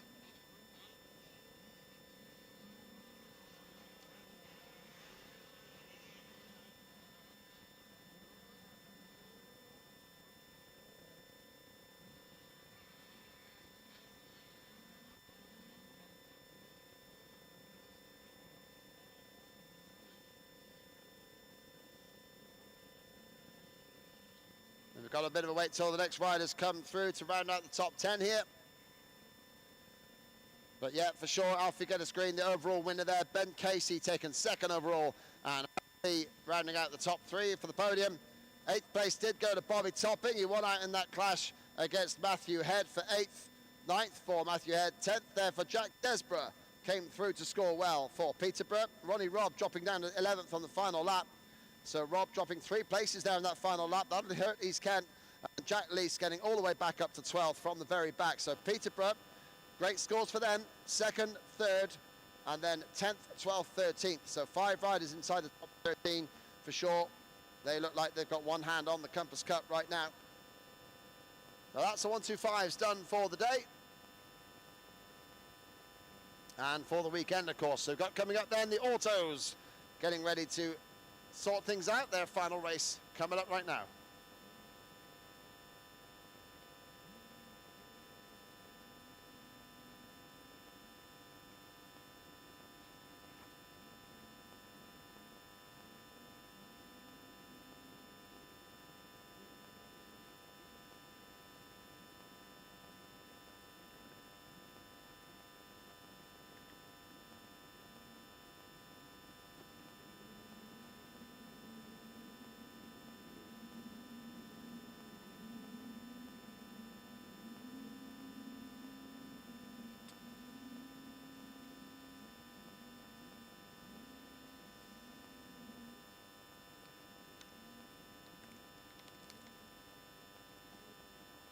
Coming under starters orders then, the auto class, currently led by Jesse Isles with 3 second places. That's been good enough for him. On 126 points, he leads the way. Teddy Wright for East Kent on 115 points after 2/3 and a 6th. Cohen Llewellyn winning both races yesterday, but had issues there in race 3, where he finished in the end classified in 21st place. And that leaves him on 110 points. So 2nd might be possible. 1st might be a bit too far, but we'll see how it goes from here. Max Hudson is also in play there at 104 points for Peterborough. Looking at 4th overall. Ben Matthews is tied with Colby Soul on 100 points each for 5th overall. 5 second board, autos are go! Looks like Llewellyn again, but up the inside was the 51 of Alec Miller, who won race 3. So Alec Miller in a scrap with Llewellyn, the 2 race winners for the weekend, fight it out into turn 2. Oh, and an issue there for Oakley. Jane gets stuck on the start straight, so that's a real issue for the Peterborough rider there, as the pack make their way through the S-bends. But Llewellyn might have had a blot in his copybook from race 3 earlier today. But he's looking to get back into winning ways very quickly.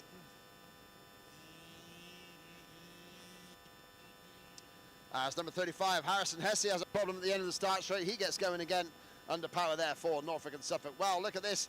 The confidence that comes from a race win, and Alec Miller is trying to chase down Cohen Llewellyn at the front. 1st and 2nd along the bottom of the track.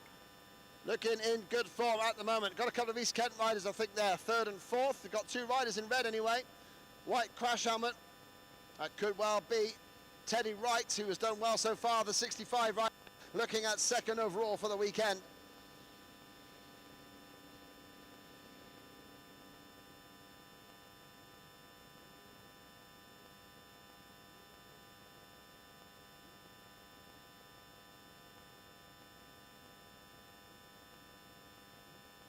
As the auto class fires along the bottom of the circuit. Nice area for them to really get the autos uncorked along the bottom of the circuit there. But it is Cohen Llewellyn that bosses things over the big tabletop by the paddock. But the 51 of Alec Miller is not letting him get away with this. The Mecca X rider, who took the new club's first win at the Compass Cup in the youth classes anyway, earlier today.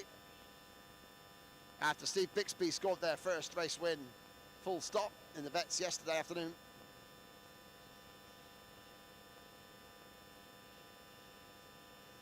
But Llewellyn not shaking Alec Miller quite yet, so see what the number 4 can do.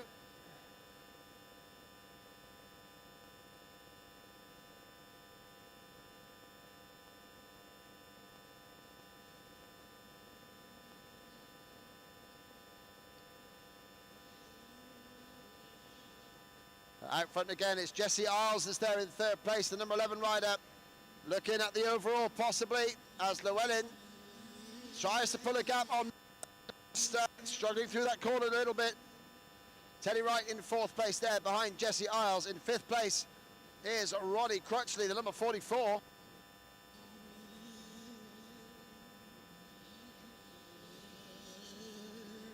Sixth for John McGinty, the number 61, who was third earlier today. Kenny Smith in seventh place. Eighth for Ben Matthews. Ninth for Henry Hurd. And in 10th place, Max Hudson, the number 1, just heading down the hill now. So again, it's looking good for the, in fact, for Cheshire Northwest have got 5th and 6th at the moment, so that's great for them. Not had too many races like that. East Kent, though, have got most of the riders up here. 65, Teddy Wright is in 4th place. Look at his second overall. Ben Matthews in 8th, Henry Hurd in 9th, and Ralph Weller in 11th place, and then Ethan Farley in 13th. So all 5 East Kent riders are within the top 13 in this one, with Peterborough rider Cohen Llewellyn leading the way. His teammates, Max Hudson is 10th, Leo Morrell in 14th, and Luke Muggleston in 20th place. And of course we had unfortunate issues there for Oakley Jane, who was unable to get past the start straight.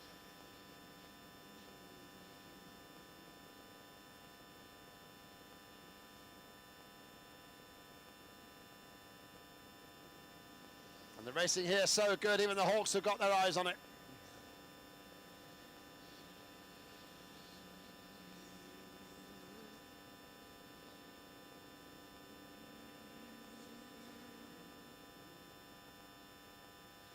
And still Miller not allowing Cohen Llewellyn to disappear. There are only 1.3 seconds between them as they cross the line.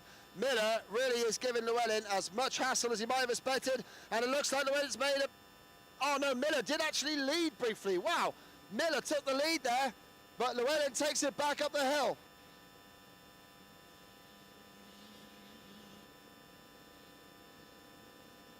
Oh, but it's super close. They're in the air together. Llewellyn and Miller putting on a great scrap here at the end of the auto race.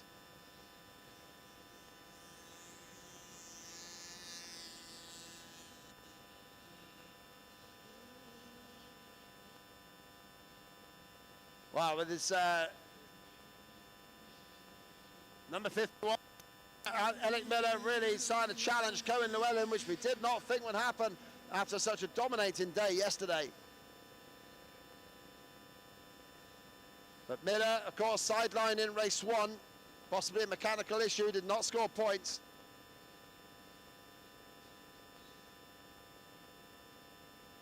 But now he really is scoring points. He's right on the tail of Cohen Llewellyn, and what a win that would be if he could take this one away from the number 4.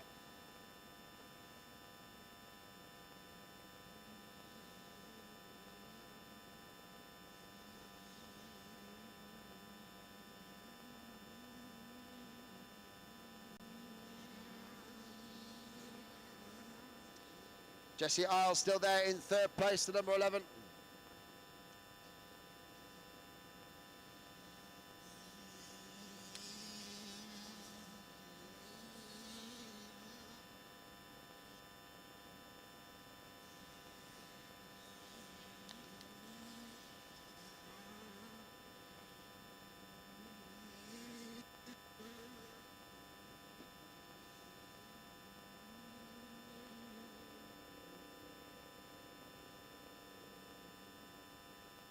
But can't take your eyes off this battle at the front. Alec Miller is absolutely closing in still on Cohen Llewellyn.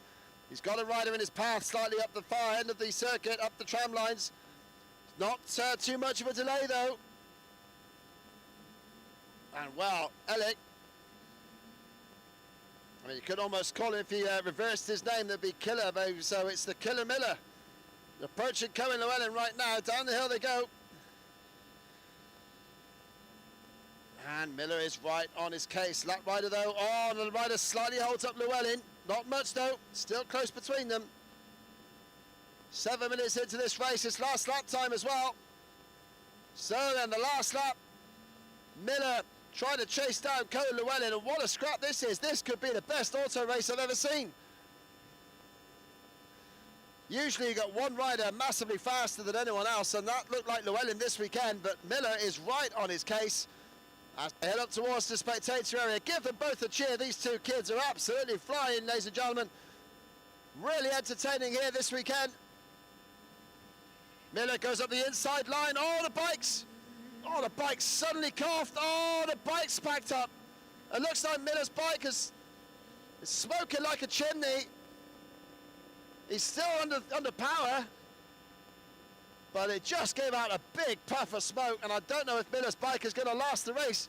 He's obviously unaware of it because he's still on the gas, wringing its neck literally to the end. Oh, and it's smoking like a chimney. I really hope that doesn't cause a problem. We saw the MotoGP race won earlier this morning by a bike that was smoking. Spoiler alert, don't worry, I won't tell you who it was.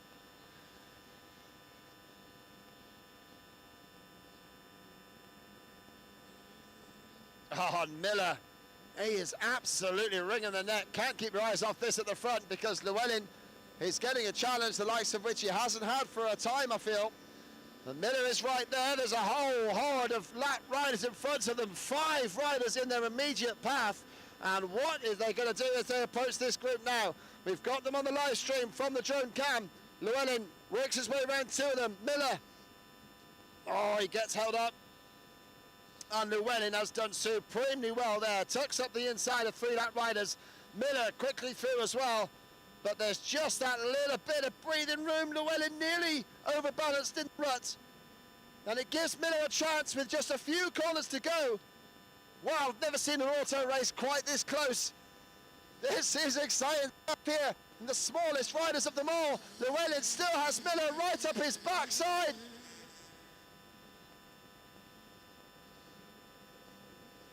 What's going to happen here in the final corner? Llewellyn tucks it tight, keeps it safe. Miller's got to go the long way. The bike is smoking crazy. And there goes the checker flag. Cohen Llewellyn just outreaching Alec Miller by 0.9 of a second. Incredible stuff. It doesn't look like Miller's bike can even do another lap. But what a race between Cohen Llewellyn and Alec Miller. I can repeat that again. I know I said it a couple of times, but never, hardly ever do you see an auto race that close. And that was superb stuff from the young lads. It was just over a second at the end. But coming up now to take the checker flag, number 11 for Kensworth. Let's not take it away from the lad. 3 second places so far, and 3rd now in race 4. That is going to be enough for Jesse Isles to win overall in the autos class. Brilliant from him.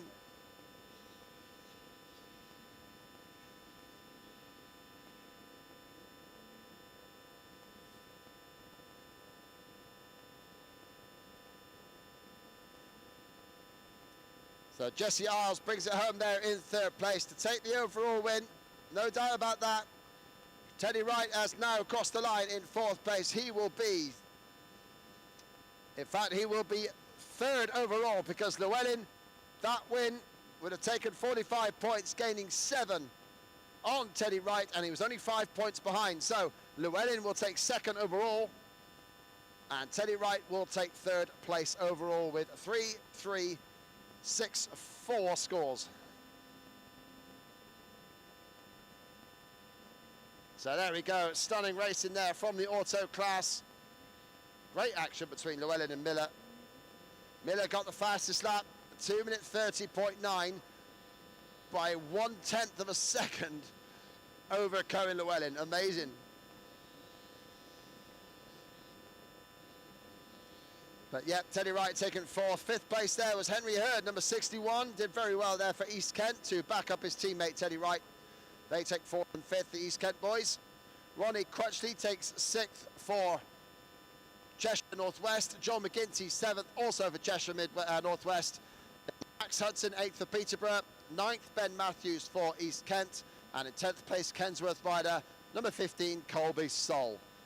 So there we go. Great racing all the way through for the young lads, the youngest lads and ladettes. And it keeps going. We've got the junior 65 class left to go. 5 more races left in the day here.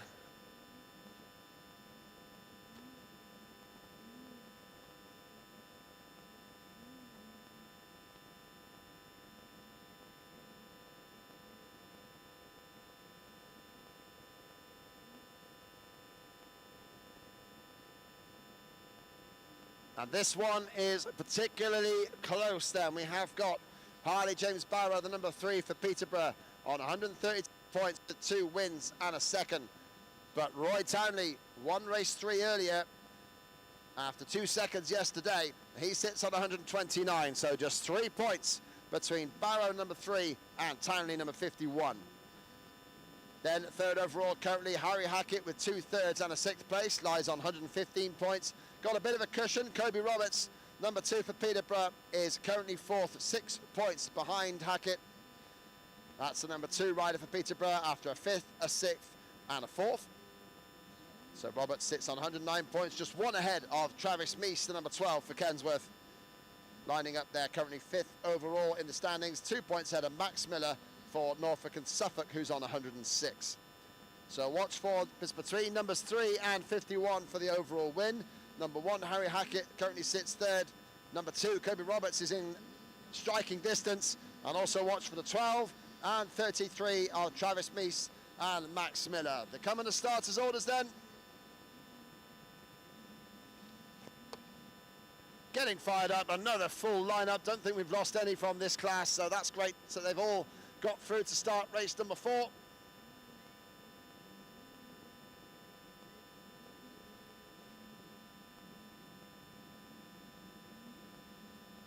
"15-second board." They all look towards that starters board.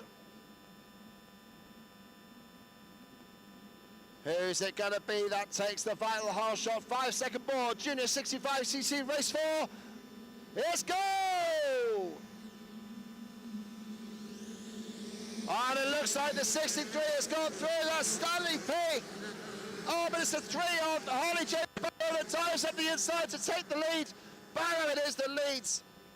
You've got Miller there in second for Norfolk and Suffolk. The number 33 takes up the running in second, with Harry Hackett in 3rd place and the 51 of Roy Townley in 4th place for Mecca X. So there we go, Harley James Barrow leads the way again. This is exactly what he needs to tie up the overall, because with Townley back there in 4th place, that will seal the deal, no doubt about it. But what a great start for Max Miller, winner of the auto class for Norfolk and Suffolk in 2023 down there at Mildenhall at the end of that season. And Miller, 6th in this class last year, growing in stature here now. Came into this race 6th in the points, but he's got a chance now of passing Travis Meese and Kobe Roberts as well to get into the top 4. The podium might be slightly beyond him.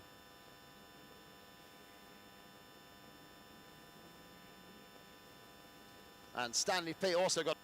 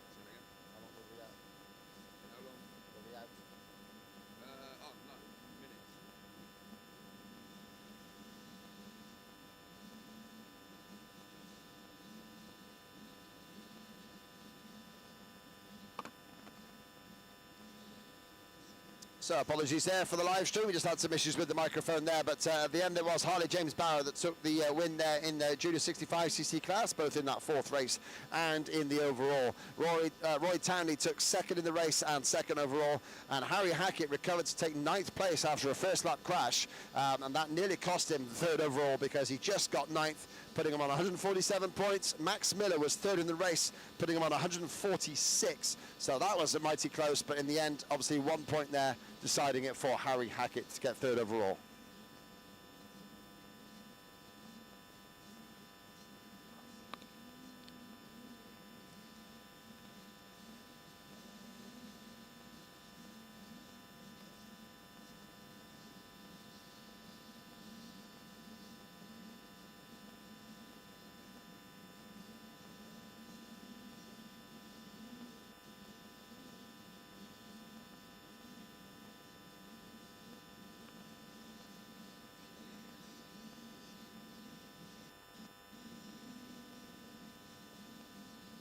So then, small wheel 85 class lining up now on the start line, and so far this has been pretty straightforward for John Slade. 3 wins out of 3 so far. He sits on 135 points for the weekend. Number 51 though, Johnny Wright with 2 seconds and a third, now sits second overall on 122, and it's close for the final step of the podium between the Peterborough teammates. Frankie Knoll is on 113, the number 1 rider, whilst Alfie Burkill, the number 2 rider, is on 111. So just 2 points difference between the two there, numbers 1 and 2 in the race. Number 5, John Slade, has won all 3 so far. Number 51, Johnny Wright, is certainly in the hunt for the podium, second overall at the moment for number 51 for the Mecca X team. Also up in the high order, 43, Oscar Hindley for Cheshire Northwest. And number 3, Harry Newton, has also been up there for Peterborough. He currently sits 5th overall on 106 points. Also watch out for the number 11 for Corey Heffernan. He's on 101 points, and it's been fast on occasions here. 4th and 5th so far, 2 of his race scores.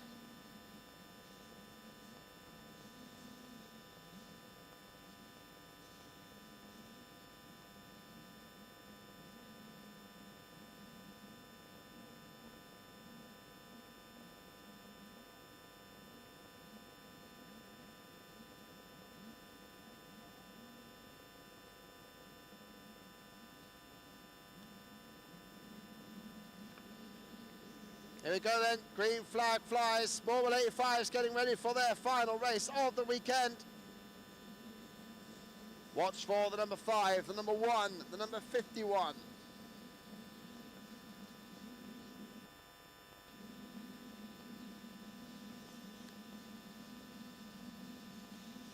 Five-second ball turns around, and small wheel 85's race 4 is go!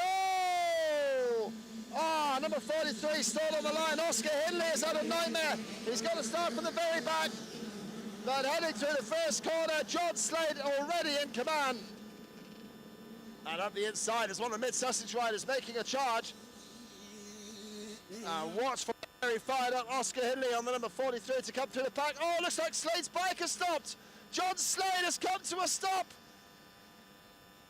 Alfie Burkill falls off almost out of sympathy, but Slade stuck in the middle of the track, bike going nowhere. And John Slade, the overall result has just disappeared right there. Number 5 pushing his bike off the track. Wow, who never would have seen that coming, but John Slade pushes his bike off the track. The winner of the first 3 races is out of this one, and surely that's it for the overall with what's pretty much going to be a 0 score. That is an absolute killer.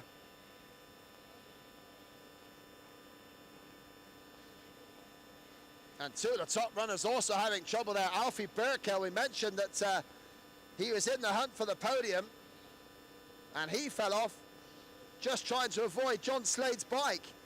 So incredible stuff there. And of course, Oscar Hindley, lying 4th overall before the race, gets stuck on the start line and has to fire through the pack. Hindley still has a chance. Both Hindley and Burkill still have a chance of that podium because, of course, John Slade is out of this one. 135 points is not going to be enough to rescue the podium, surely. Wow, absolutely all kinds of crazy going on here in this final block.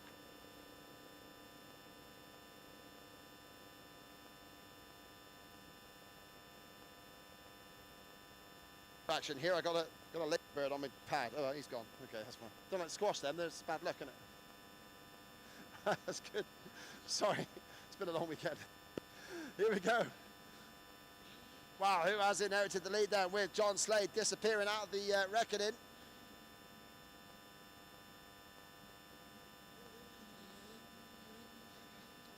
And it's Harry Newton. Fantastic stuff. The number 3 picks up the baton for Peterborough. Harry, number 3. And Harry came into this one with 106 points. This could well be a podium for him if it all goes crazy.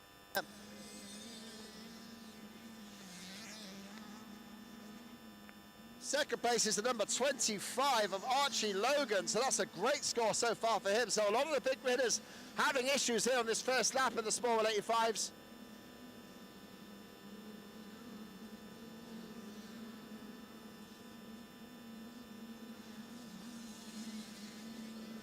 And as they crossed the line, there it was Harry Newton that led from Archie Logan in second for Mid-Sussex. Then we got Johnny Wright in third for Mecca X, who could well be in a position to take the overall now. Frankie Knoll in fourth at number 1. Corey Heffernan in fifth, number 11.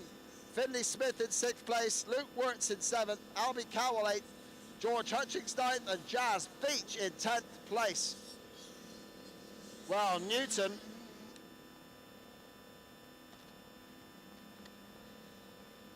This is going to get the old calculators buzzing. Harry Newton so far a 5th, a 7th and a 17th through the weekend. So, no, that's the wrong person, sorry.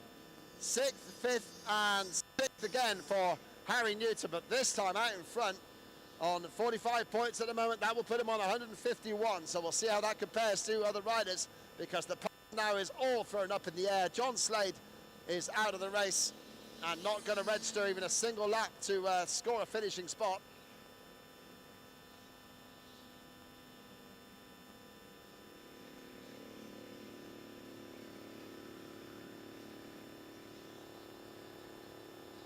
And the ruts in this tight S-bend must be absolutely savage. 2 more riders falling foul of them in the middle of the track here. Oh, looks like one of the Mecca X riders is pulling off at the side of the track as well. So another mechanical issue there. A Mecca X team rider at the side. I'm not sure if that's Johnny Wright, because if it is, that throws it even more up in the air. Wow, what can we say about this final small 185 race? It really is throwing up some serious shocks. So far, Harry Newton is the lead. Johnny Wright is still out there. Oh, and Harry Newton's fall.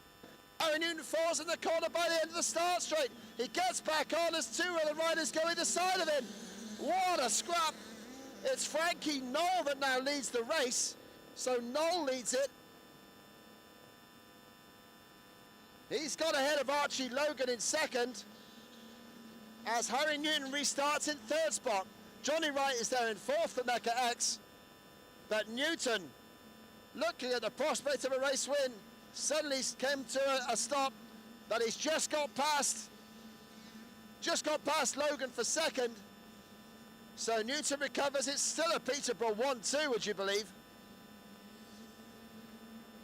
And now Johnny Wright moves up to third place past Logan on the far downhill. So normal order getting restored a little bit here. Wow, it's just starting to count the points there, and it's all gone back up in the air.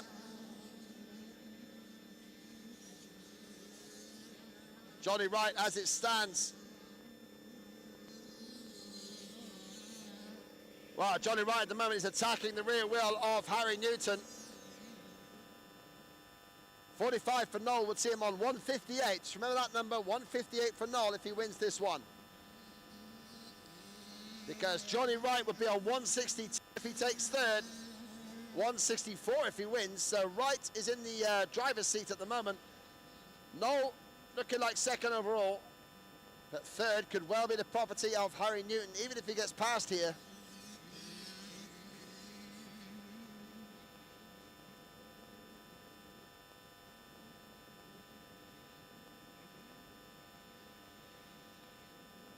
Well, we thought John Slade was on for a perfect weekend and then just bike dropping as he goes through the second and third corners. Incredible stuff. Check, check, check, check, check, check. Good, yep.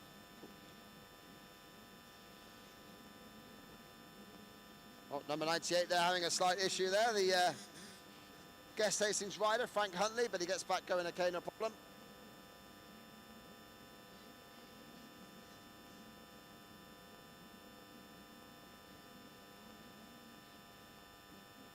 And here comes our race leader, and the scrap indeed it is on. Frankie Knoll leads at number 1 up the inside rut this time.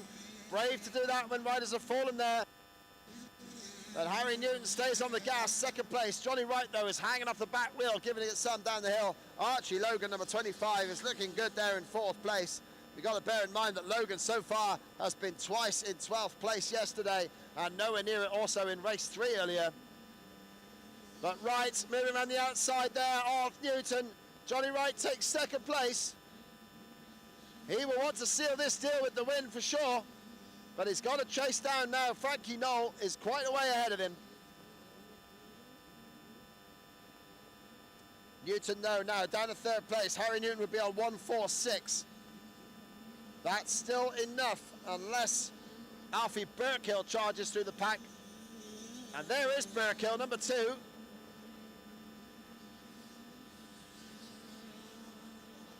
And Burkill's all the way up to 12th place, so Alfie could seriously salvage a podium here if he gets further up the order.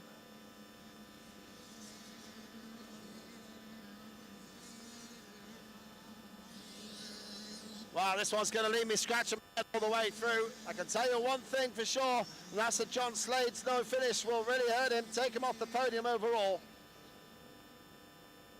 Which is pretty crazy, but that's how motocross is. You got to finish all 4.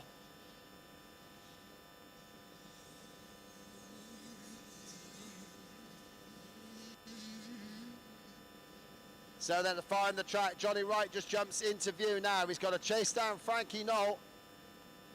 He's in a position to win overall, but I'm sure he wants a race win to seal things off here. Knoll looking at second overall, no doubt there. It's the scrap for 3rd that's close. Last lap time then, it's the last lap for the small 185s.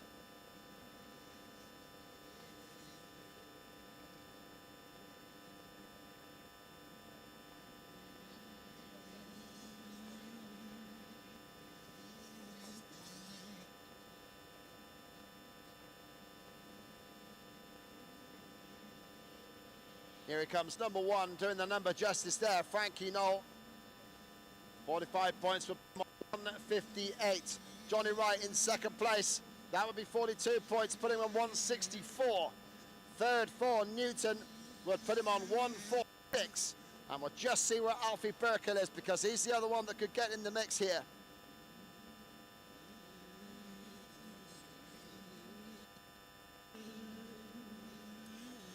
Oscar Hindley is out of my sight, has come through to 6th place. What a ride. He was stuck on the start straight, kicking the as the gate dropped, and Hindley on the number 43 for Cheshire Northwest has got all the way up to 6th place. That's a massively impressive ride. 35 points for Hindley.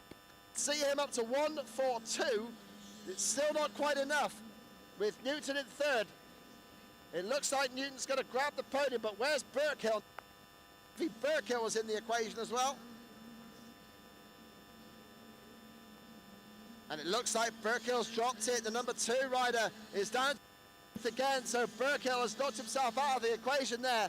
Looks like it's going to be Harry Newton that takes the overall podium for 3rd place, because it would be right on 164. Knoll on 158. And on 156 would be Harry Newton, unless Hindley can make 2 more places in this final lap.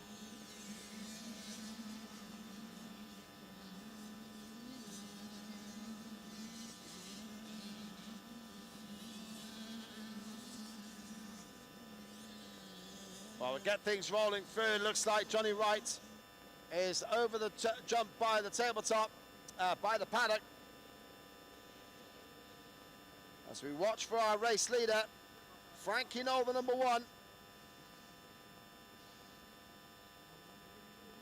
Now, Archie Logan here in 4th place for Mid-Sussex.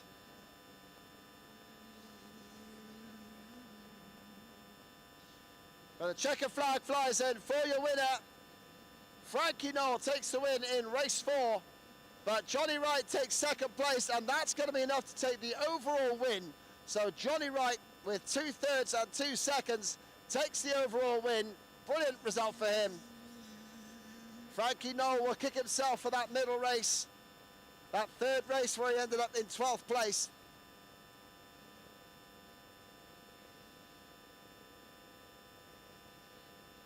So Frankie Knoll will finish 2nd overall.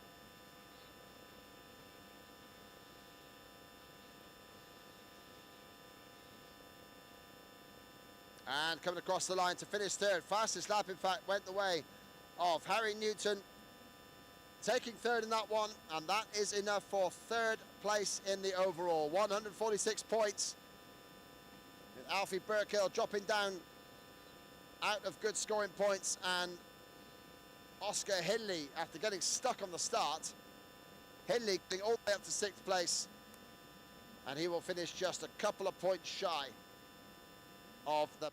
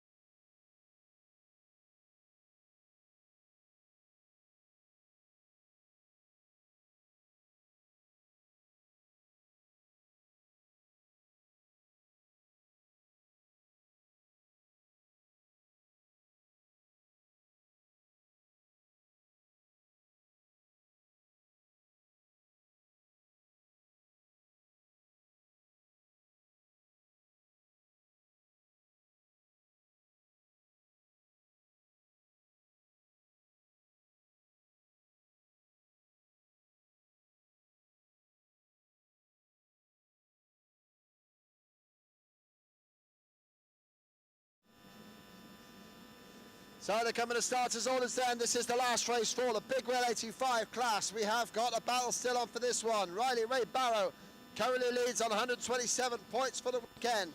Frankie Donahue is 2nd on 120, so the 2 Peterborough riders, 1 and 2, have it between them at the moment.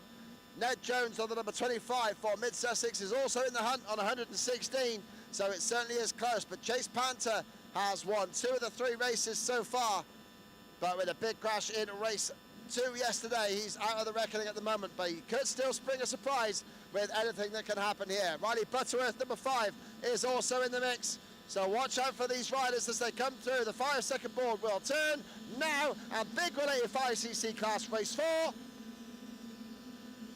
is go! Oh, it's a number 2, looks like by a country mile there. Frankie Donahue taking the lead.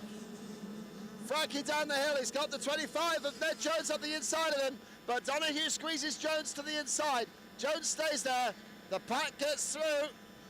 Looks like Riley Butterworth's got stuck in one of the melees there and has had to stop briefly. Didn't fall off, but has got held up and is right down the pack, so Butterworth has got a lot of work to do.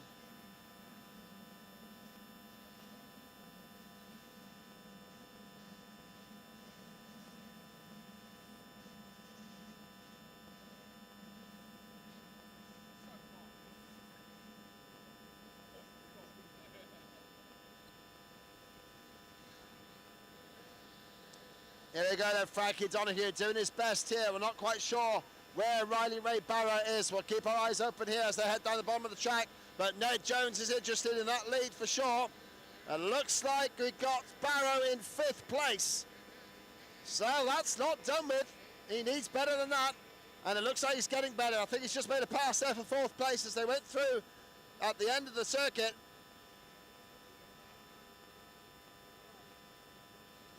Leaders already up by the train line there as we're seeing some of the other riders here on the big drone on the live stream.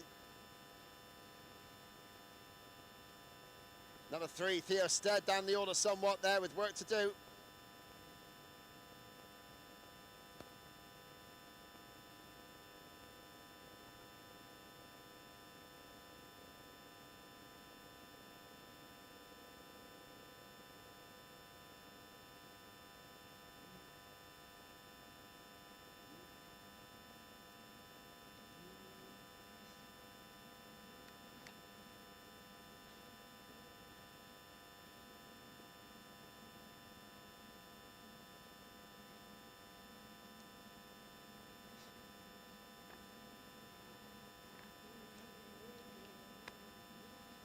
Oh, what a scrap we got going on here then. It's Frankie Donoghue with Ned Jones all over his back wheel.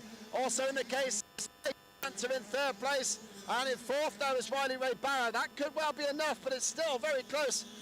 At the moment, Donoghue and Barrow will be tied on points, and that would, of course, mean that Donoghue grabs the overall from his teammate from Peterborough.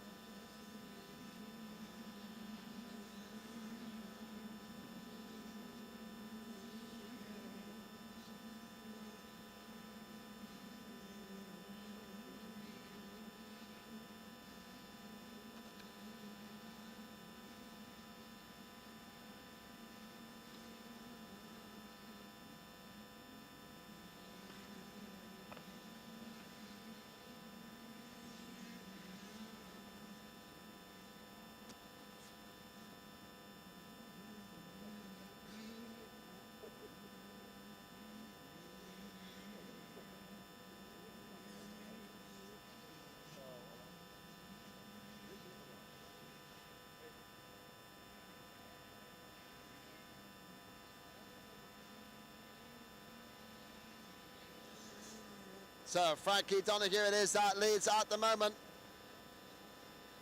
Ned Jones 2nd, Chase Panther 3rd, and Riley Ray Barrow there in 4th place. That would literally put Barrow and Donoghue on equal points for the overall result. Incredible stuff, and Jones could actually jump ahead there of both of them.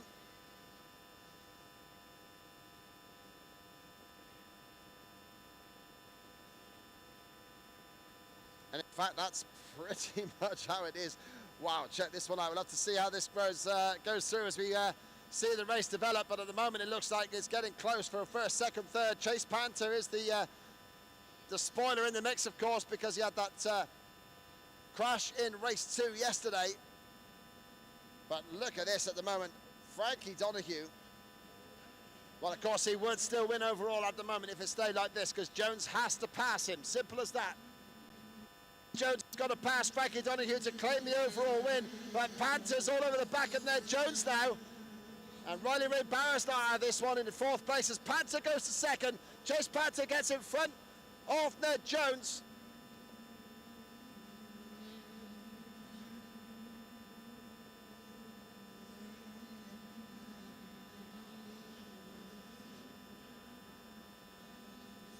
And wow, Jones here is in that sort of awkward spot there. He can't quite chase after Chase Panther, and Chase Panther well and truly on the case of the race leader. Looking to prove that even though he had that crash in race 2, he is the man over the weekend.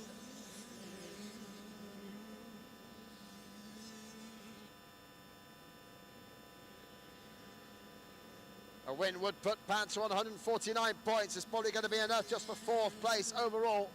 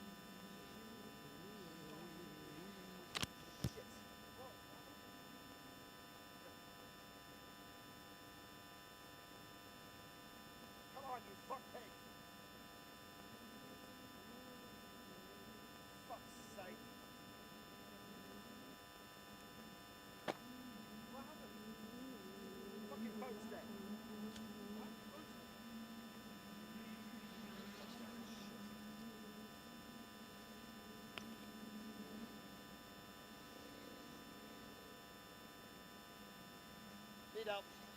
Need help. That's falling apart. That's falling apart. I don't know what's going on.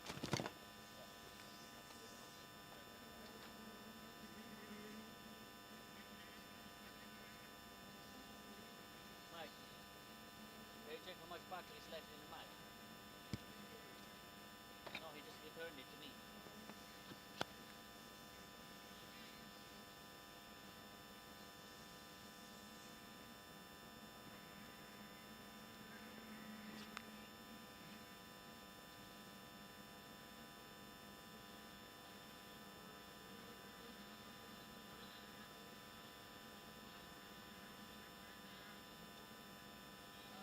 Get ready for this one.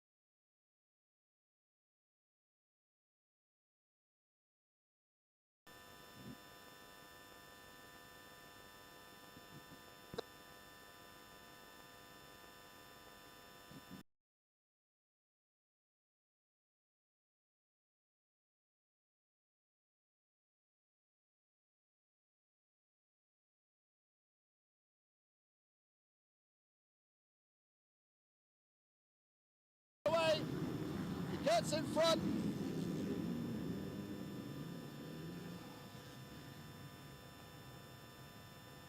Wilson leads, Bixby in second place. Oh, Stevie Wirtz nearly got involved there, nearly getting past Bixby for second place. In fourth there is Craig Heslop, a better start for him there. No, in fact, it's the one of Goodlad. Wayne Goodlad up to fourth spot there. Said it was close for the podium between these riders. Well, at the moment, it reads 106 points for Ben Lambert-Williams, 105 for Craig Heslop, and 104 for Paul Barron. So it's mighty close between the three of those for the final step on the podium. Stuart Morrison had a no score in race 2, as did Stevie Wirtz. So although they're fast, they will get amongst it, but they cannot get to the overall podium. So that's why it's so close. Wayne Goodlad is a bit further back on 94 points because he had a poor second race yesterday. So the Vets class riders is between 65 for East Kent, 2 for Peterborough, and 51 for Mecca X in that battle for the individual podium. But Bixby, and a second, has a 3-point margin over Wilson, who's had a win and 2 seconds. So from there, at the moment, Wilson would take the overall if it stayed like this. He's got to catch up 3 points and finish ahead of Steve Bixby, of course.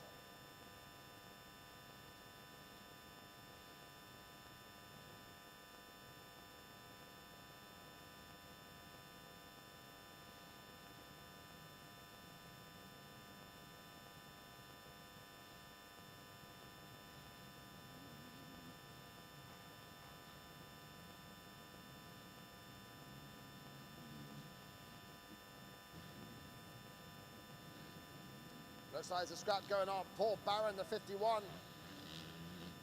No, it is Bixby, sorry, the scrap going with Stevie. Stuart Morrison's in the mix as well, and Wayne Goodlad just goes around the outside of Heslop. And Wilson's looking to make sure of this one here for Cheshire North West. Bixby in second. Third spot is the 12 of Stevie Wirtz. Then in fourth is the 19 of Morrison. Then you've got Goodlad, Heslop, and then Ben Lambert-Williams backing it out with a 51 of Paul Barron. So Lambert-Williams and Barron, that's the scrap for the podium, with Heslop also in there. But at the moment, oh, down goes Paul Barron to 51, slides out at the bottom through the S-bends. He gets back going. Well, what a nightmare for Barron. He's really got to pick it up now, or his shot at the podium is gone. But Andrew Wilson stretching across the bottom of the circuit here, down by the riverside. He's absolutely pouring away with this one. Has he gone too fast though? Will he burn himself out? Because Bixby's caught him in previous races, but Bixby now has got a mountain to climb. Morrison is still on Bixby's case for second. Behind him is that scrap for the podium spots. Heslop, Ben Lambert-Williams up behind him, and then the number 1 of Wayne Goodlad. Paul Barron just dropped a few places there with that little spill through the S-bends. He's still on the gas, but he's got a few riders to pass before he could get back up to the 2 riders he really needs to beat to get onto that individual podium at the end of the weekend. Podium, of course, will happen at the end here, just down by the presentation marquee. So we look forward to seeing you all down there for the podiums and prize-giving ceremonies. And that's where we'll announce who has actually won the Compass Cup and all the positions for all the clubs as well that you'll fight for all weekend. But a beautiful sunny end to the Compass Cup here at CULHAM, with this race and the Adults Open left to finish off the day. And the vets, Andrew Wilson in particular, absolutely flying on that 450 gas. Number 4 on the case. Hanging on for Cheshire North West with that green mohawk on the crash helmet as well. Good to see him getting in the spirit. Steve has got to position now. Oh, Bixby's gone missing. Stevie Wirtz is still second. So Wirtz is now second, Morrison third. Where's Bixby gone? Heslop is fourth, then Lambert-Williams fifth. There's the scrap there. But where is Bixby? The 52 has gone missing. Was it a crash or mechanical?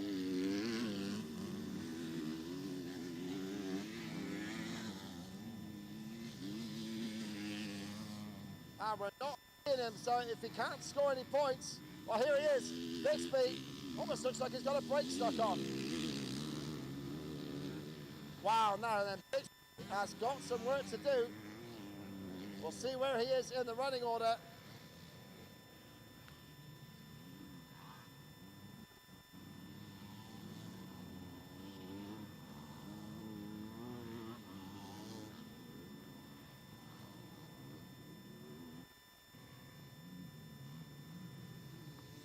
And Bixby came across the line in 15th position. That's just 26 points. So that really could hurt Bixby.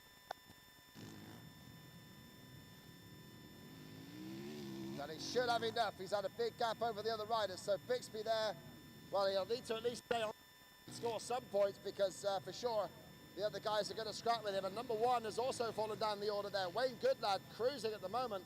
So Wayne has had an issue there and it looks like he's just cruising to score. Just a handful of points for Peterborough, which might be important, of course, you never know. But Goodlad is certainly cruising the number one. Looks like his race is effectively done.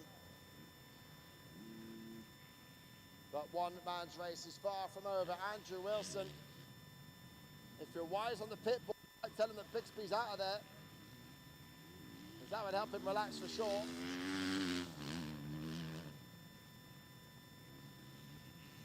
Great battle going on here for second place. The two riders who didn't score in race 2 yesterday, Stevie Wirtz in second, third there for Stuart Morrison.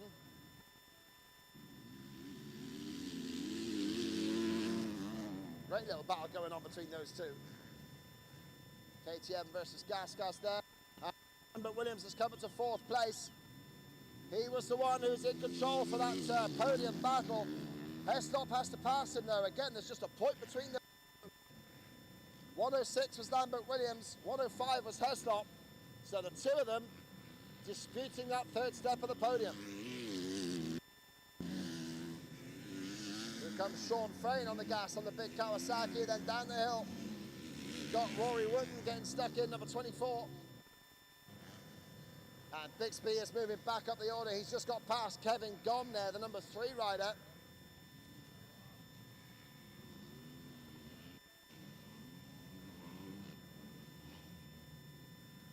So yeah, Bixby up to 11th place.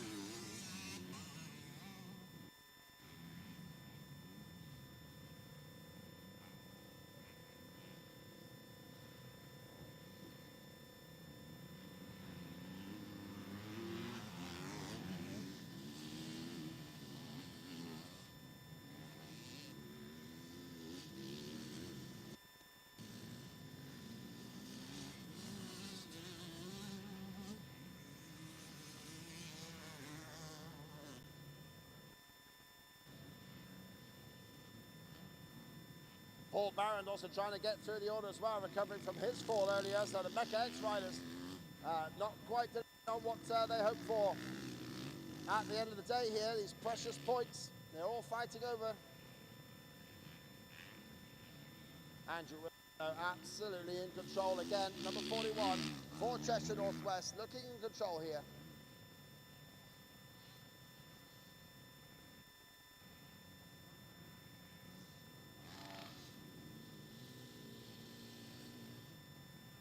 Stevie Wirtz has made 2nd place all of his own. In fact, not quite sure where the 3rd place rider's gone. Now then, where's Stuart Morrison? Because he was fighting for 3rd, and he's gone out of there. Lambert Williams is now up to 3rd spot. Really putting that marker on it to get onto the podium again in the Vets class. Last year, 4th in 23, so Ben Lambert Williams, certainly a solid campaigner there for East Kent as Craig Heslop fights his Kawasaki down the hill. Pace for Sean Frayne now. Back up the 6th already is Steve Bixby, incredible ride.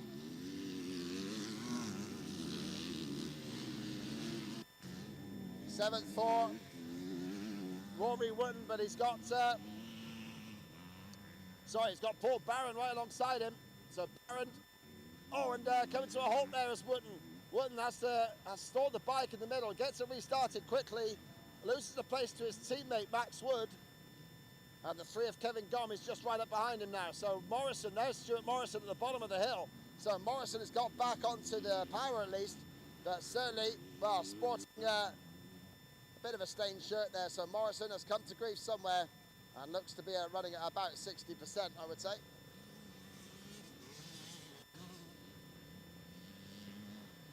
Well, lots of movements and shake-ups in this vets class for the final encounter.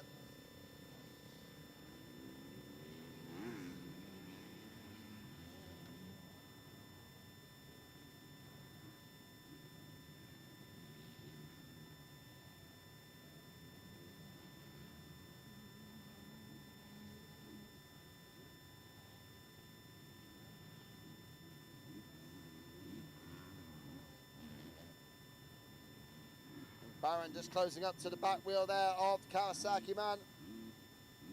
Rory Wootton, the 24.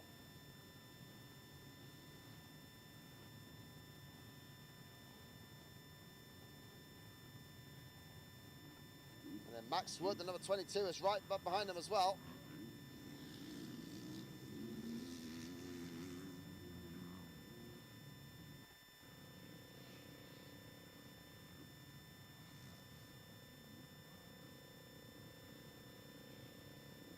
Here comes Ben Lambert Williams then in third place again, still in control of this, with Wilson out front. Second for Stevie Wirtz, third for Ben Lambert Williams, and in fourth place, the number 2 of Craig Heslop, still bringing in decent points for Peterborough now. And Bixby all the way up to 5th for Mecca X. He's got a great recovery here with his teammate Paul Barron behind him in 6th place after a crash earlier. Sean Frayne back to 7th. And in 8th spot is Rory Wootton with his teammate Max Wood back up behind him now. And in 10th spot, the number 3 of Kevin Gom getting stuck in. Stuart Morris to take 11th at the moment for Guest Hastings.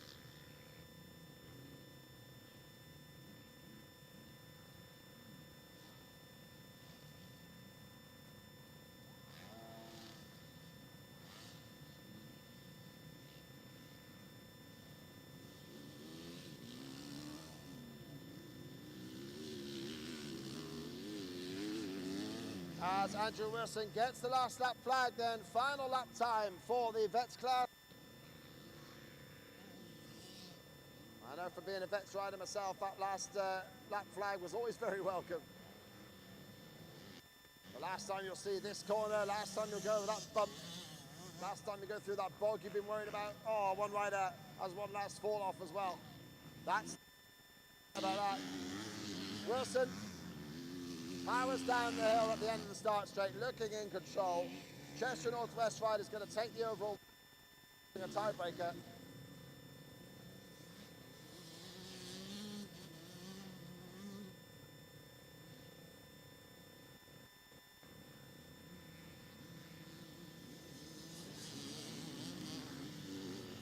Second place there for Stevie Wirtz, number 12. He's putting a great at the end of the weekend. After 4th in race 1, 3rd in race 3. No score in race 2, sadly, for Stevie. And that means he's not in the overall point score reckoning for the podium, but he's there for 2nd place, collecting good points again for Kensworth. And here comes Ben Lambert Williams, East Kent Massive, give him a shout. He's going to be again the big man on the Honda. And Bixby's within closing distance here of Craig Heslop. Heslop looks over his shoulder and because Bixby's on the march on that KTM. Amazingly laid back start from Bixby. Barely looks like he's trying, but his speed tells you otherwise. Paul Barron is there in place at the moment, looking good to back up Bixby for Mecca X. And then delicately around the corner there, Sean Frayne on the number 11 Kawasaki. By Rory Wootton, and yet another one, Max Wood. There's Stuart Morrison getting back around Kevin Gom there. So Morrison getting back on the case. He's got past one of the Peterborough riders there and sets his sights on Max Wood in front of him. That's possible. He's definitely well within striking distance of the number 22 rider.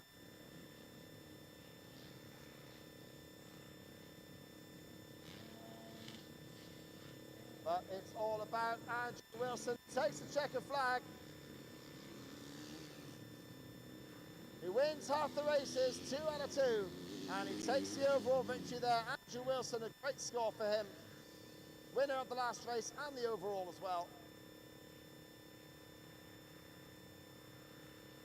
Coming home, great score for Stevie Wirtz and the Kensworth squad.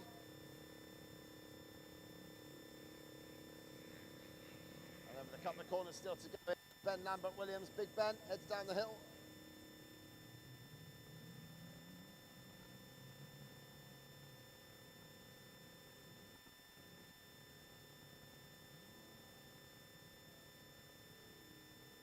And with Steve Bixby looking like he's going to finish in 5th place there, Ben Lambert-Williams will put him behind Bixby. 3rd place for Ben Lambert-Williams, that's 3rd place overall. Bixby brings it home in 5th place, which makes him 2nd overall for the podium. But the overall winner, 2 wins out of 4, 2 second places. Number 41 for Cheshire Northwest, Andrew Wilson. One more race to go. Adult Open.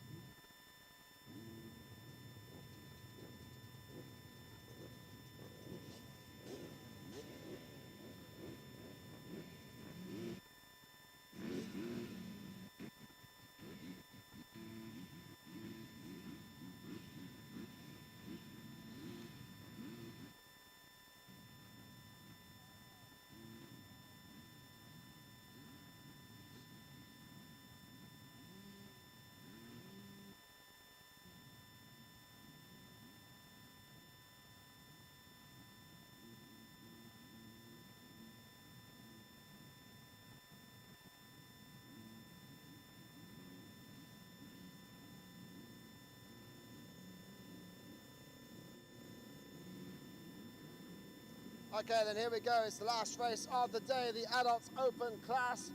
Getting set for the very final race of the Compass Cup here.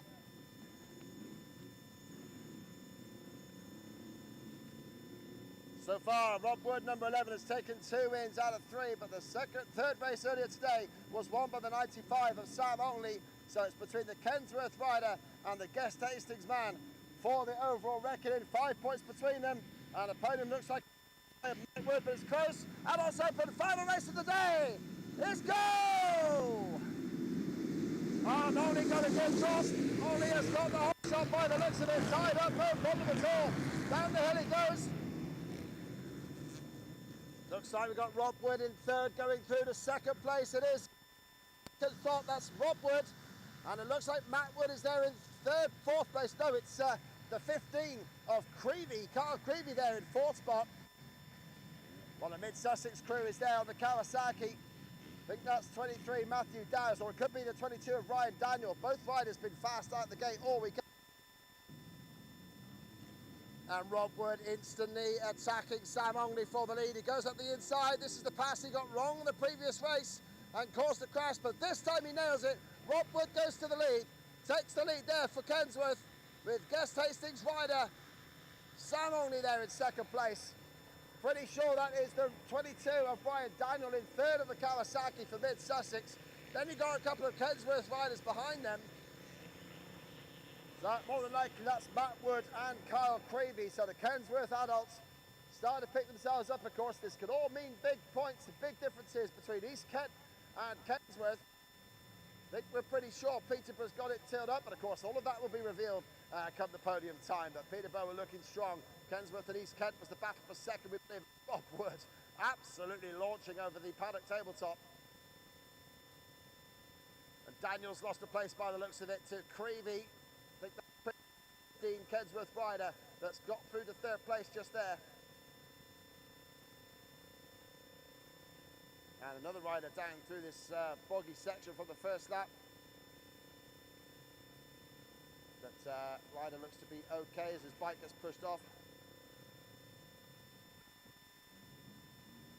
Here they come, the big four strokes rumbling through the jungle. Through the sands here at CULHAM, and it's Rob Wood looking to correct the error of race 3 earlier where he had that crash early on. Great style through the inside of the corner. Sam Only cranks over that as well.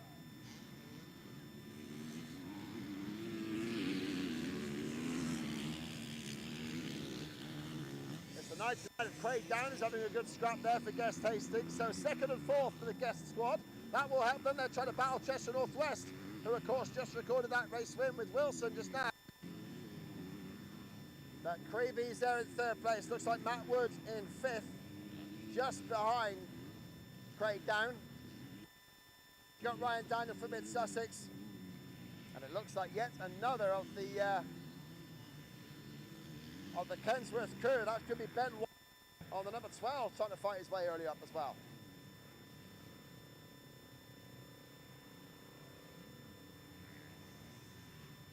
Yeah, Wood from Only from Creevy. Then Craig Down fighting through. Ryan Daniel dropped by Matt Wood now to 6th place. It's Harry Foster, the number 41, that's getting stuck in as well. Harvey Pomfret for East Kent ahead of his teammate Ricky Carter on the 2-stroke. And Matthew Dowse in 10th spot for Mid-Sussex. Brad Skinner again not had a great start. 12th at the moment for the number 1 rider. Peterborough team rider needs to get off the gate, and he has done in any race this weekend now.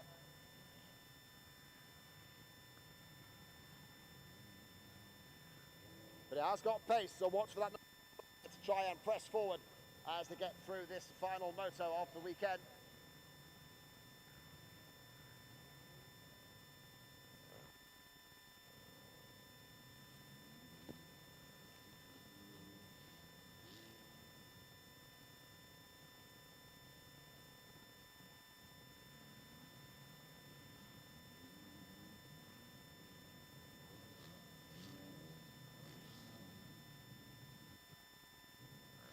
Only is not letting Rob Wood get away with this.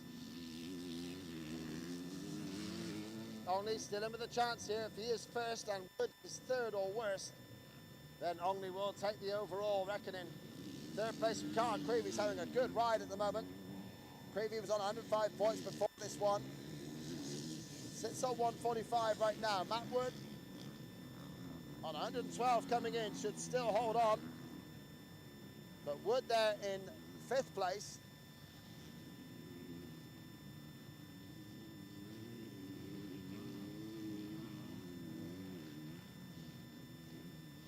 Well, Wood can't afford to drop any places, or Carl Creevy, his teammate, will nick the overall podium from him. But Rob Wood can't make hay now. Sam Only grimly hanging on in 2nd place.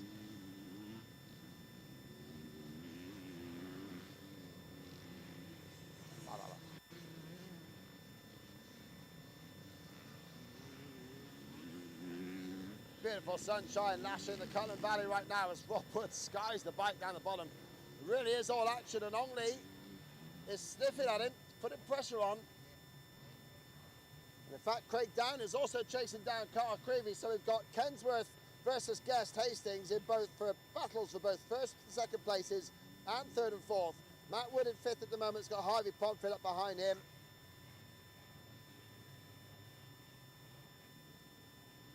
So still wide open between these 2 riders, although at the front Rob Wood looks to have it more in control right now, but Creevy is the one under threat. 3rd and 4th is probably the closest battle right now between Carl Creevy, the 15 rider, and Craig Down, racing number 99. Craig Down, who didn't race last year in this Compass Cup, but did race in 2023, taking 9th place on that occasion for Guest Hastings. He's a little bit higher up this weekend.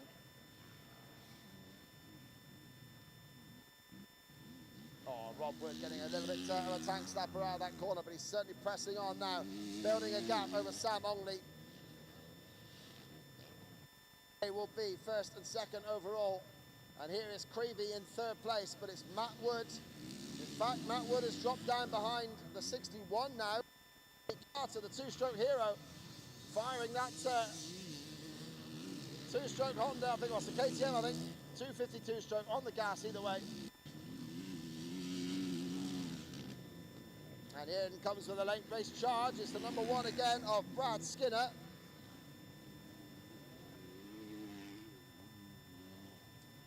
Skinner up to 10th place on that previous lap, chasing down Harry Foster now.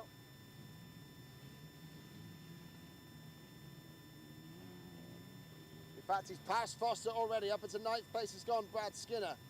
What could Skinner do with a start? It's quite incredible to see how much he's had to fight through. Picking up on our screens down number 12 of Ben White, who's down at the edge of the top 20, trying to make a pass on Glenn Smith from the East Kent club. Goes around the outside him as well, so Ben White moves up. More points for Kensworth here. White's also got the 42 of Bradley Harrison right in his sights.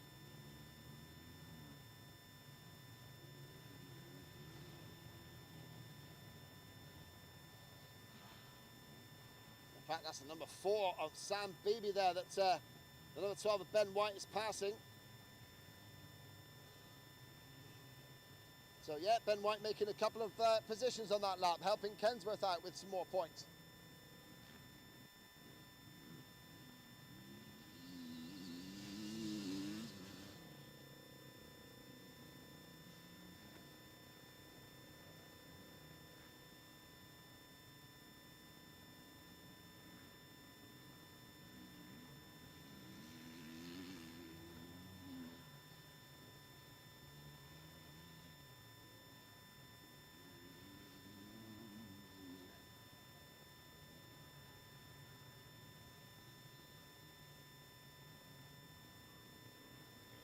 As it stands right now, Matt Wood looking good in 5th place. Looks like that's going to be enough to get him on the podium, but still Creevy is coming under attack here from Craig Down, who's having a really good ride for Guest Hastings. Still Rob Wood and Sam Ongley out in the front, but Creevy and Down is a cracking scrap for 3rd.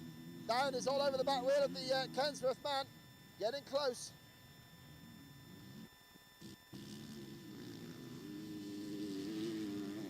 Battles all the way through. The 51 of Levi Saunders starts to move forward as well.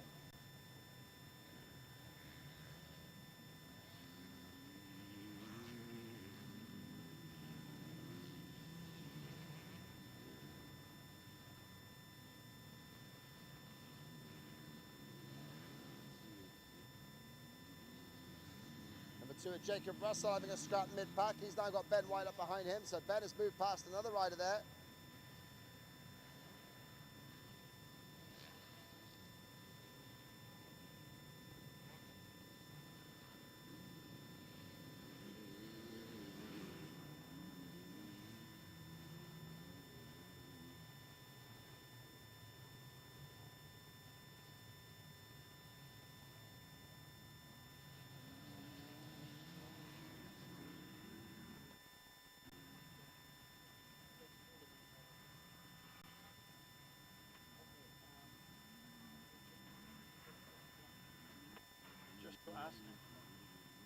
Ask why we're watching the scrap for 17th.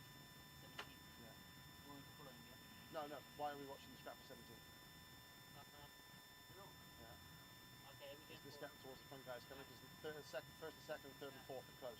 Can we go the first, second, and third guys? 11, 95, Third and fourth is probably better.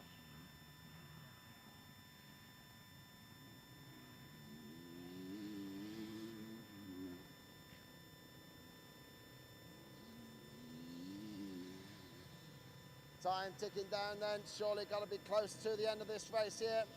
And still this battle is going on for 3rd and 4th place. Number 15 of the car, Creevy. Looks like he's going to be 4th overall, but right now he's more concerned with Craig Down right up his back wheel. 5th place for the two-stroke hero, Ricky Carter, riding well for East Kent.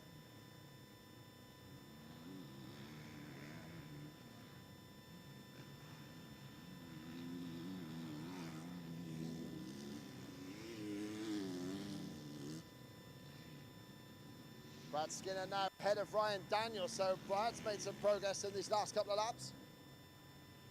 Up to 7th place has gone Brad Skinner. Matt Wood there in 6th.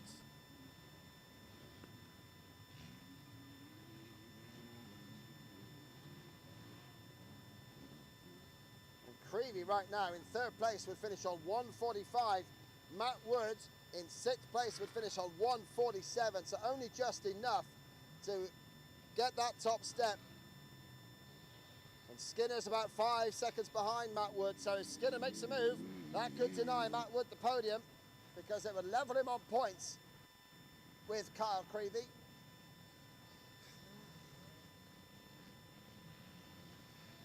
And of course, Creevy running 3rd at the moment would therefore maker for best final race result. Last lap time then for your race leaders.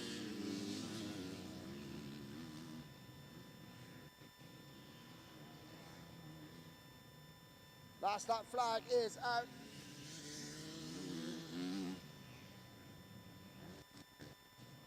And here comes our race leader up towards the end of the start straight. And for the final time, number 11, looking for his 3rd win out of 4. Wow, nearly folds the front in the rut there. But Bob Williams got time to spare, looks across the track and sees the 2nd place rider, Sam Ongley, still there and a distance back. So Rob Wood knows he's got some breathing room, can take a little bit more carefully in this final lap. But I think that's no such luxury of Carl Creevy because Craig Down is all over the back wheel. Down goes for the out. Who's going to get the best front? He gets trackside support from the guest crew. Creevy holds it for now, but Down charges up the inside. Is he going to do it? Not quite. Creevy holds on, but Craig Down is all over him like a cheap suit.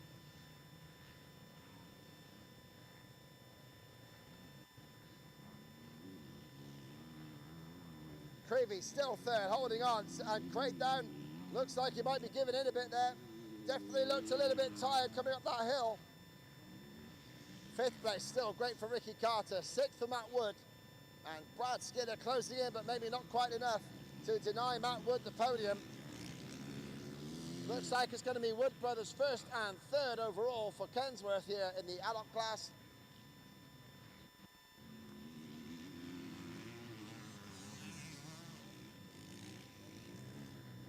Packing in the points for Peterborough there, numbers 2 and 4, Jack Russell and Sam Beebe certainly in the mid-pack.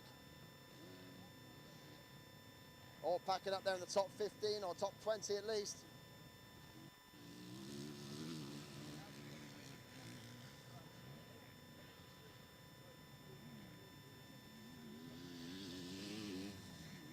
As it comes through, saw the checkered flag is being made ready, and there it goes. Rob Wood takes the win.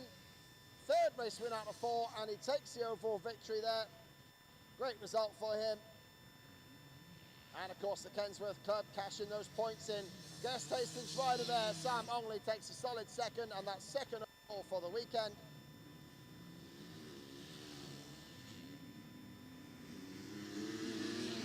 Third across the line goes Carl Creevy, just keeping back Craig Down.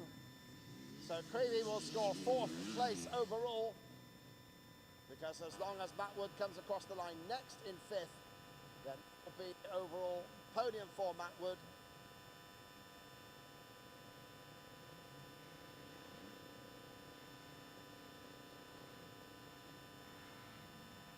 And yet Matt Wood takes that 6th place. Ricky Carter brings home a good solid 5th spot. But yet Matt Wood it is that takes 6th in the final race to bring home the overall podium, 3rd spot. So there we go. That is the racing sorted, done and dusted. Maybe done, not quite dusted off yet. We'll get things sorted out for you, and then we'll head down by the marquee, I believe it is, for the overall prize presentation.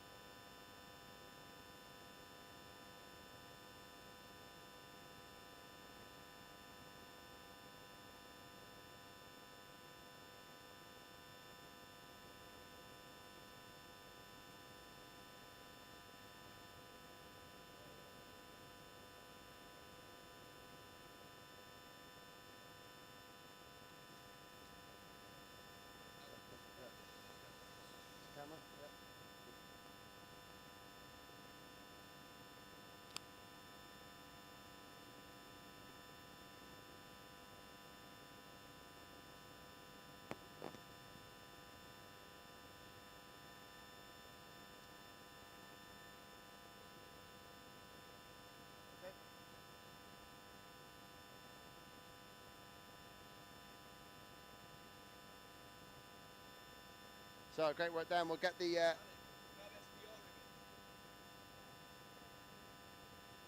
the overall scores announced at the end of the day.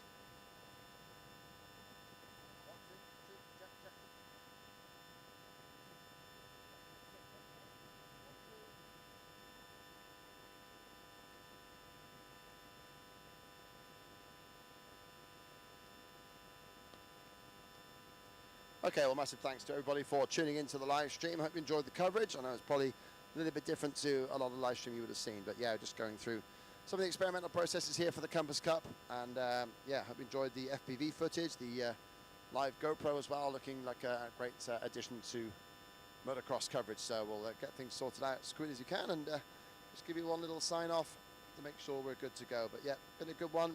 Pretty sure. I mean, this it would be no shock, of course, there. I think although the points are still yet to be official, I think we can safely say that Peterborough Junior Motorcycle Club have retained the Compass Cup for the second year in a row. So great news for them.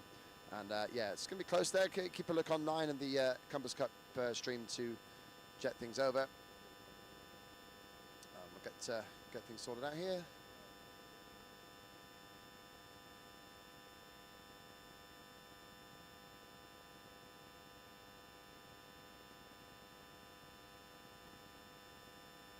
So yeah, if you want to get involved in the Compass Cup in future, of course, there's certainly plenty of scope for that. You've got the amazing amount of effort that goes in. 8 teams now, all with 5 riders across all the 8 groups. So pretty intense organisation. So I'm sure that they would be keen for any riders that might fancy getting stuck in and joining one of the squads. You don't have to live in any particular area, of course, but yeah, it's good stuff from there.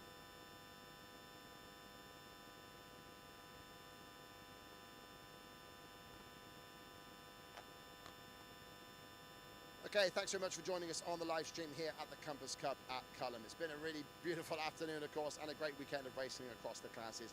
A different sort of event, of course, the team event there, massive amount of riders involved, but yeah, it's been superb to bring you the coverage here on the live stream.